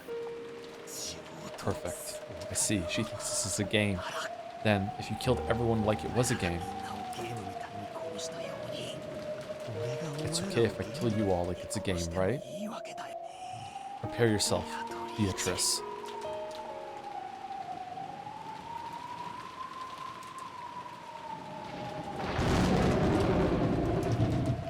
The lightning caused the mansion's vast shadow to rise up. Finally, the mansion. As the massive shape came into view, there was no silhouette of any person. It seemed like there weren't any underlings waiting for me in a pack, or anything like that. According to Kyrie-san, there were massive amounts of attendants with goat heads. At least for now, I couldn't sense a large group of them hiding and staring at me. What's this? Beneath the roof of the entrance, there's something set down. What is this? A box? Schrodinger's cat box. It looked like the kind of small box that girls often keep trinkets in. Or maybe it was the same kind of extravagant cigar case you'd find in the reception room. Either way, it didn't look like something that should be here. It clearly looked as though I was being told to open it. But for some reason, opening something being offered to me was irritating. However, it didn't look like we'd get anywhere if I didn't open it. Could it be that it was set up with some kind of trap to make it explode when opened? Thinking things like that, forgetting even to come under the overhang, I continued to glare at the box, still beaten down upon by the rain. Then, mixed in with the thunder, was some kind of music? It sounded like that. It was the tone of the big clock in the hall announcing 2400. It was also the sound announcing that this insane day, October 4th, had finally ended, and that the much more incredibly insane day of October 5th had begun. It sounded quiet, and I could hear an eerie laugh coming out of nowhere. I got the feeling that the voice was coming from the heavens, and I looked up to the sky. So just to clarify for myself, and maybe some people in chat, this means that in this version, the whole thing happened in just like a couple hours instead of over 2 days, right? That seems to be the case, right? Because last time they're killed after their meeting in the parlor, and after at night, and then there's a whole other day of activities and death, and they find the bodies in the morning. Whereas this time they were all killed in the parlor, immediately yeeted down into the black holes, air quotes, into the prison, and then they did the prison escape with the phone call. So it all happened on the first night this time. Real fast, really fast. Okay. What I saw there, contrast with the slowest episode. was a woman I'd never seen before. No, it's not true that I never saw her before. I saw her once today. Yes, in the portrait inside the mansion. The clothes were different, but that face was just like the witch of the portrait. Ah, who am I kidding? I already know who this person is. Are you Beatrice? Yoo-hoo, battler! From the second-floor balcony, leaning out under an umbrella and waving high-spiritedly, was, without a doubt, the witch of the portrait, Beatrice. Was the plan of the boss to take a bird's-eye view and let the goat's underlings torture me to death? I adjusted my grip on the spear, and, imagining goats creeping out from the nearby shadows in the entrance and surrounding me, I raised my guard in all directions.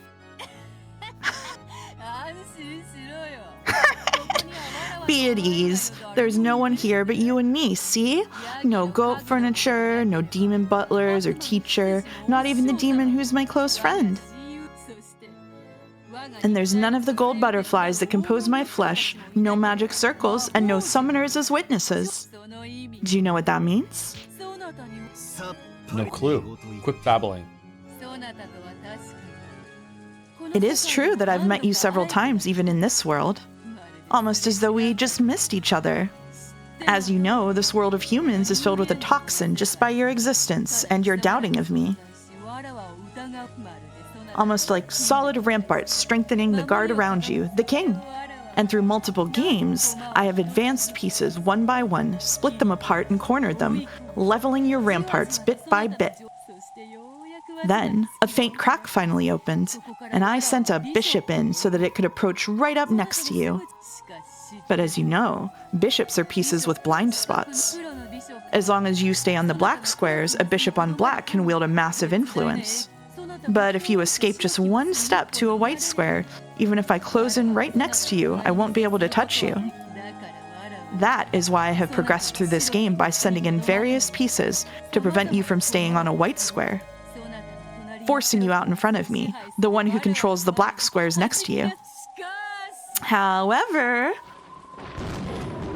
there are now holes opened all over your ramparts, and I was able to send in not a bishop, but a full queen. Do you know what kind of piece a queen is? A rook plus bishop. Is what you're trying to say? That now, you not only control the black squares that are part of the illusion of the witch, but have been able to eat into the white squares of the human world at will. Oh, I was not expecting him to understand so clearly. That is correct. You've been calling the squares with the gold butterflies that are my minions the illusion of the witch, and you have denied them as unobserved unrealities, right? I know. For that very reason, I have openly descended to the white squares like this. Don't worry, I'll call plenty of gold butterflies and goats, demons and witches later. If you wish, I'll invite you to the Golden Lands. There, any wish can be granted.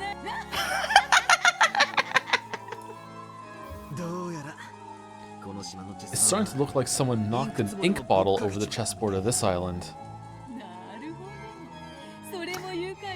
You have a bug sprite on your screen. I know, yeah. It's not there anymore, but... I see, a pleasant phrasing. Soon you'll be covered in ink as well. You will finally become covered with pitch black and will surely become a black king. You really are pitiful, drowning in a sea of ink right now, aren't you? No, that's wrong. I'll admit that the island has been stained completely black from your ink bottle, but there's still a white square left. Huh? Where? Under my feet. Right under my feet. Your ink of magic tried to cover the entire island, but it can't cover the ground my feet are standing on. Even this island seems to be stained pitch black at a glance. I am me. I'm here, stepping on a white square.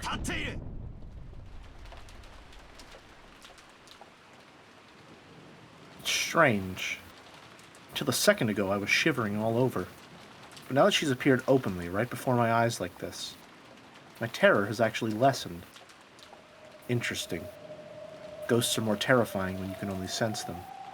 When you can see them, and they have a face you can plant your fist into, there's nothing scary about it. However, she definitely isn't an interesting or friendly person. She can kill me instantly by snapping her fingers while rolling around giggling. Whether we interpret the result of her snapping her fingers as magic flying at me or underlings showing up to shoot me, it doesn't matter. Anyway, whether this is fantasy or mystery, that queen is in a position where she can kill me just by snapping her fingers. I see. So does that mean she's the queen of this island, who reigns over both the white and black squares? I feel like all the subtext I have been gathering is just becoming text, and I'm uncomfortable. Well then, it might be amusing to wait until you catch a cold in all that rain, but it's about time to move to the matter at hand. Can you see the box down there? Your test is inside it. Wait, after all that's happened, I'm not interested in some stupid game about who will become the successor. My game is to take you and that damn geezer and all you guys who killed everyone and smack them with a Gyan punch? One of those face crushers.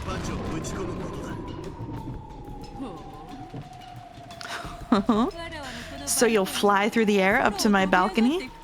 Very well, very well. Then look, come on right here, right now. Here, up, up.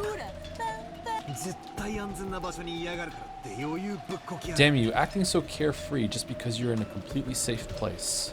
I'm coming over there right now, so prepare yourself and wait for me. Oh, no. The door is locked. Of course, the shutters are down for all the windows. My castle isn't so fragile that a single knight like you could break in. Tried opening the door to the entrance anyway, but it really was locked. When I looked around, I noticed that the shutters were closed in the windows after all. Normally, those wouldn't be closed.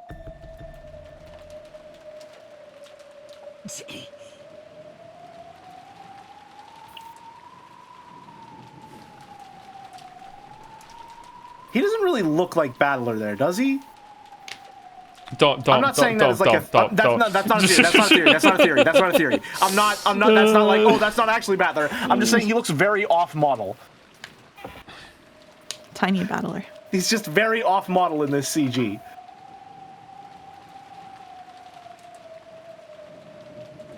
It's not a theory. It's just an observation. I find it really interesting that she's aware of the loops. And as soon as he's here and talking to her, he is too almost. Like he's just immediately just like in role, in character, deny.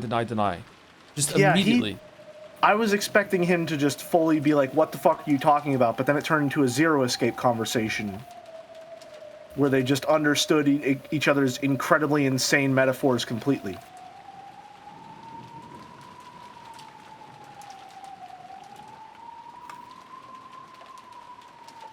This is you, Joe, by the way? I know. Unless you're just silent. Okay. I'm thinking. Right. I'm thinking. You're thinking. Okay, I'm sorry. I didn't know. I'm mulling. He's engaging in chessboard thinking. Are they flirting? That goes without saying.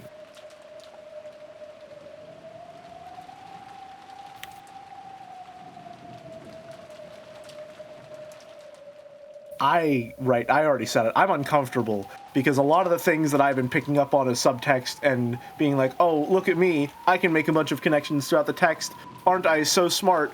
All of those are just being said now, and that makes me uncomfortable and scared.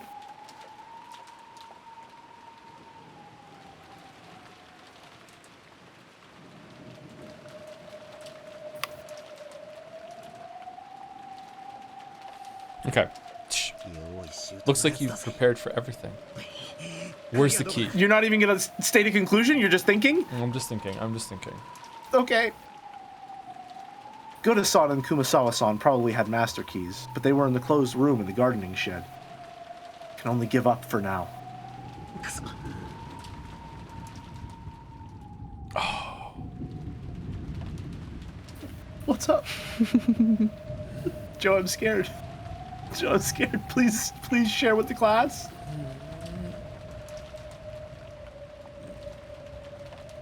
It's like doing Bandle. There's just something. There's just so much just like scratching right now. Like She's even doing her own version of chessboard thinking when it comes to the magic and the white squares and the black squares. Like, she's holding the umbrella she gave to Maria in episode 1. What's in the box? What's in the box? It feels convenient. That's all I can think. It just all feels really convenient. Like there's all these little disparate parts coming together right now, and I don't like it. I feel like I'm stepping into a trap. I want to know what's in the box. What's in the box? Damn. Guess she's no fool herself. Do you really want to be right beside me so much? All right, if you impressively pass your test, why don't I grant you an audience? If you pass, then you'll become the successor and my new master. My flesh and soul will be yours to do with as you please, for I am no more than the Ushiromiya family's furniture.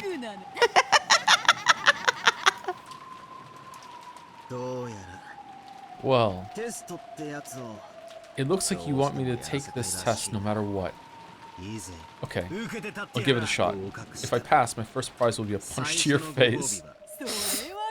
Scary, scary. But it's not like I mind being controlled by violence, you see? Grab onto my head, make my face twist in pain, tear me apart like a hawk does with its talons to its prey, scratch at me and trample upon me. Oh, remind me of Kinzo in his younger days once more.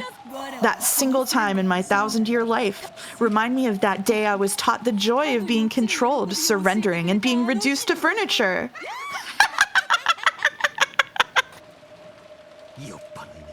You damn drunk, we aren't getting anywhere. Ignoring the stupidly smiling witch, I picked up the box.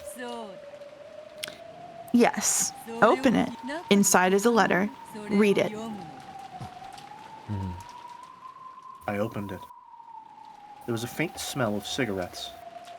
Apparently, it really had originally been a cigar case, but there were no cigarettes or cigars inside. Instead, there was a Western envelope with the one-winged eagle crest. And when I opened that too, there was a letter inside. I looked up at the witch. She was grinning down at me. It seemed she was looking forward to seeing what kind of reaction I'd have to the content. Damn, just perfect. The contents were something like this. Among the 3 mentioned below, in order to gain 2, sacrifice 1. 1. Your life. 2. Blank's life. 3. Everyone else's lives. If you do not choose 1, all of the above will be lost. What's this? Some pretty creepy stuff's written in here. More importantly, the second one's blank, so I don't even know whose life it's supposed to be. Indeed. That second one is where you put the name of the one the test taker loves the most. For Jessica's test, it was Cannon's name, and for George's test, it was Shannon's. Since they had obvious feelings for certain people, those names were written in beforehand. But I don't know whom you have feelings for, so I didn't know whose name to write and left it blank. That's perfect. I love you, Beatrice. I'll stick your name in here. In that case, I'll choose the second choice. Happy now? Hey, quit joking, quit joking. Hey, please, battler.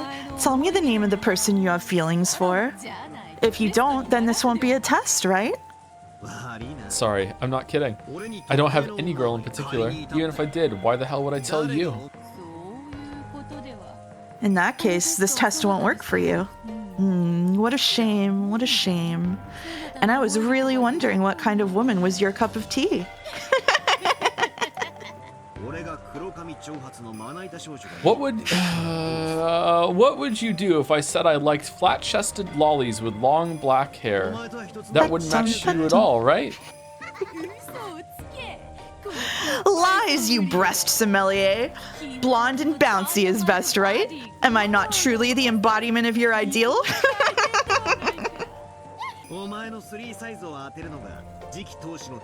If guessing your 3 sizes is your 3 sizes is the test. Oh, okay, the measurements. The test to become the successor. I'll take it gladly. Ah, yes. This was the test to choose the successor, wasn't it? It was so fun chatting with you that I've been getting a bit off topic.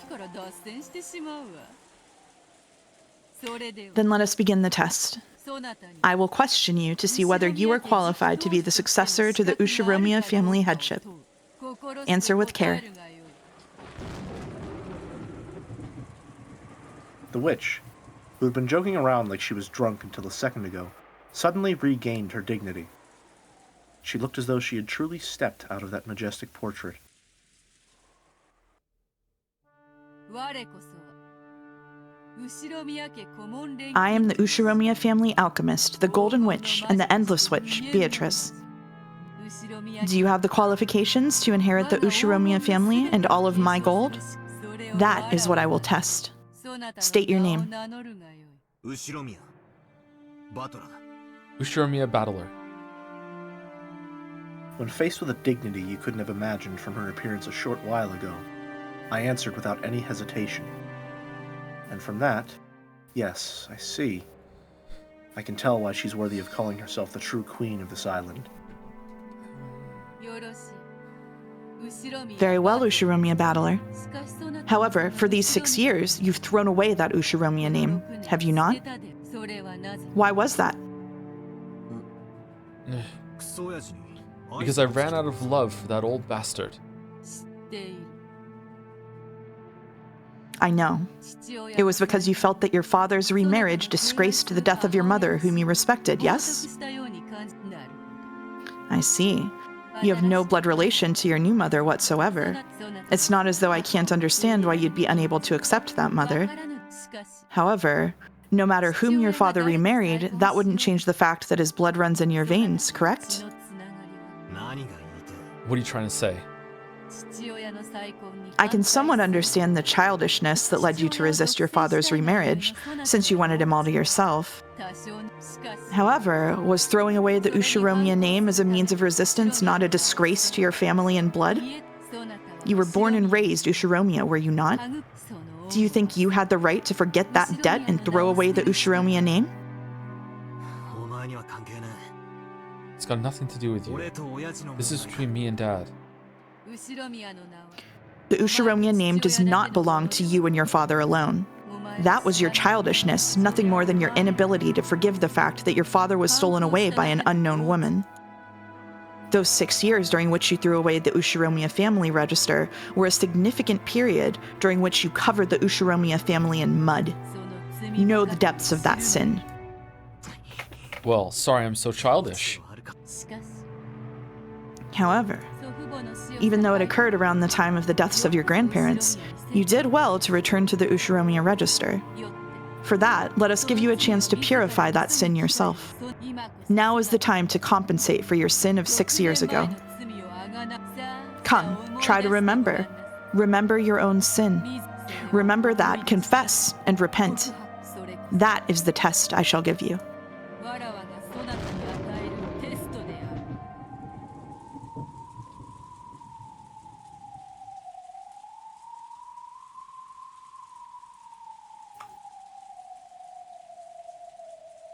Sorry about that. That's okay. At that time, a massive thunderclap rang out, making my mind go blank. What do you mean, repent? Are you trying to tell me to apologize? The test has already begun. You may think as you wish. The witch's expression did not look like a person forcing a tough question on someone and sneering at them. She was asking seriously, and he could even sense a quiet determination. Even though the rain fell on Battler, he did not shift his eyes from that gaze. The witch threw her umbrella away.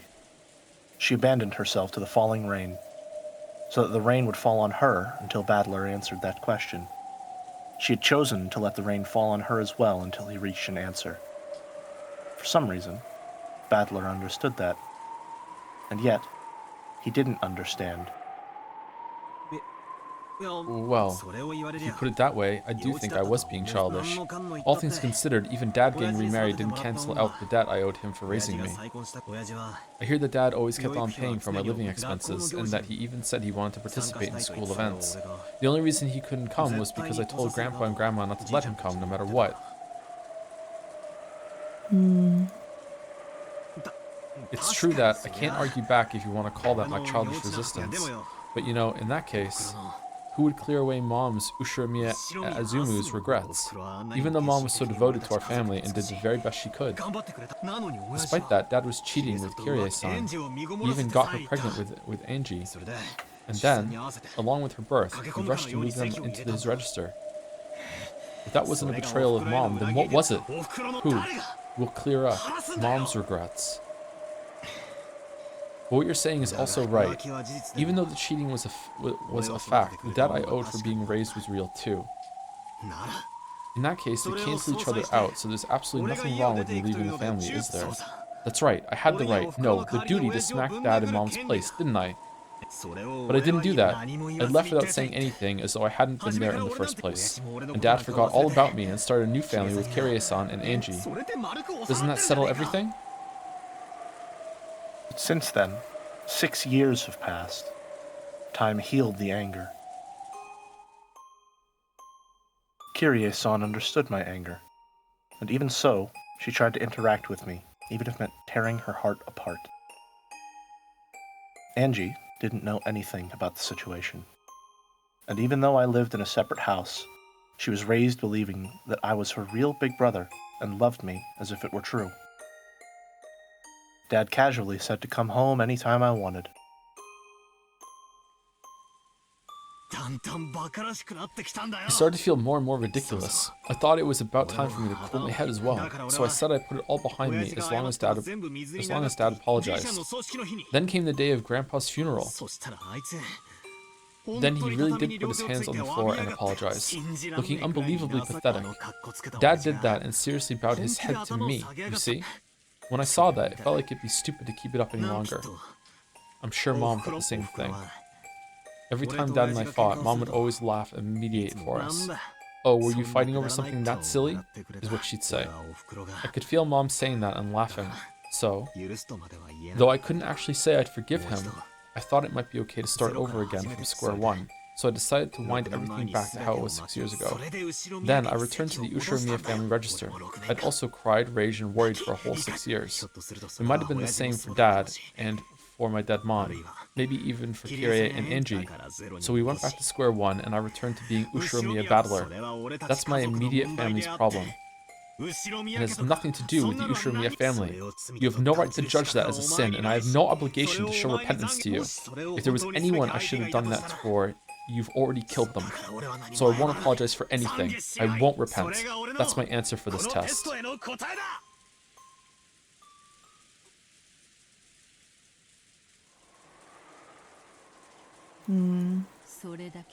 Is that all? What? Part of me had fully responded to her provocation, and I'd supposedly vented out all the stuff I'd kept inside my chest, stuff I hadn't wanted to show anyone. That was what the witch had supposedly been expecting. And yet, the witch's blank expression didn't change in the slightest. I'd been sure she'd start cackling and guffawing, sneering at my childish, foolish, and shameful past. But on the contrary, I'd feel a sense of disgust about her. Something you could almost call disappointment. What do you mean, is that all? I've exposed everything about me, right? What more could you want? That still isn't enough to clear away your sins. Clear away? What the hell? Are you asking me to prostrate myself right here and apologize like Dad did? That's not it. I have no interest in matters concerning your immediate family or your home. Where are we? Rikenjima, the main residence of the Ushiromiya head family. Isn't there a sin you ought to remember fitting for this place? Are you saying that I have another sin? Remember, Ushiromiya battler, Not being able to remember that is your sin. For that reason, I shall forgive you. If you can remember it, I shall forgive you. Remembering that is my test of atonement for you.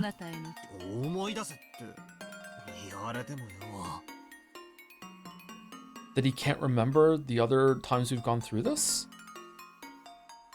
No. Maybe? I don't know. Did he do something on the island? Is there another reason he didn't want to come back to the island? Did something happen? Is she asking... She's saying that it has nothing to do with his immediate family or his life. Is she asking for an apology for what the Ushiromiya family has done to her?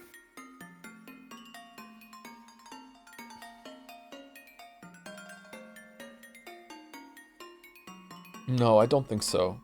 I think that... I like that. Someone said, but that's not his sin. It would be. If he's to be the successor, he inherits all the sins of his family. Yeah, but the framing of remember doesn't really... that's the only thing that I have. Unless it is linked with like him remembering details that he should have from the other episodes, but he doesn't have right now.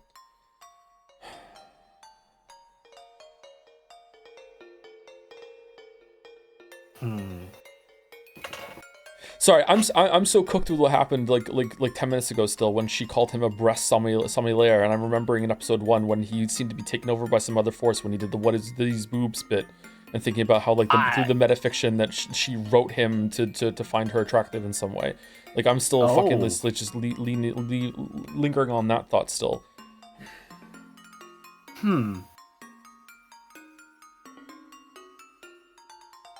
That is the first. The reason why it's so strong in my memory is that it's the first time that the story did something that was interesting to me.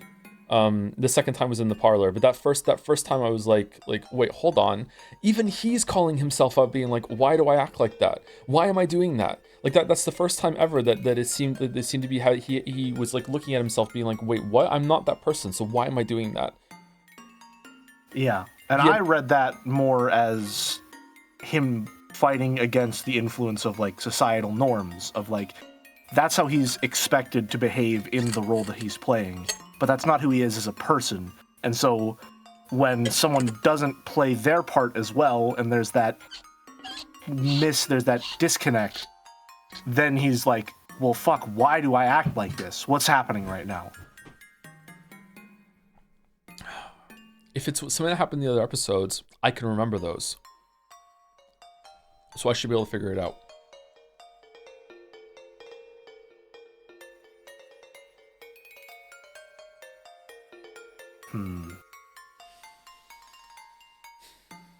Okay, even if you tell me to remember. Oh, we're going. Okay.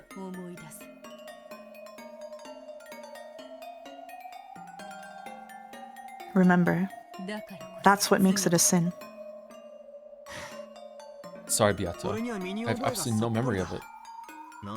You make it sound like I caused you trouble 6 years ago or something, but I supposedly met you for the first time at this family conference. It's true that your legend also existed 6 years ago, but I shouldn't have been acquainted with you. Naturally. On the Rekenjima of 6 years ago, I had not yet materialized. Then what kind of sin are you saying I have? Are you saying I've sinned against you somehow? Don't make me say the same thing twice. I had not materialized 6 years ago. There was no way for me to become acquainted with you. In the world that you are, it was as though I didn't exist. Beato's cold eyes felt as though they were pursuing some kind of sin. At a glance, it felt as though she still hated me for something I'd done to her, and that she blamed me for it. However, I naturally didn't have a clue, and Beato had said it herself. 6 years ago, there was no link between us. 6 years ago, no person called Beatrice existed to me. Is he saying that in red?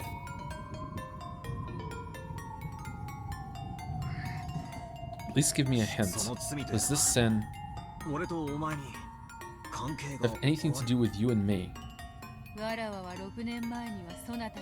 I had no connection to you 6 years ago.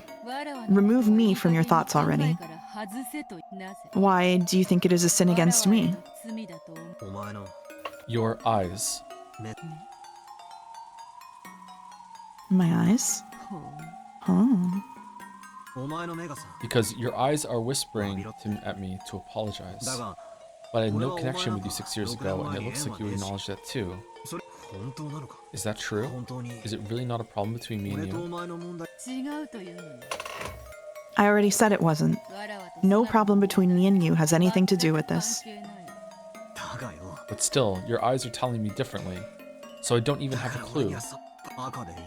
Can you say it in red? Can you proclaim that the sin you're telling me to remember isn't something between you and me? Very well. The sin I am now demanding that you remember is not between Ushiromiya Battler and Beatrice. Then why are you looking at me with those eyes? I don't know. I'm simply gazing at you blankly. If it feels that way to you, perhaps there's something making you feel that way. What kind of sin are you saying I have? Ushiromiya Battler has a sin. And I'm asking you what kind. I'll bet it's just some trivial sin like hitting someone or tricking someone. Because of your sin, people die. What?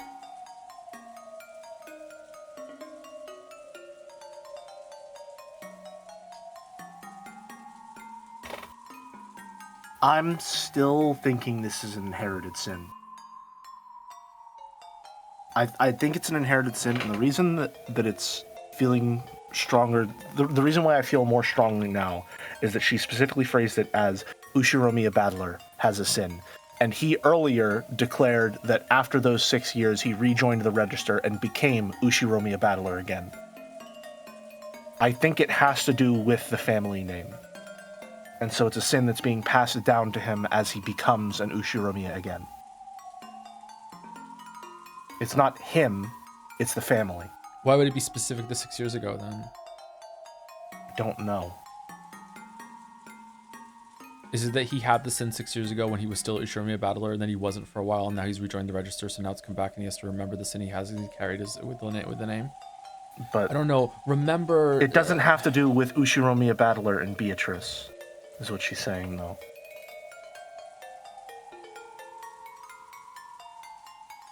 It's not him. Or rather, the sin doesn't have to do with him and her.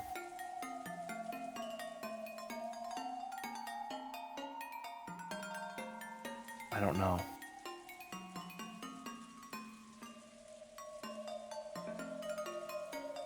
I don't know. Liar. I've never killed anyone. Then say it. Who did I kill? When? Who? How? Due to your sin, a great many humans of this island die. No one escapes. All die. What? What kind of incomprehensible thing are you saying? Are you saying I killed everyone? I'm a killer? It doesn't mean you carried it out directly.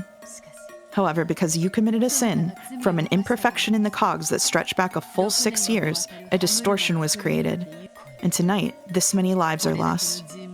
You were one of the causes of this tragedy.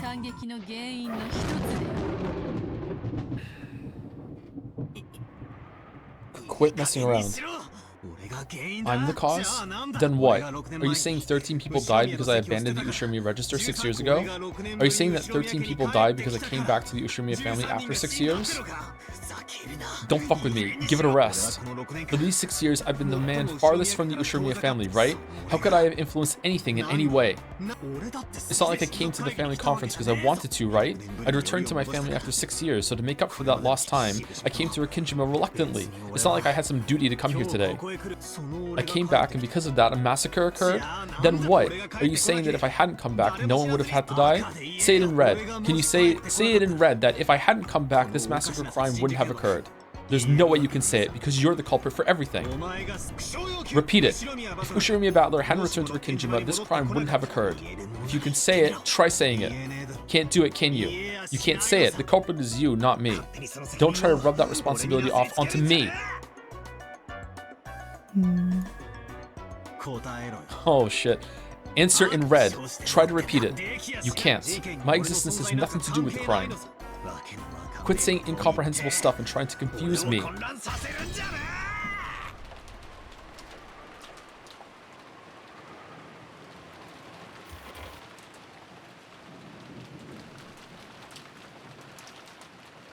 That's coming across to me like... Good. I'm not sure how exactly to phrase it. It has to do with my more feminist reading of the text, which is...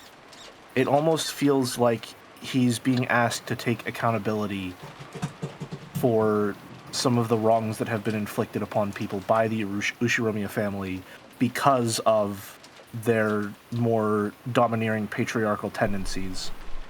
And him so strongly refusing to take accountability of that sort of feels like the cognitive disconnect that comes with someone who's like encountering the idea of toxic masculinity in the incorrect way, where they hear that, like, you know, toxic masculinity is this thing that causes a lot of negative effects, and they think, okay, well, I'm a guy, so are you saying that I'm to blame for all of this? You think it's my fault? What did I do specifically?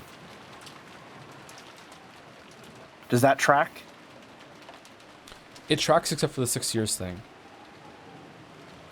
But if that's what they're going for with the you were part of the family and you perpetuated the status quo sort of thing, then it tracks. But the 6 year, him dropping out and it being specifically tied to something 6 years ago.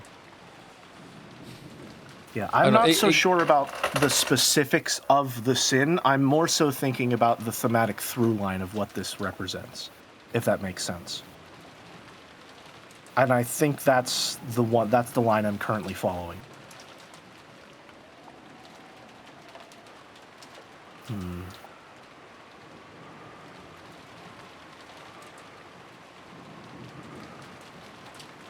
I began to remember the coldness of the raindrops that kept pounding down. The rain earlier had just hurt, but now it felt like a tormenting cold from those raindrops. Is there nothing that you remember?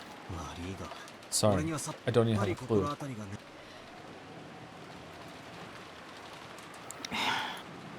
She's mad. Hey, I'm starting to get a little pissed off. If there's something you want to say, then say it. If you have a grudge against me, you just have to say it out loud. Don't do it in such a dirty way, forcing me to remember. I'll ask one more time. Can you remember any sin? No, I can't remember anything.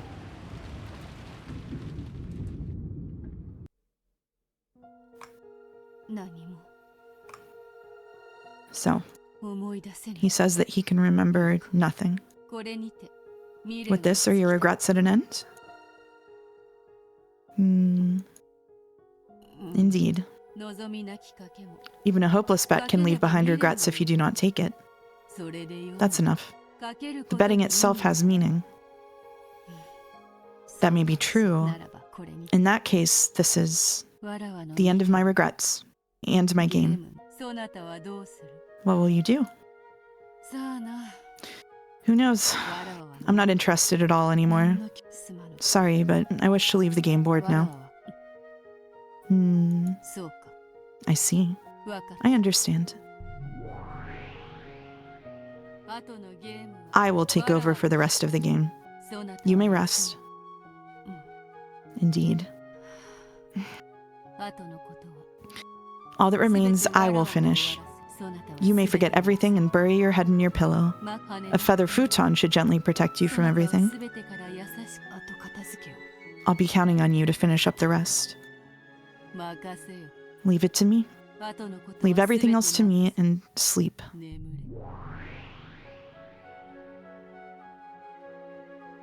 The witch who had questioned Battler hid herself, and the other witch, who had appeared from behind, remained. She certainly was identical, the same witch, but her expression was somehow indifferent and ice-cold, completely removed from the one who, despite seeming drunk up until then, had been in high spirits.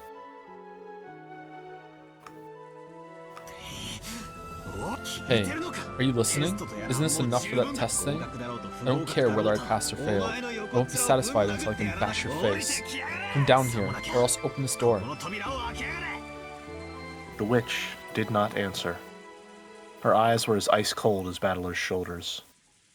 She was now clearly a different person since the time she'd first appeared on the balcony.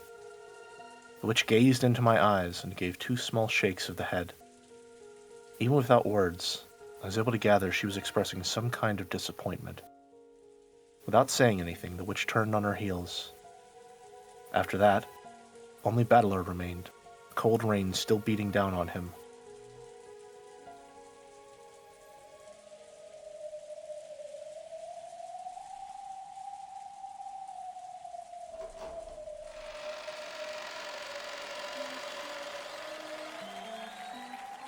The study was in the middle of a lively party.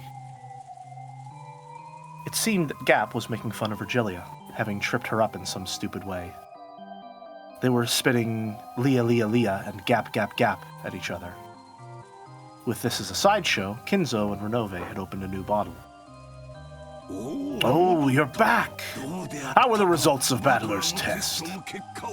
Maria's test got passing marks with no complaints, you see?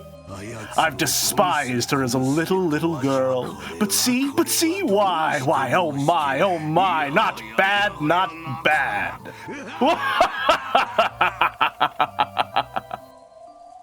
It seemed like Kinzo was dead drunk.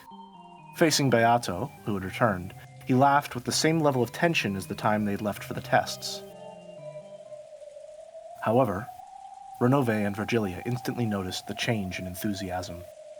Gap also froze her expression and went silent. What is it, Beatrice, my beloved witch? Not enough to drink? Not enough on the side? Let's pour it all over a cow or something and roast it whole. Ooh, not bad. Renove, prepare one right away. Beatrice, let's leave the results of Battler's test for later. Why don't we have a toast with spare rib first?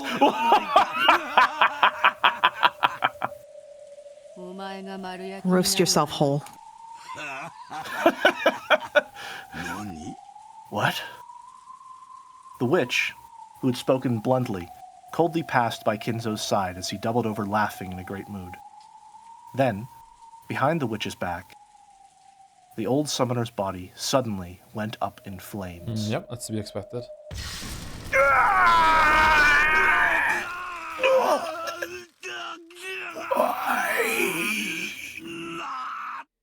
As crimson flames spat from his eyes, mouth, nose, every hole on his body, Kinzo rolled around.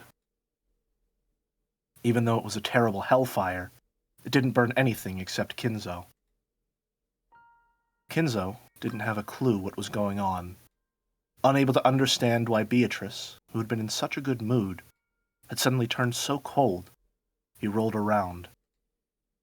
The dancing silhouettes of the witches and demons created by that massive rolling torch looked like a group of excited spectators around the burning at the stake. However, the eyes of the demons who watched over it were indifferent. When Kinzo finally stopped moving, the fire disappeared, leaving a pitch-black corpse. The inside of the room was commanded by the stillness of the sound of the rain. What has happened, milady? I've gotten over my excitement.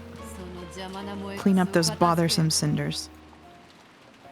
Beatrice's expression was unbelievably indifferent. There was an iciness that might easily bring the others to the same fate as Kinzo if they annoyed her. Yes, I will clean it up. Gap made a jet-black pitfall swallow up Kinzo's cinders. If she hadn't carried that out quickly, Gap might also have been burned. Even feel that thirst for blood. No, a thirst for blood isn't the best way to describe it. Just like humans don't have any particular emotion when they step on an ant while they're walking.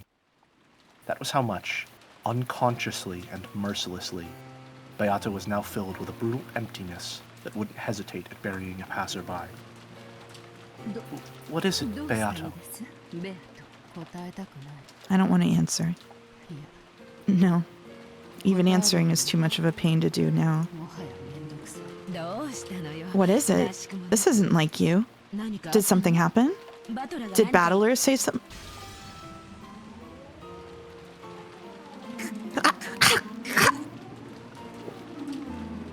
Beatrice didn't even answer. It seemed that she even ignored it. But there was a change in Gap. From her feet, a creaking, cracking sound rose, like thin ice breaking, and in an instant turned Gap into a glass sculpture. Gap! Disappear for a while. I'm in a very bad mood. Beatrice spoke that in a truly cold voice which could freeze the heart just by hearing it. Certainly. Then please allow us to retire. If you need anything, call at any time. After bowing, Renove turned into a cloud of gold butterflies and hid himself.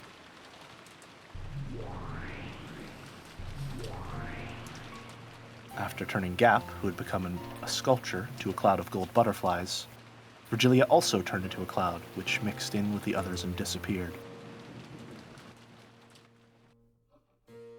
In the study made untidy by drinking, Beatrice stood alone, still. Since the time she had returned, her expression hadn't changed in the slightest. However, when she saw the fallen empty wine bottles and scattered cheese plates, her brow furrowed, and she looked a bit displeased. And when she whispered, "Disappear," in that instant, the room was cleaned up in a flash, as though nothing had happened. The reception chairs were neatly arranged, and there was no wine or cheese. There were no stains or scattered trash either. To the contrary, even the air had frozen over.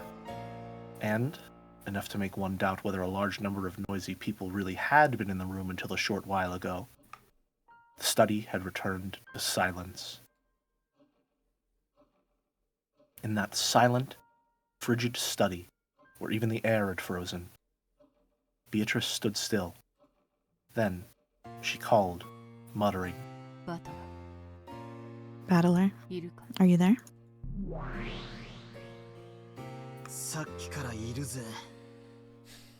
I've been here for a while.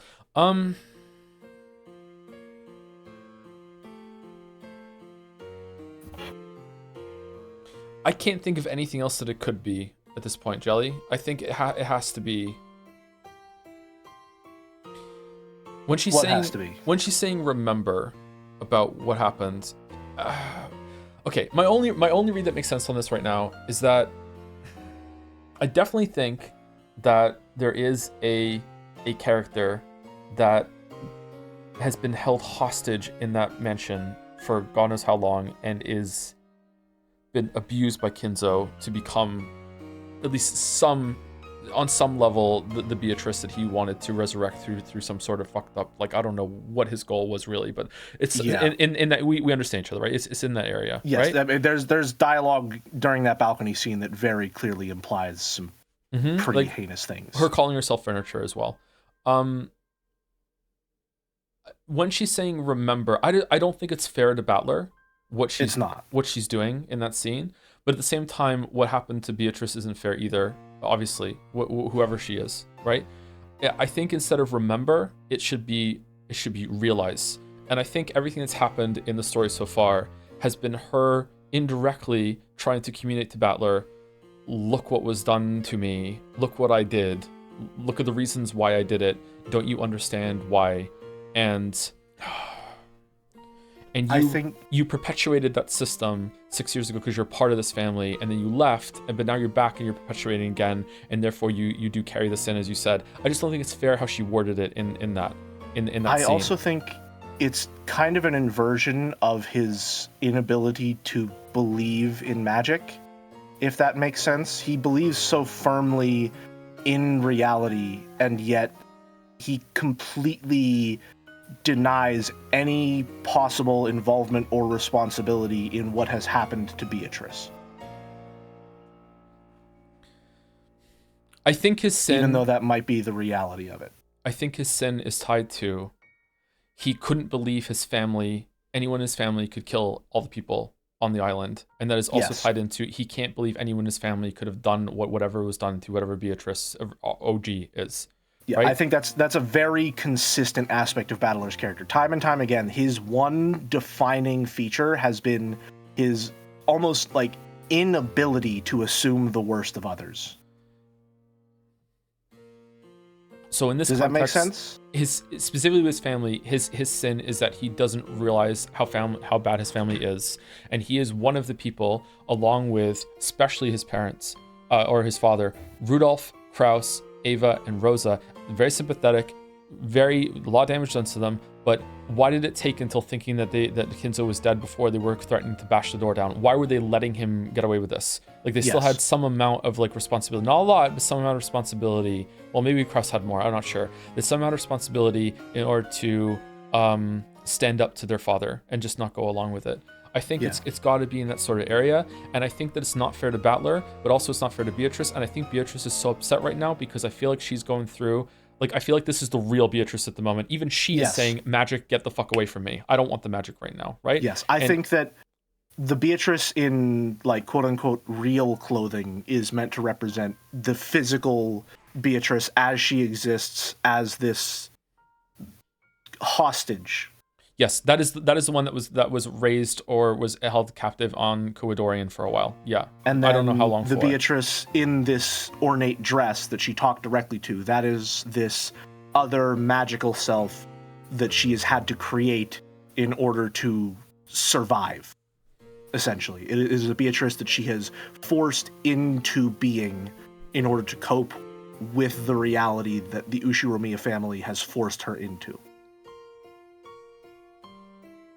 And whenever she's saying to her other self, you can sleep, it's almost like she can't get that version of herself the justice that it seeks. And so it can no longer exist. I think she's really upset with Battler because she's like, how haven't you gotten this by now? She feels like he should have understood by now, and he's not. I don't know why, though, she's so invested in Battler specifically, like realizing, is it because he's in the narrative that we've seen that's been placed so straightforward to us, is that because he's the holdout? Is that because she just likes him through some interactions? Maybe she just likes Battler, you know, there's some interaction there, you know. Or is it something about that he is the only male in this family? If they were going with the feminist reading, he's the only male in this family that hasn't yet bought into the bullshit that the other ones have yet. I think that's it. And he's on like this balancing moment where he is the, because George has already bought in.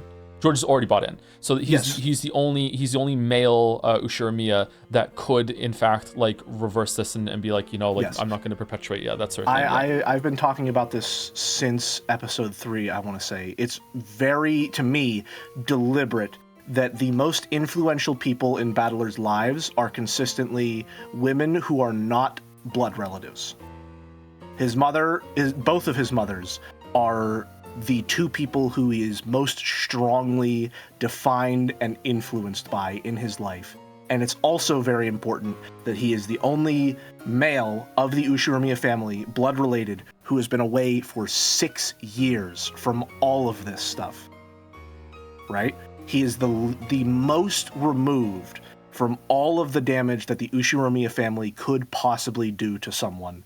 So I think he is perhaps the only possible person that Beatrice is looking at as someone who may be able to actually acknowledge the wrongdoing and the atrocities that have been committed by this family and make some form of reparations toward them.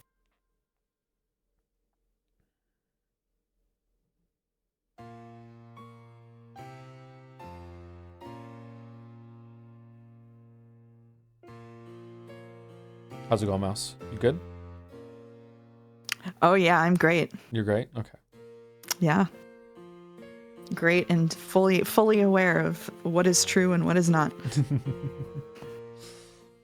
I do want to say also, I think whenever we first came to our conclusion, we thought that maybe the idea of Umineko would be like, you need to convince this like trauma victim that her trauma is real and that she needs to stop believing in her delusions and face reality.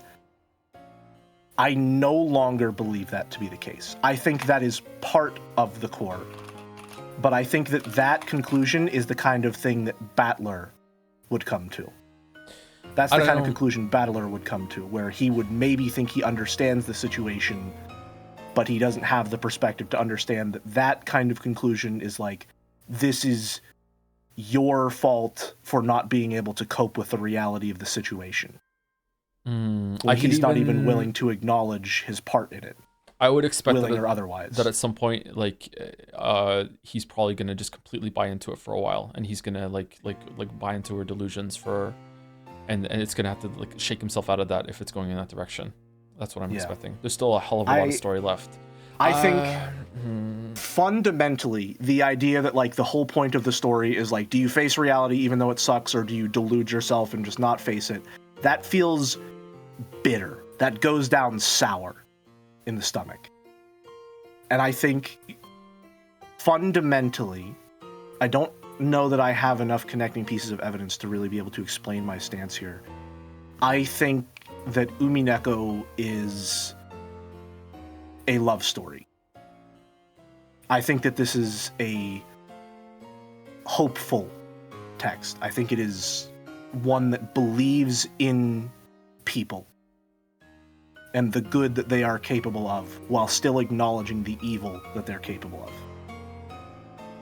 And I think that a conclusion where you have to convince someone to face reality and that's just the only way that there is, or just believe in delusion, that's too pessimistic of a conclusion for a text that I see so much optimism from.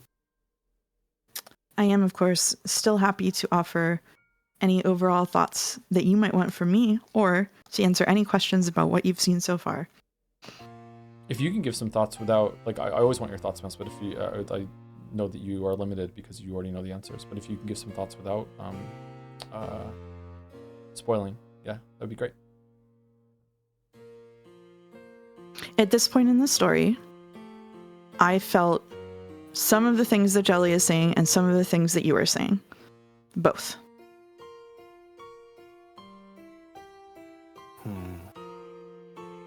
Okay.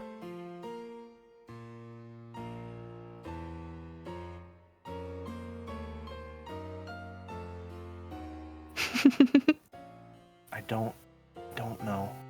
I'm having a lot of trouble fitting the looping episodes with Angie especially into it. Angie, who has been barely in it for the past God knows how many hours. Yeah. I'm having a lot of trouble reconciling those elements with how I'm feeling right now between Battler and Beatrice. Yeah. I think trying to figure out the reality of the situation might be not so much a red herring, but like, I don't think I'll be able to get a full, complete picture of what is actually happening until the story has concluded. Can I ask you to something that I think you've probably said before, but I'm a little unclear on? Mm-hmm. Sure. Regarding your theories. Who do you think wrote the message bottles? I think the Beatrice that's been held captive in Kuadorian wrote them. Okay. That's who I think wrote them. What about you, Jelly?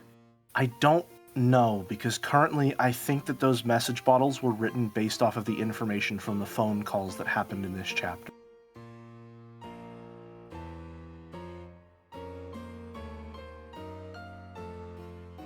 So I don't have any idea who wrote those.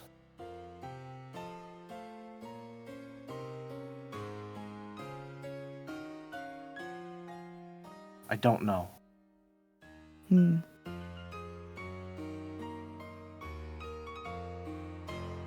Like, the framing of this narrative might even just be that Angie comes to the island, finds out everything bad that happened here, found out what Kinzo was doing, and then Angie, loving her big brother, thinks that he could be the hero of the story and writes all these different versions, or thinks of all these different versions of like trying to make sense of what happened on the island in the different versions that went through, because it's kind of like an enclosed space until she resolves that. And she is writing her big brother as the hero of the story that ended up understanding what happened, but still tragically died in the end, and like but still brought some justice and some amount of peace to the whole situation, on the island and that kind of thing. It could just be like that, I mean, like, it could be something in that area. But I think that I'm having a lot of trouble reconciling those pieces, which makes me a little nervous that it's not going to make all that much sense. But I should have more faith in the story from how it's worked out so far. Yeah, I'll be honest. How can I phrase this? I'm very trusting when it comes to narratives. Like, I will say that the amount of faith that I have in Umineko is not at all an unusual amount of faith for me to place in a narrative. I will say, though, that I think it is one of the few times that I feel like that faith has been well and truly earned. Does that make sense? It has been earned multiple times, yeah. Would you like to know whether I thought it made sense at the end? No. Okay. No. No.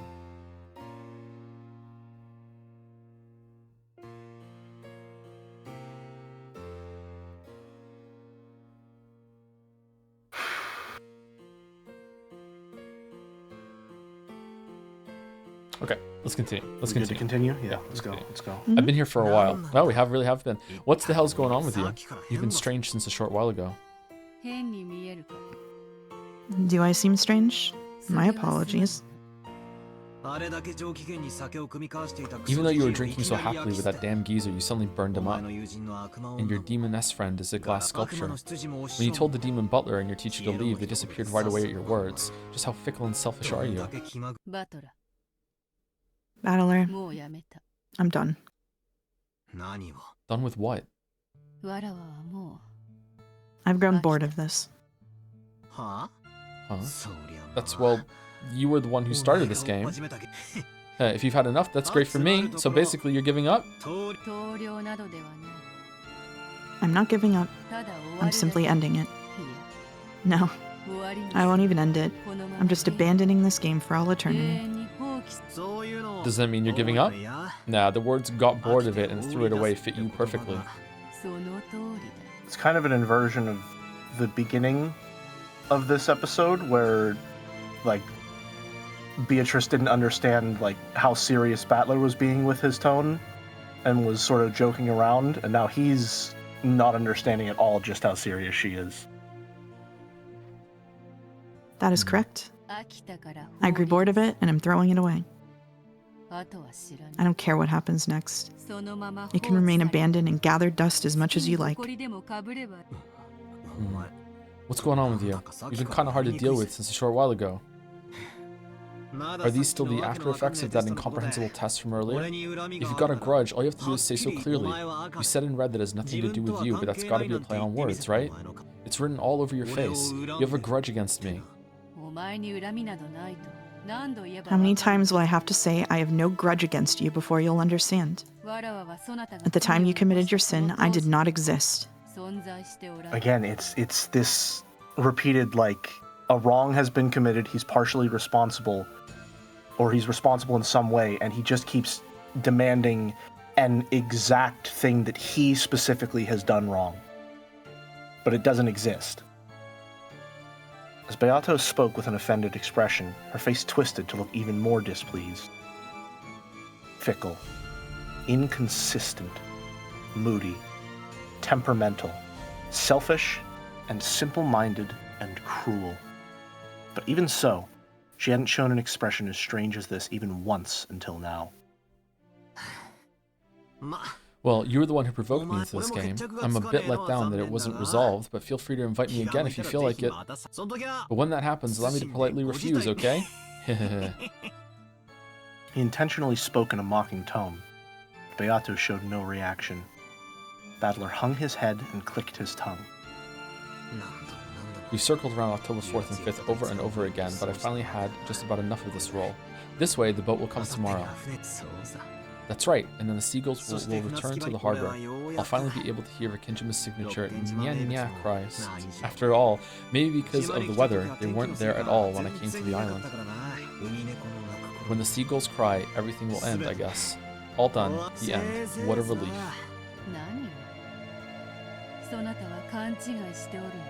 Exactly what is it you're misunderstanding? What'd you say? I said nothing would end.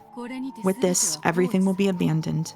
The game will be forgotten, and the pieces on the board will be abandoned as they lay. There will be no advancing or returning, no taking and being taken, no victory, no defeat, not even a tie. Just abandoned. Doesn't that mean it's over? Wrong. On my turn, the game will stop for all eternity. Your turn will not come. So there will be no victory, nor defeat, nor a tie. In the past, I couldn't let you do that. After all, one of my goals was winning against you. However, I've lost interest. So there is no longer any point in making moves any longer. What do you mean by my turn not coming? I thought that Beato getting tired of the game and I'd be released, and that I'd be able to escape Kenjima. But for some reason, Beato's repeated words about the difference between abandoning the game and settling it caught my attention. Just what is it she's been saying, and why the bad mood? At that time, I suddenly heard a voice from behind me. When I turned around, there was someone I thought I might, or might not, remember from somewhere. A mysterious girl with no light in her eyes was standing there. See, this is sorry, I don't want to speculate anymore. I want to get through it, but like just real quick, just to acknowledge it. Like I like everything I think about the story right now doesn't even fucking factor in these two, like whatever the fuck they are. Yeah. They don't. I forget they exist when they're on the screen. Like that's how much they don't enter at all into what I think is going on. So like, there must be something big that a missing piece that's missing that I don't have just yet. Like I don't get it. I fully agree with you. I do not know how Burn and Lambda factor in the slightest, and I'm still trying to figure that out.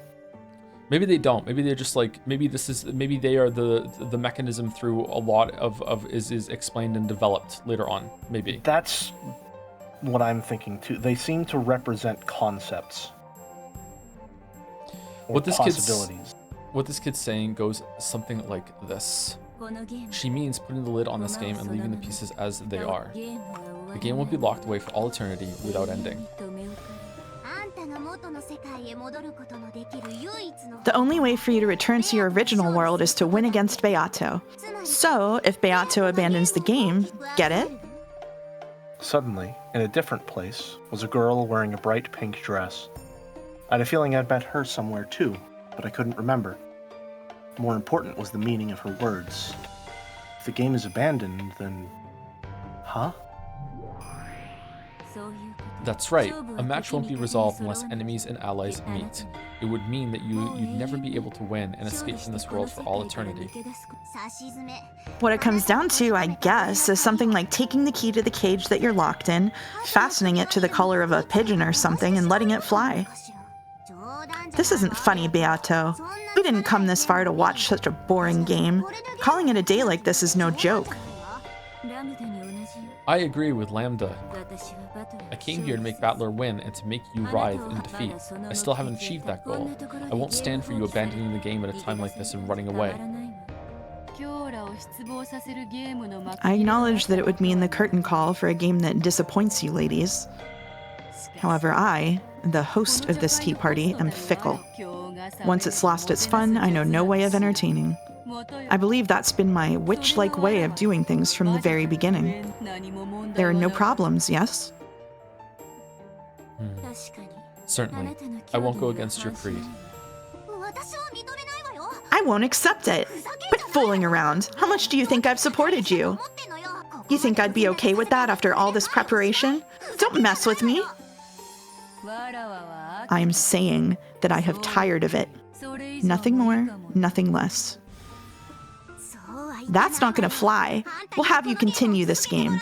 You want to win against Battler, right? You want to win and make him surrender, right? You're almost there, aren't you? Am I right? Don't ask me that. But I have an opinion too. Let me say it. No. No one asked, dude. Not the time, man. Not the time. What? This is a fight you picked. I'm prepared to settle this once and for all. I've come close to surrendering many times, but I've never had any intention of escaping partway through, leaving the match undecided. Since I'm here, showing the will to fight, you'd better not run away, Beatrice. I agree. Getting Battler involved and then leaving without giving him victory or defeat is just too irresponsible. Suddenly, even Gretel was there. And Nanjo. And everyone was calling Beato irresponsible. Huh? It seems I'm mostly being called irresponsible because Battler will, as my opponent, be stuck. In that case, Battler, will you step down from being an opponent, as I shall? That way, I will have done nothing worthy of criticism. If I step down, will I be able to leave Rikinjima? There's no chance you'll be able to leave. Just be covered in dust and let it pile up on your shoulders. Quit fooling around. What an irresponsible person. You've killed such a large number of people. On top of that, using a witch's power, you've done it over and over. Killing in gruesome ways. I definitely won't let you escape without taking responsibility. Responsibility? Oh, what is it I should do to take this so-called responsibility? Fight until a resolution is achieved. Reached. I don't know where achieved came from. Battler will sit in the chair across from you, never giving up and fighting until he beats you.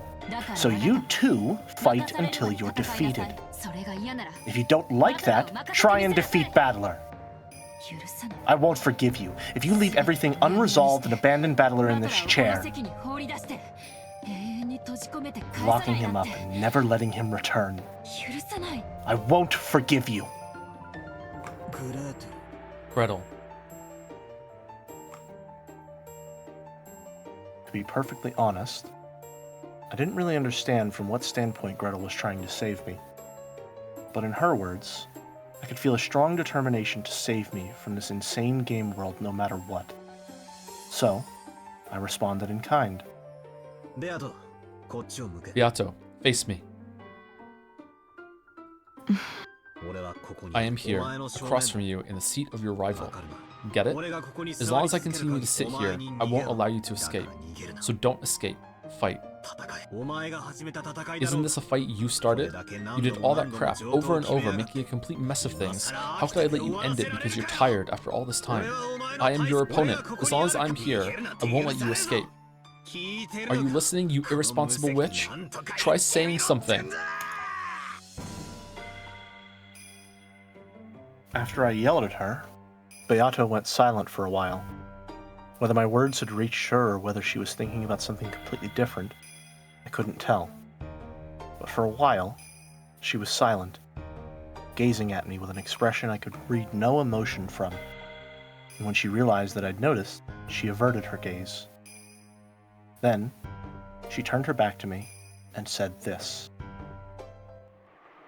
So, since Battler will not quit as my opponent, the ladies are saying that my abandonment of this game will not be acknowledged. In that case, let's ask.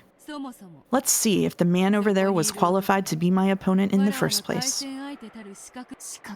Qualified? The Henry VIII maneuver. Okay, alright then. Probably has something to do with that test or whatever just now. What are you planning to do? Don't tell me you're... I will now determine whether or not you are qualified to be my opponent. Ready, Battler? If those qualifications are acknowledged, I will stay on my seat and continue the game. And I shall promise to fight for all eternity until the outcome is decided. I was ready for that from the beginning. However, if you are not qualified, you must disappear. If the opponent disappears, there is no game. I can leave this place openly. Are the ladies satisfied? Interruptions will not be necessary.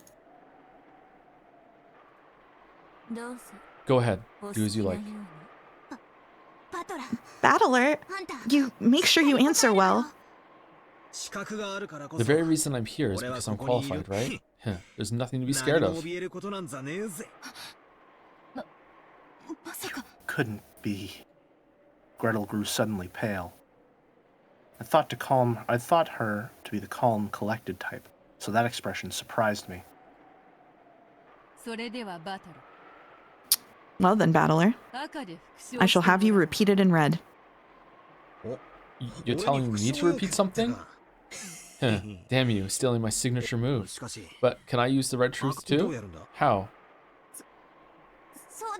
If you wish for it to be that way, you can do it. It's easy.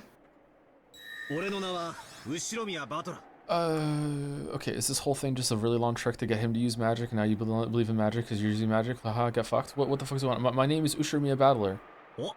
Whoa, pretty cool. Stop it!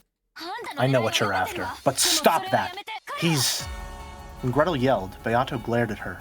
Then, her form was wiped away in an instant. Shut up. Leave your seat for a while. You two ladies, if you interfere, I will not hold back. We won't get in the way. Go ahead, do as you like. Burn, this is bad. She's trying to erase Battler.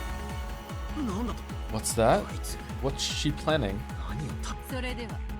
Well then, I shall question your qualifications. Interesting. Attack and defense are reversed from a normal game. This is a very precious experience coming at the very, very end. Ready? Listen carefully. I will speak with the red first. I am the Golden Witch, Beatrice, and I opened this game in order to fight Ushiromiya Kinzo's grandchild, Ushiromiya Battler. I know that. Well, I didn't, unless, hold on, did the game start at the end of episode 1? Because if it started at the end of episode 1, then okay, that makes sense. But is that what she means? Because if not, that's new information to me. I know that. So what? Repeat it. Ushiromiya Battler's mother is Ushiromiya Asumu.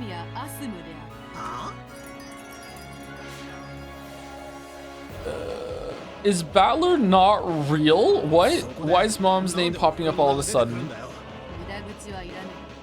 I do not require chatter. Just repeat it in red.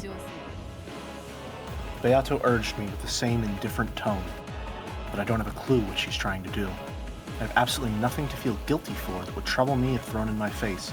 There's nothing that I'm hiding. There's nothing that could trouble me by demanding that I repeat it. So why do something like this? Sure, I'll repeat it. Ushiromiya Battler's mother is Ushiromiya Azumu. Okay, the red shirt is convenient. No need to bother myself with bringing a copy of the family register. Idle chatter is unnecessary. Let's continue. Your name is Ushiromiya Battler. Sure, my name is Ushiromiya Battler. It was from Ushiromiya Asumu that Ushiromiya Battler was born. It was from Ushiromiya Azumu that Ushiromiya Battler was born. Is Rudolph not his dad? It was from Ushiromiya Asumu that you were born. It was from Ushiromiya.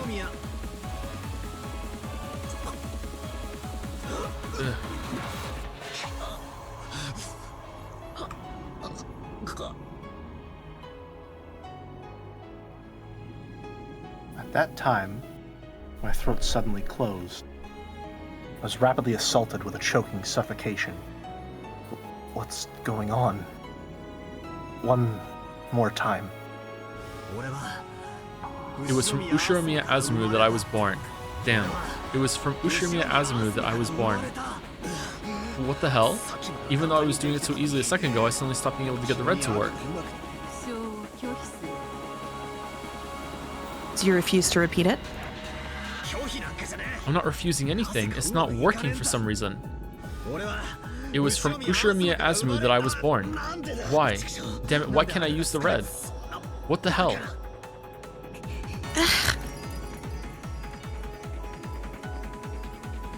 My mom is Ushiromiya Asumu, right? Why can't I say that fact in red? What's going on? This is... If you try to forcefully speak red that cannot be spoken, you choke. There's no need to strain yourself. Allow me to use the aforementioned fact to press you in blue. Do you remember? The blue is used to proclaim a theory for the opponent to deny. They are then burdened with the responsibility of denying that in red, and if they do not, it becomes your victory. Then let us begin. Due to my previous demand to repeat and your subsequent refusal, I proclaim that you are not qualified to be my opponent. After all, Beatrice opened this game in order to fight with Ushiromiya Kinzo's grandchild, Ushiromiya Battler. This gave you the responsibility, as my opponent, to declare in red that you are Ushiromiya Kinzo's grandchild, Ushiromiya Battler. You have refused to repeat that. This means the loss of your qualifications.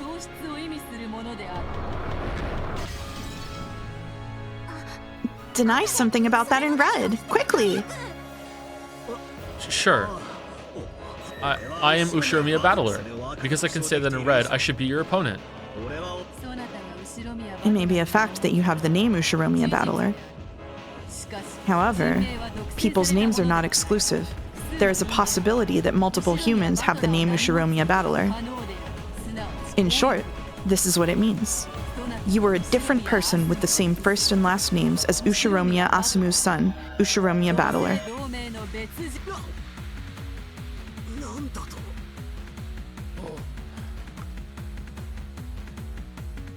Is it some technicality that it's because he's in the Velvet Room right now, that he's like some fucking unhinged version of him that's broken off from reality? What the fuck is this? What's going on here? What'd you say? Don't be so stupid. I'm Mom's child. Ushiromiya Asumu's child. It was from Ushiromiya Asumu. Okay, why can he say it a little bit, but he can't say all of it?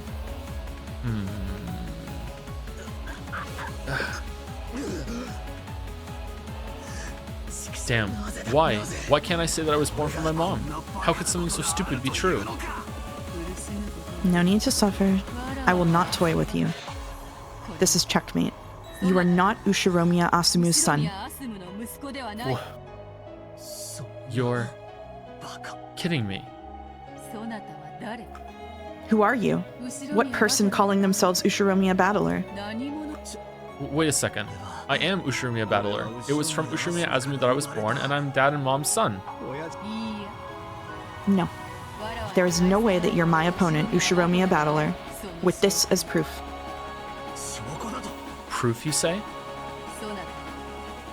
You do not know of that sin 6 years ago. That's... No, the true Ushiromiya Battler would not have committed a sin. But a sin did occur in the end. That span of 6 years became a blank space, and a man who knew nothing of that time took on the name Ushiromiya Battler and appeared on Rikkenjima. That truth goes like this. 6 years ago, my opponent, the true Ushiromiya Battler, was already dead. You were part of a plot by Rudolph having something to do with distribution of the inheritance. A body double set up in Ushiromiya Battler's place. This is bullshit. How could something that stupid be true? That's so ridiculous. Battler, get a hold of yourself. Well, if he can't counter back, there's nothing more to do. Battler did not possess that qualification. That's how it is. Are you okay with that, Burn? If you accept that, you'll lose too, right? Won't you win? Why are you taking Battler's side? What a shame, Battler. What a real shame that you didn't have the qualifications to be Beatrice's opponent. I was careless myself, betting on an unqualified piece. It's my utter defeat, Beatrice. There is no victory or defeat. The opponent will simply disappear. Or perhaps I should say that he was never there to begin with. But then, who am I?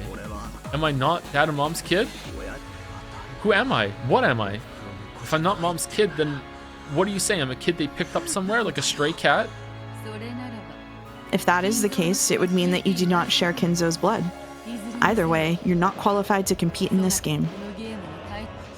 What is this fucking parallel that's being drawn here between like fucking Kinzo found someone and brainwashed them to Beatrice, and then like now proposing that Rudolph did the same thing to some kid to brainwash them into being Battler? I don't believe this. This is not. I don't like this. I don't know.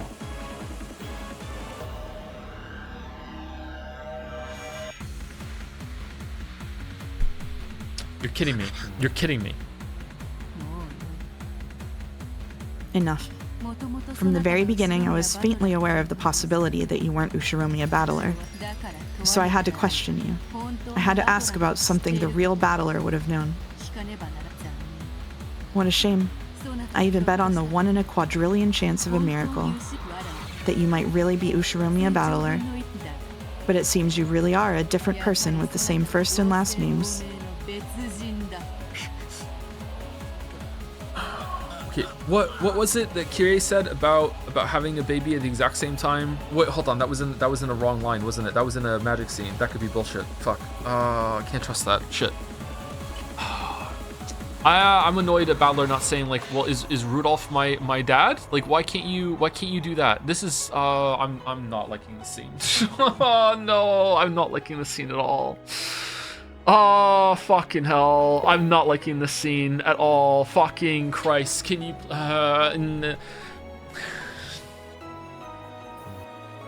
Bit by bit, Battler's form began to be clouded in darkness. No, maybe it was the other way around. The whole world was clouded in darkness, leaving only Battler. Battler was down on all fours, hanging his head and repeatedly questioning himself.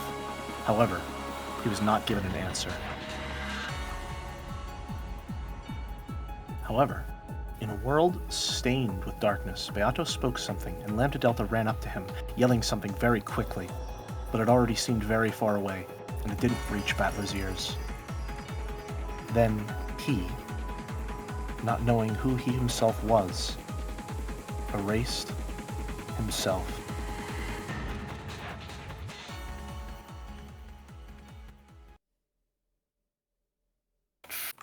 Now, if I had balls, I would just end the stream abruptly right now. Battler! Ah! Now my opponent has disappeared. Well then, if you'll excuse me. And ladies, you should get ready for your journey.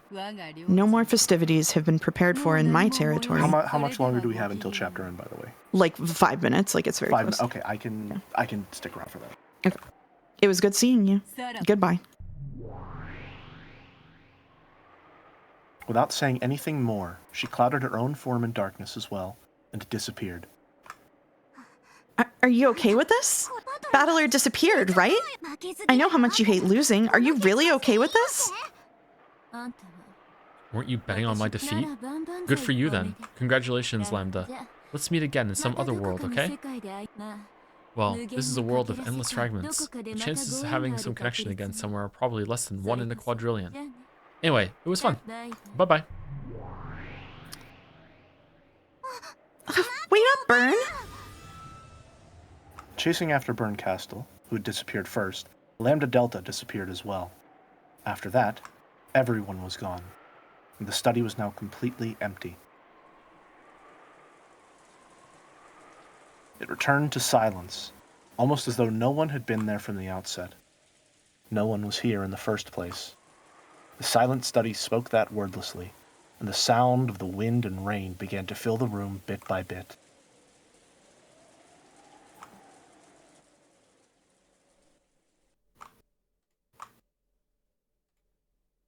In a world where everything had sunk into darkness, Beato questioned herself.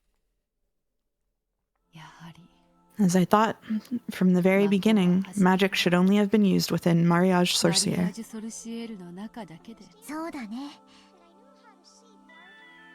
It seems so. I also thought that with Ange. The Witches' Alliance is you and I. It started with those two. Including other people was our first mistake. It's just so fun. We wanted to add someone close to us into that circle. And we wish that the Witches' Alliance would get really large. That everyone would be able to use fun magic together, and that we'd all be happy. However, only you and I were able to understand magic after all. We are the only two witches in this world who were brought together by a miracle. And now, as long as I have Beato, I don't need anyone else. Me too. As long as you're here, I don't need anyone else anymore. In the very first moment that Mariage Sorcière was formed, it was already complete. That is so. That is truly so.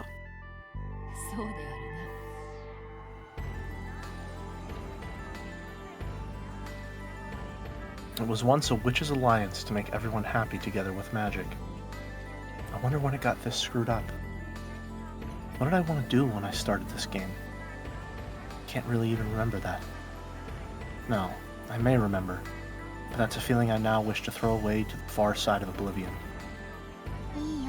It's okay. Why not forget everything? Let's have a mariage sorcière for just the two of us. We'll acknowledge each other, and no one will hurt us. So we won't be hurt. We won't cry. Let's forget everything.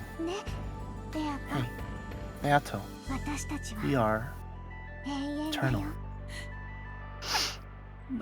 Maria.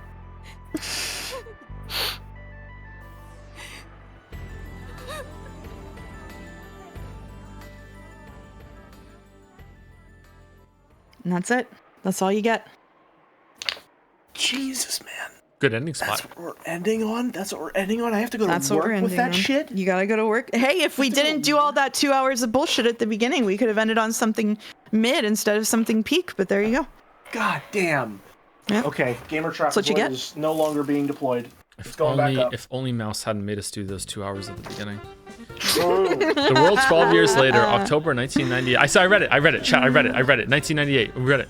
Gamer Trapezoid no longer deployed. Welcome back, Room Echo. And welcome back, Funky Tunes, here on Rakenjima FM. Oh, George is still dead. That's good. Oh, thank God. All right, so this is the good timeline. All right, I would love to stay in banter. I do not have the time for it. So I am going to have to duck out. Thank you very much for having me. It's been a pleasure. Thank you for coming. I'm glad my mic quality was actually decent this time around. Very nice. I really strained my voice on that Kinzo yell. I can still feel it somewhere like right under the Adam's apple. So that'll be fun considering I have to talk for my job. As soon as I hit stop stream, stop record, it's going to retroactively turn your mic into a Xbox 360 mic again. Sorry. So it's only for people who were here live get to enjoy it. Alrighty. Well, thank you very much for having me. It's been a pleasure.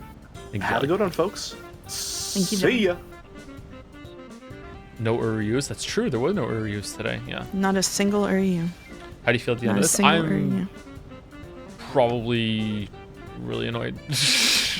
Probably like the most angry that the story has ever made me right now. I'm very, very, very, very mad. I made myself tear up a little bit doing those lines. I feel bad for her.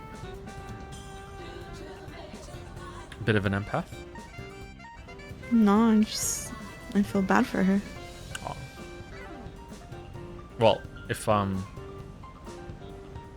the theories are right, I feel really bad for her too. Hmm.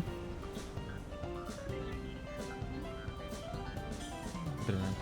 Yeah, someone in chat. I'm sorry, I can't be too productive to bounce theories off, but It's okay. We'll do that during Sekimea. Don't worry. We'll get our that's fill true. there. Yeah, that's true. I was also on my first read. I was pretty annoyed that for the exact reason that you were, that he didn't just say I'm Ushiromiya Rudolph's son, because that would then, establish it was very confusing to me why he didn't do that. Mm-hmm. He also could have tried to say I am Kinzo's grandson too, right? Like there were lots of options he could have tried there instead. Yeah, I'm not very absolutely happy with the story right now.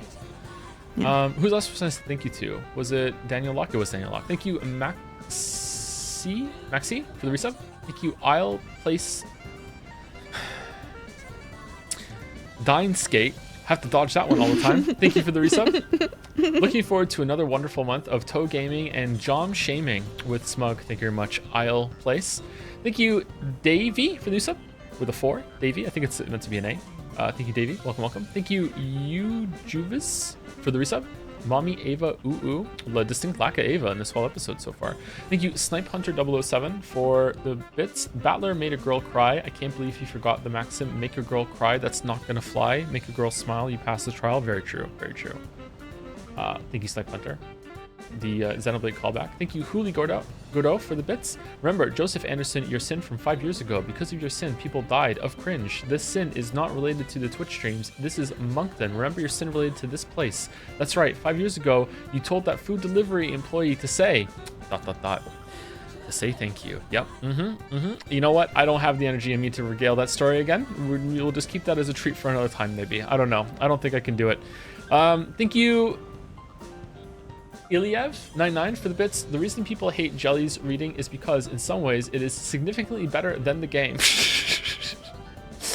And thank you, Jason Kim, for the resub also. 76 months, damn. Thank you, Jason Kim. Thank you.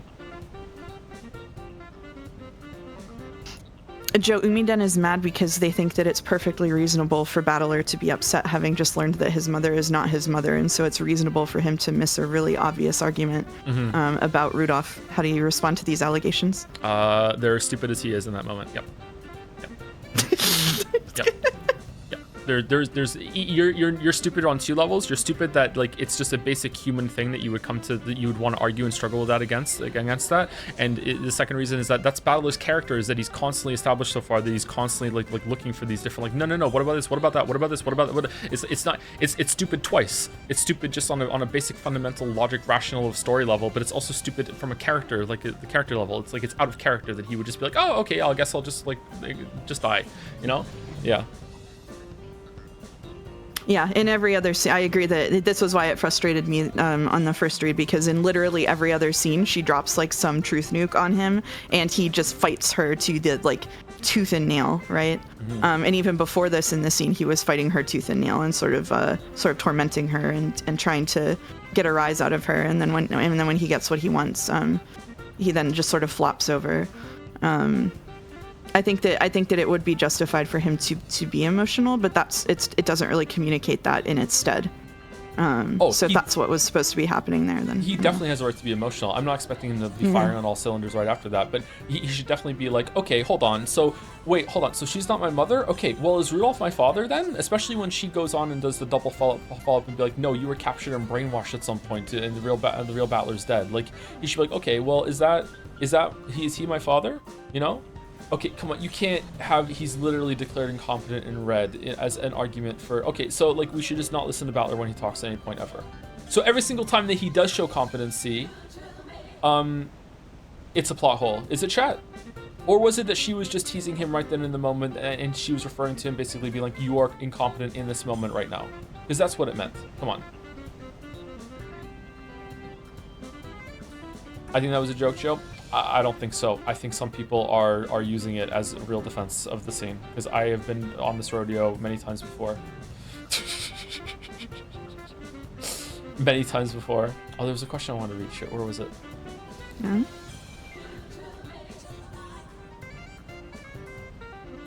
Oh, it was a question for you actually. What was the red statement he said before he couldn't make it anymore? Was the red statement he was allowed to say that Isumu was his mother or something? And then Beatrice like drilled down and said, no, I want you to say that you were born from her. 1 second, I'll scroll up. He was able to say, my name is Ushiromiya Battler. He was able to say Ushiromiya Battler's mother is Ushiromiya Asumu. Okay, that's why. Okay, all right. And then he was able to say it was from Ushiromiya Asumu that Ushiromiya Battler was born. But he was not able to say it is from Ushiromiya Asumu that I was born. That's the one he got cut off on. Okay, yeah. All right. So my guess right now would be that there are that maybe what Kyrie said about having the baby was right, and then it wasn't actually her baby that died. That's my guess. But I don't know if I can trust that scene because it happened in the magical realm. I actually can't remember when that happened. I think it was in the magical fight, wasn't it? That would be my guess. Yeah. So there are 2 Ushiromiya battlers. That's why.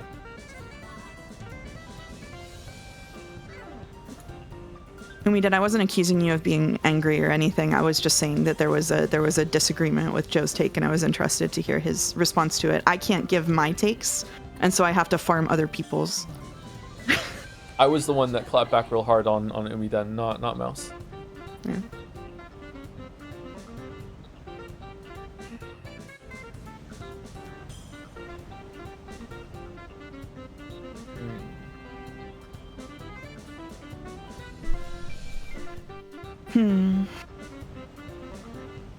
Man, I really liked that scene on the balcony and what happened afterwards, and then it just followed up with ending on like possibly the lowest moment of the whole entire read-through so far. I'm really, really upset. Maybe it's because we can't keep reading. Yeah, maybe I would pass it soon, but I'm like having this break point. Like, yeah, It is a tough stopping point, but also if we did another chapter, you wouldn't feel any better. okay. So don't feel too bad. Don't have too much FOMO. That's fine. That's fine. I'm patient.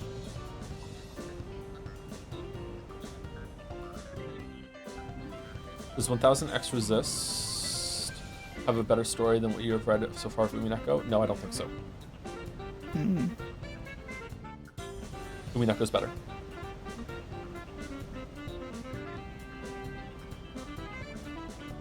Impressive. But Persona 3 is better than both. Specifically for the story. Specifically. Okay, alright, that's it from us.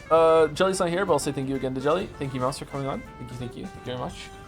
Thank you for having me once more. And that is it.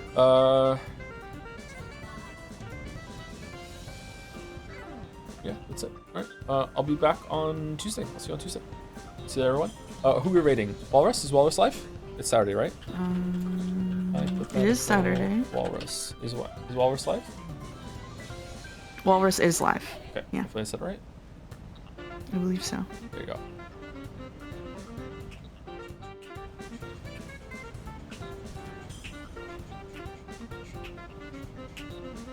Enjoy your weekend. I'll try.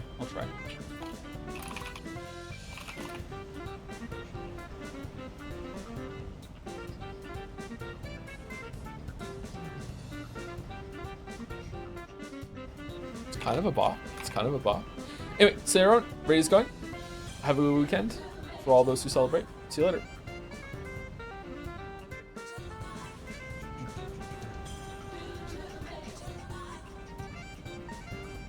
And anyone stick around? See you later too. See you later, chat.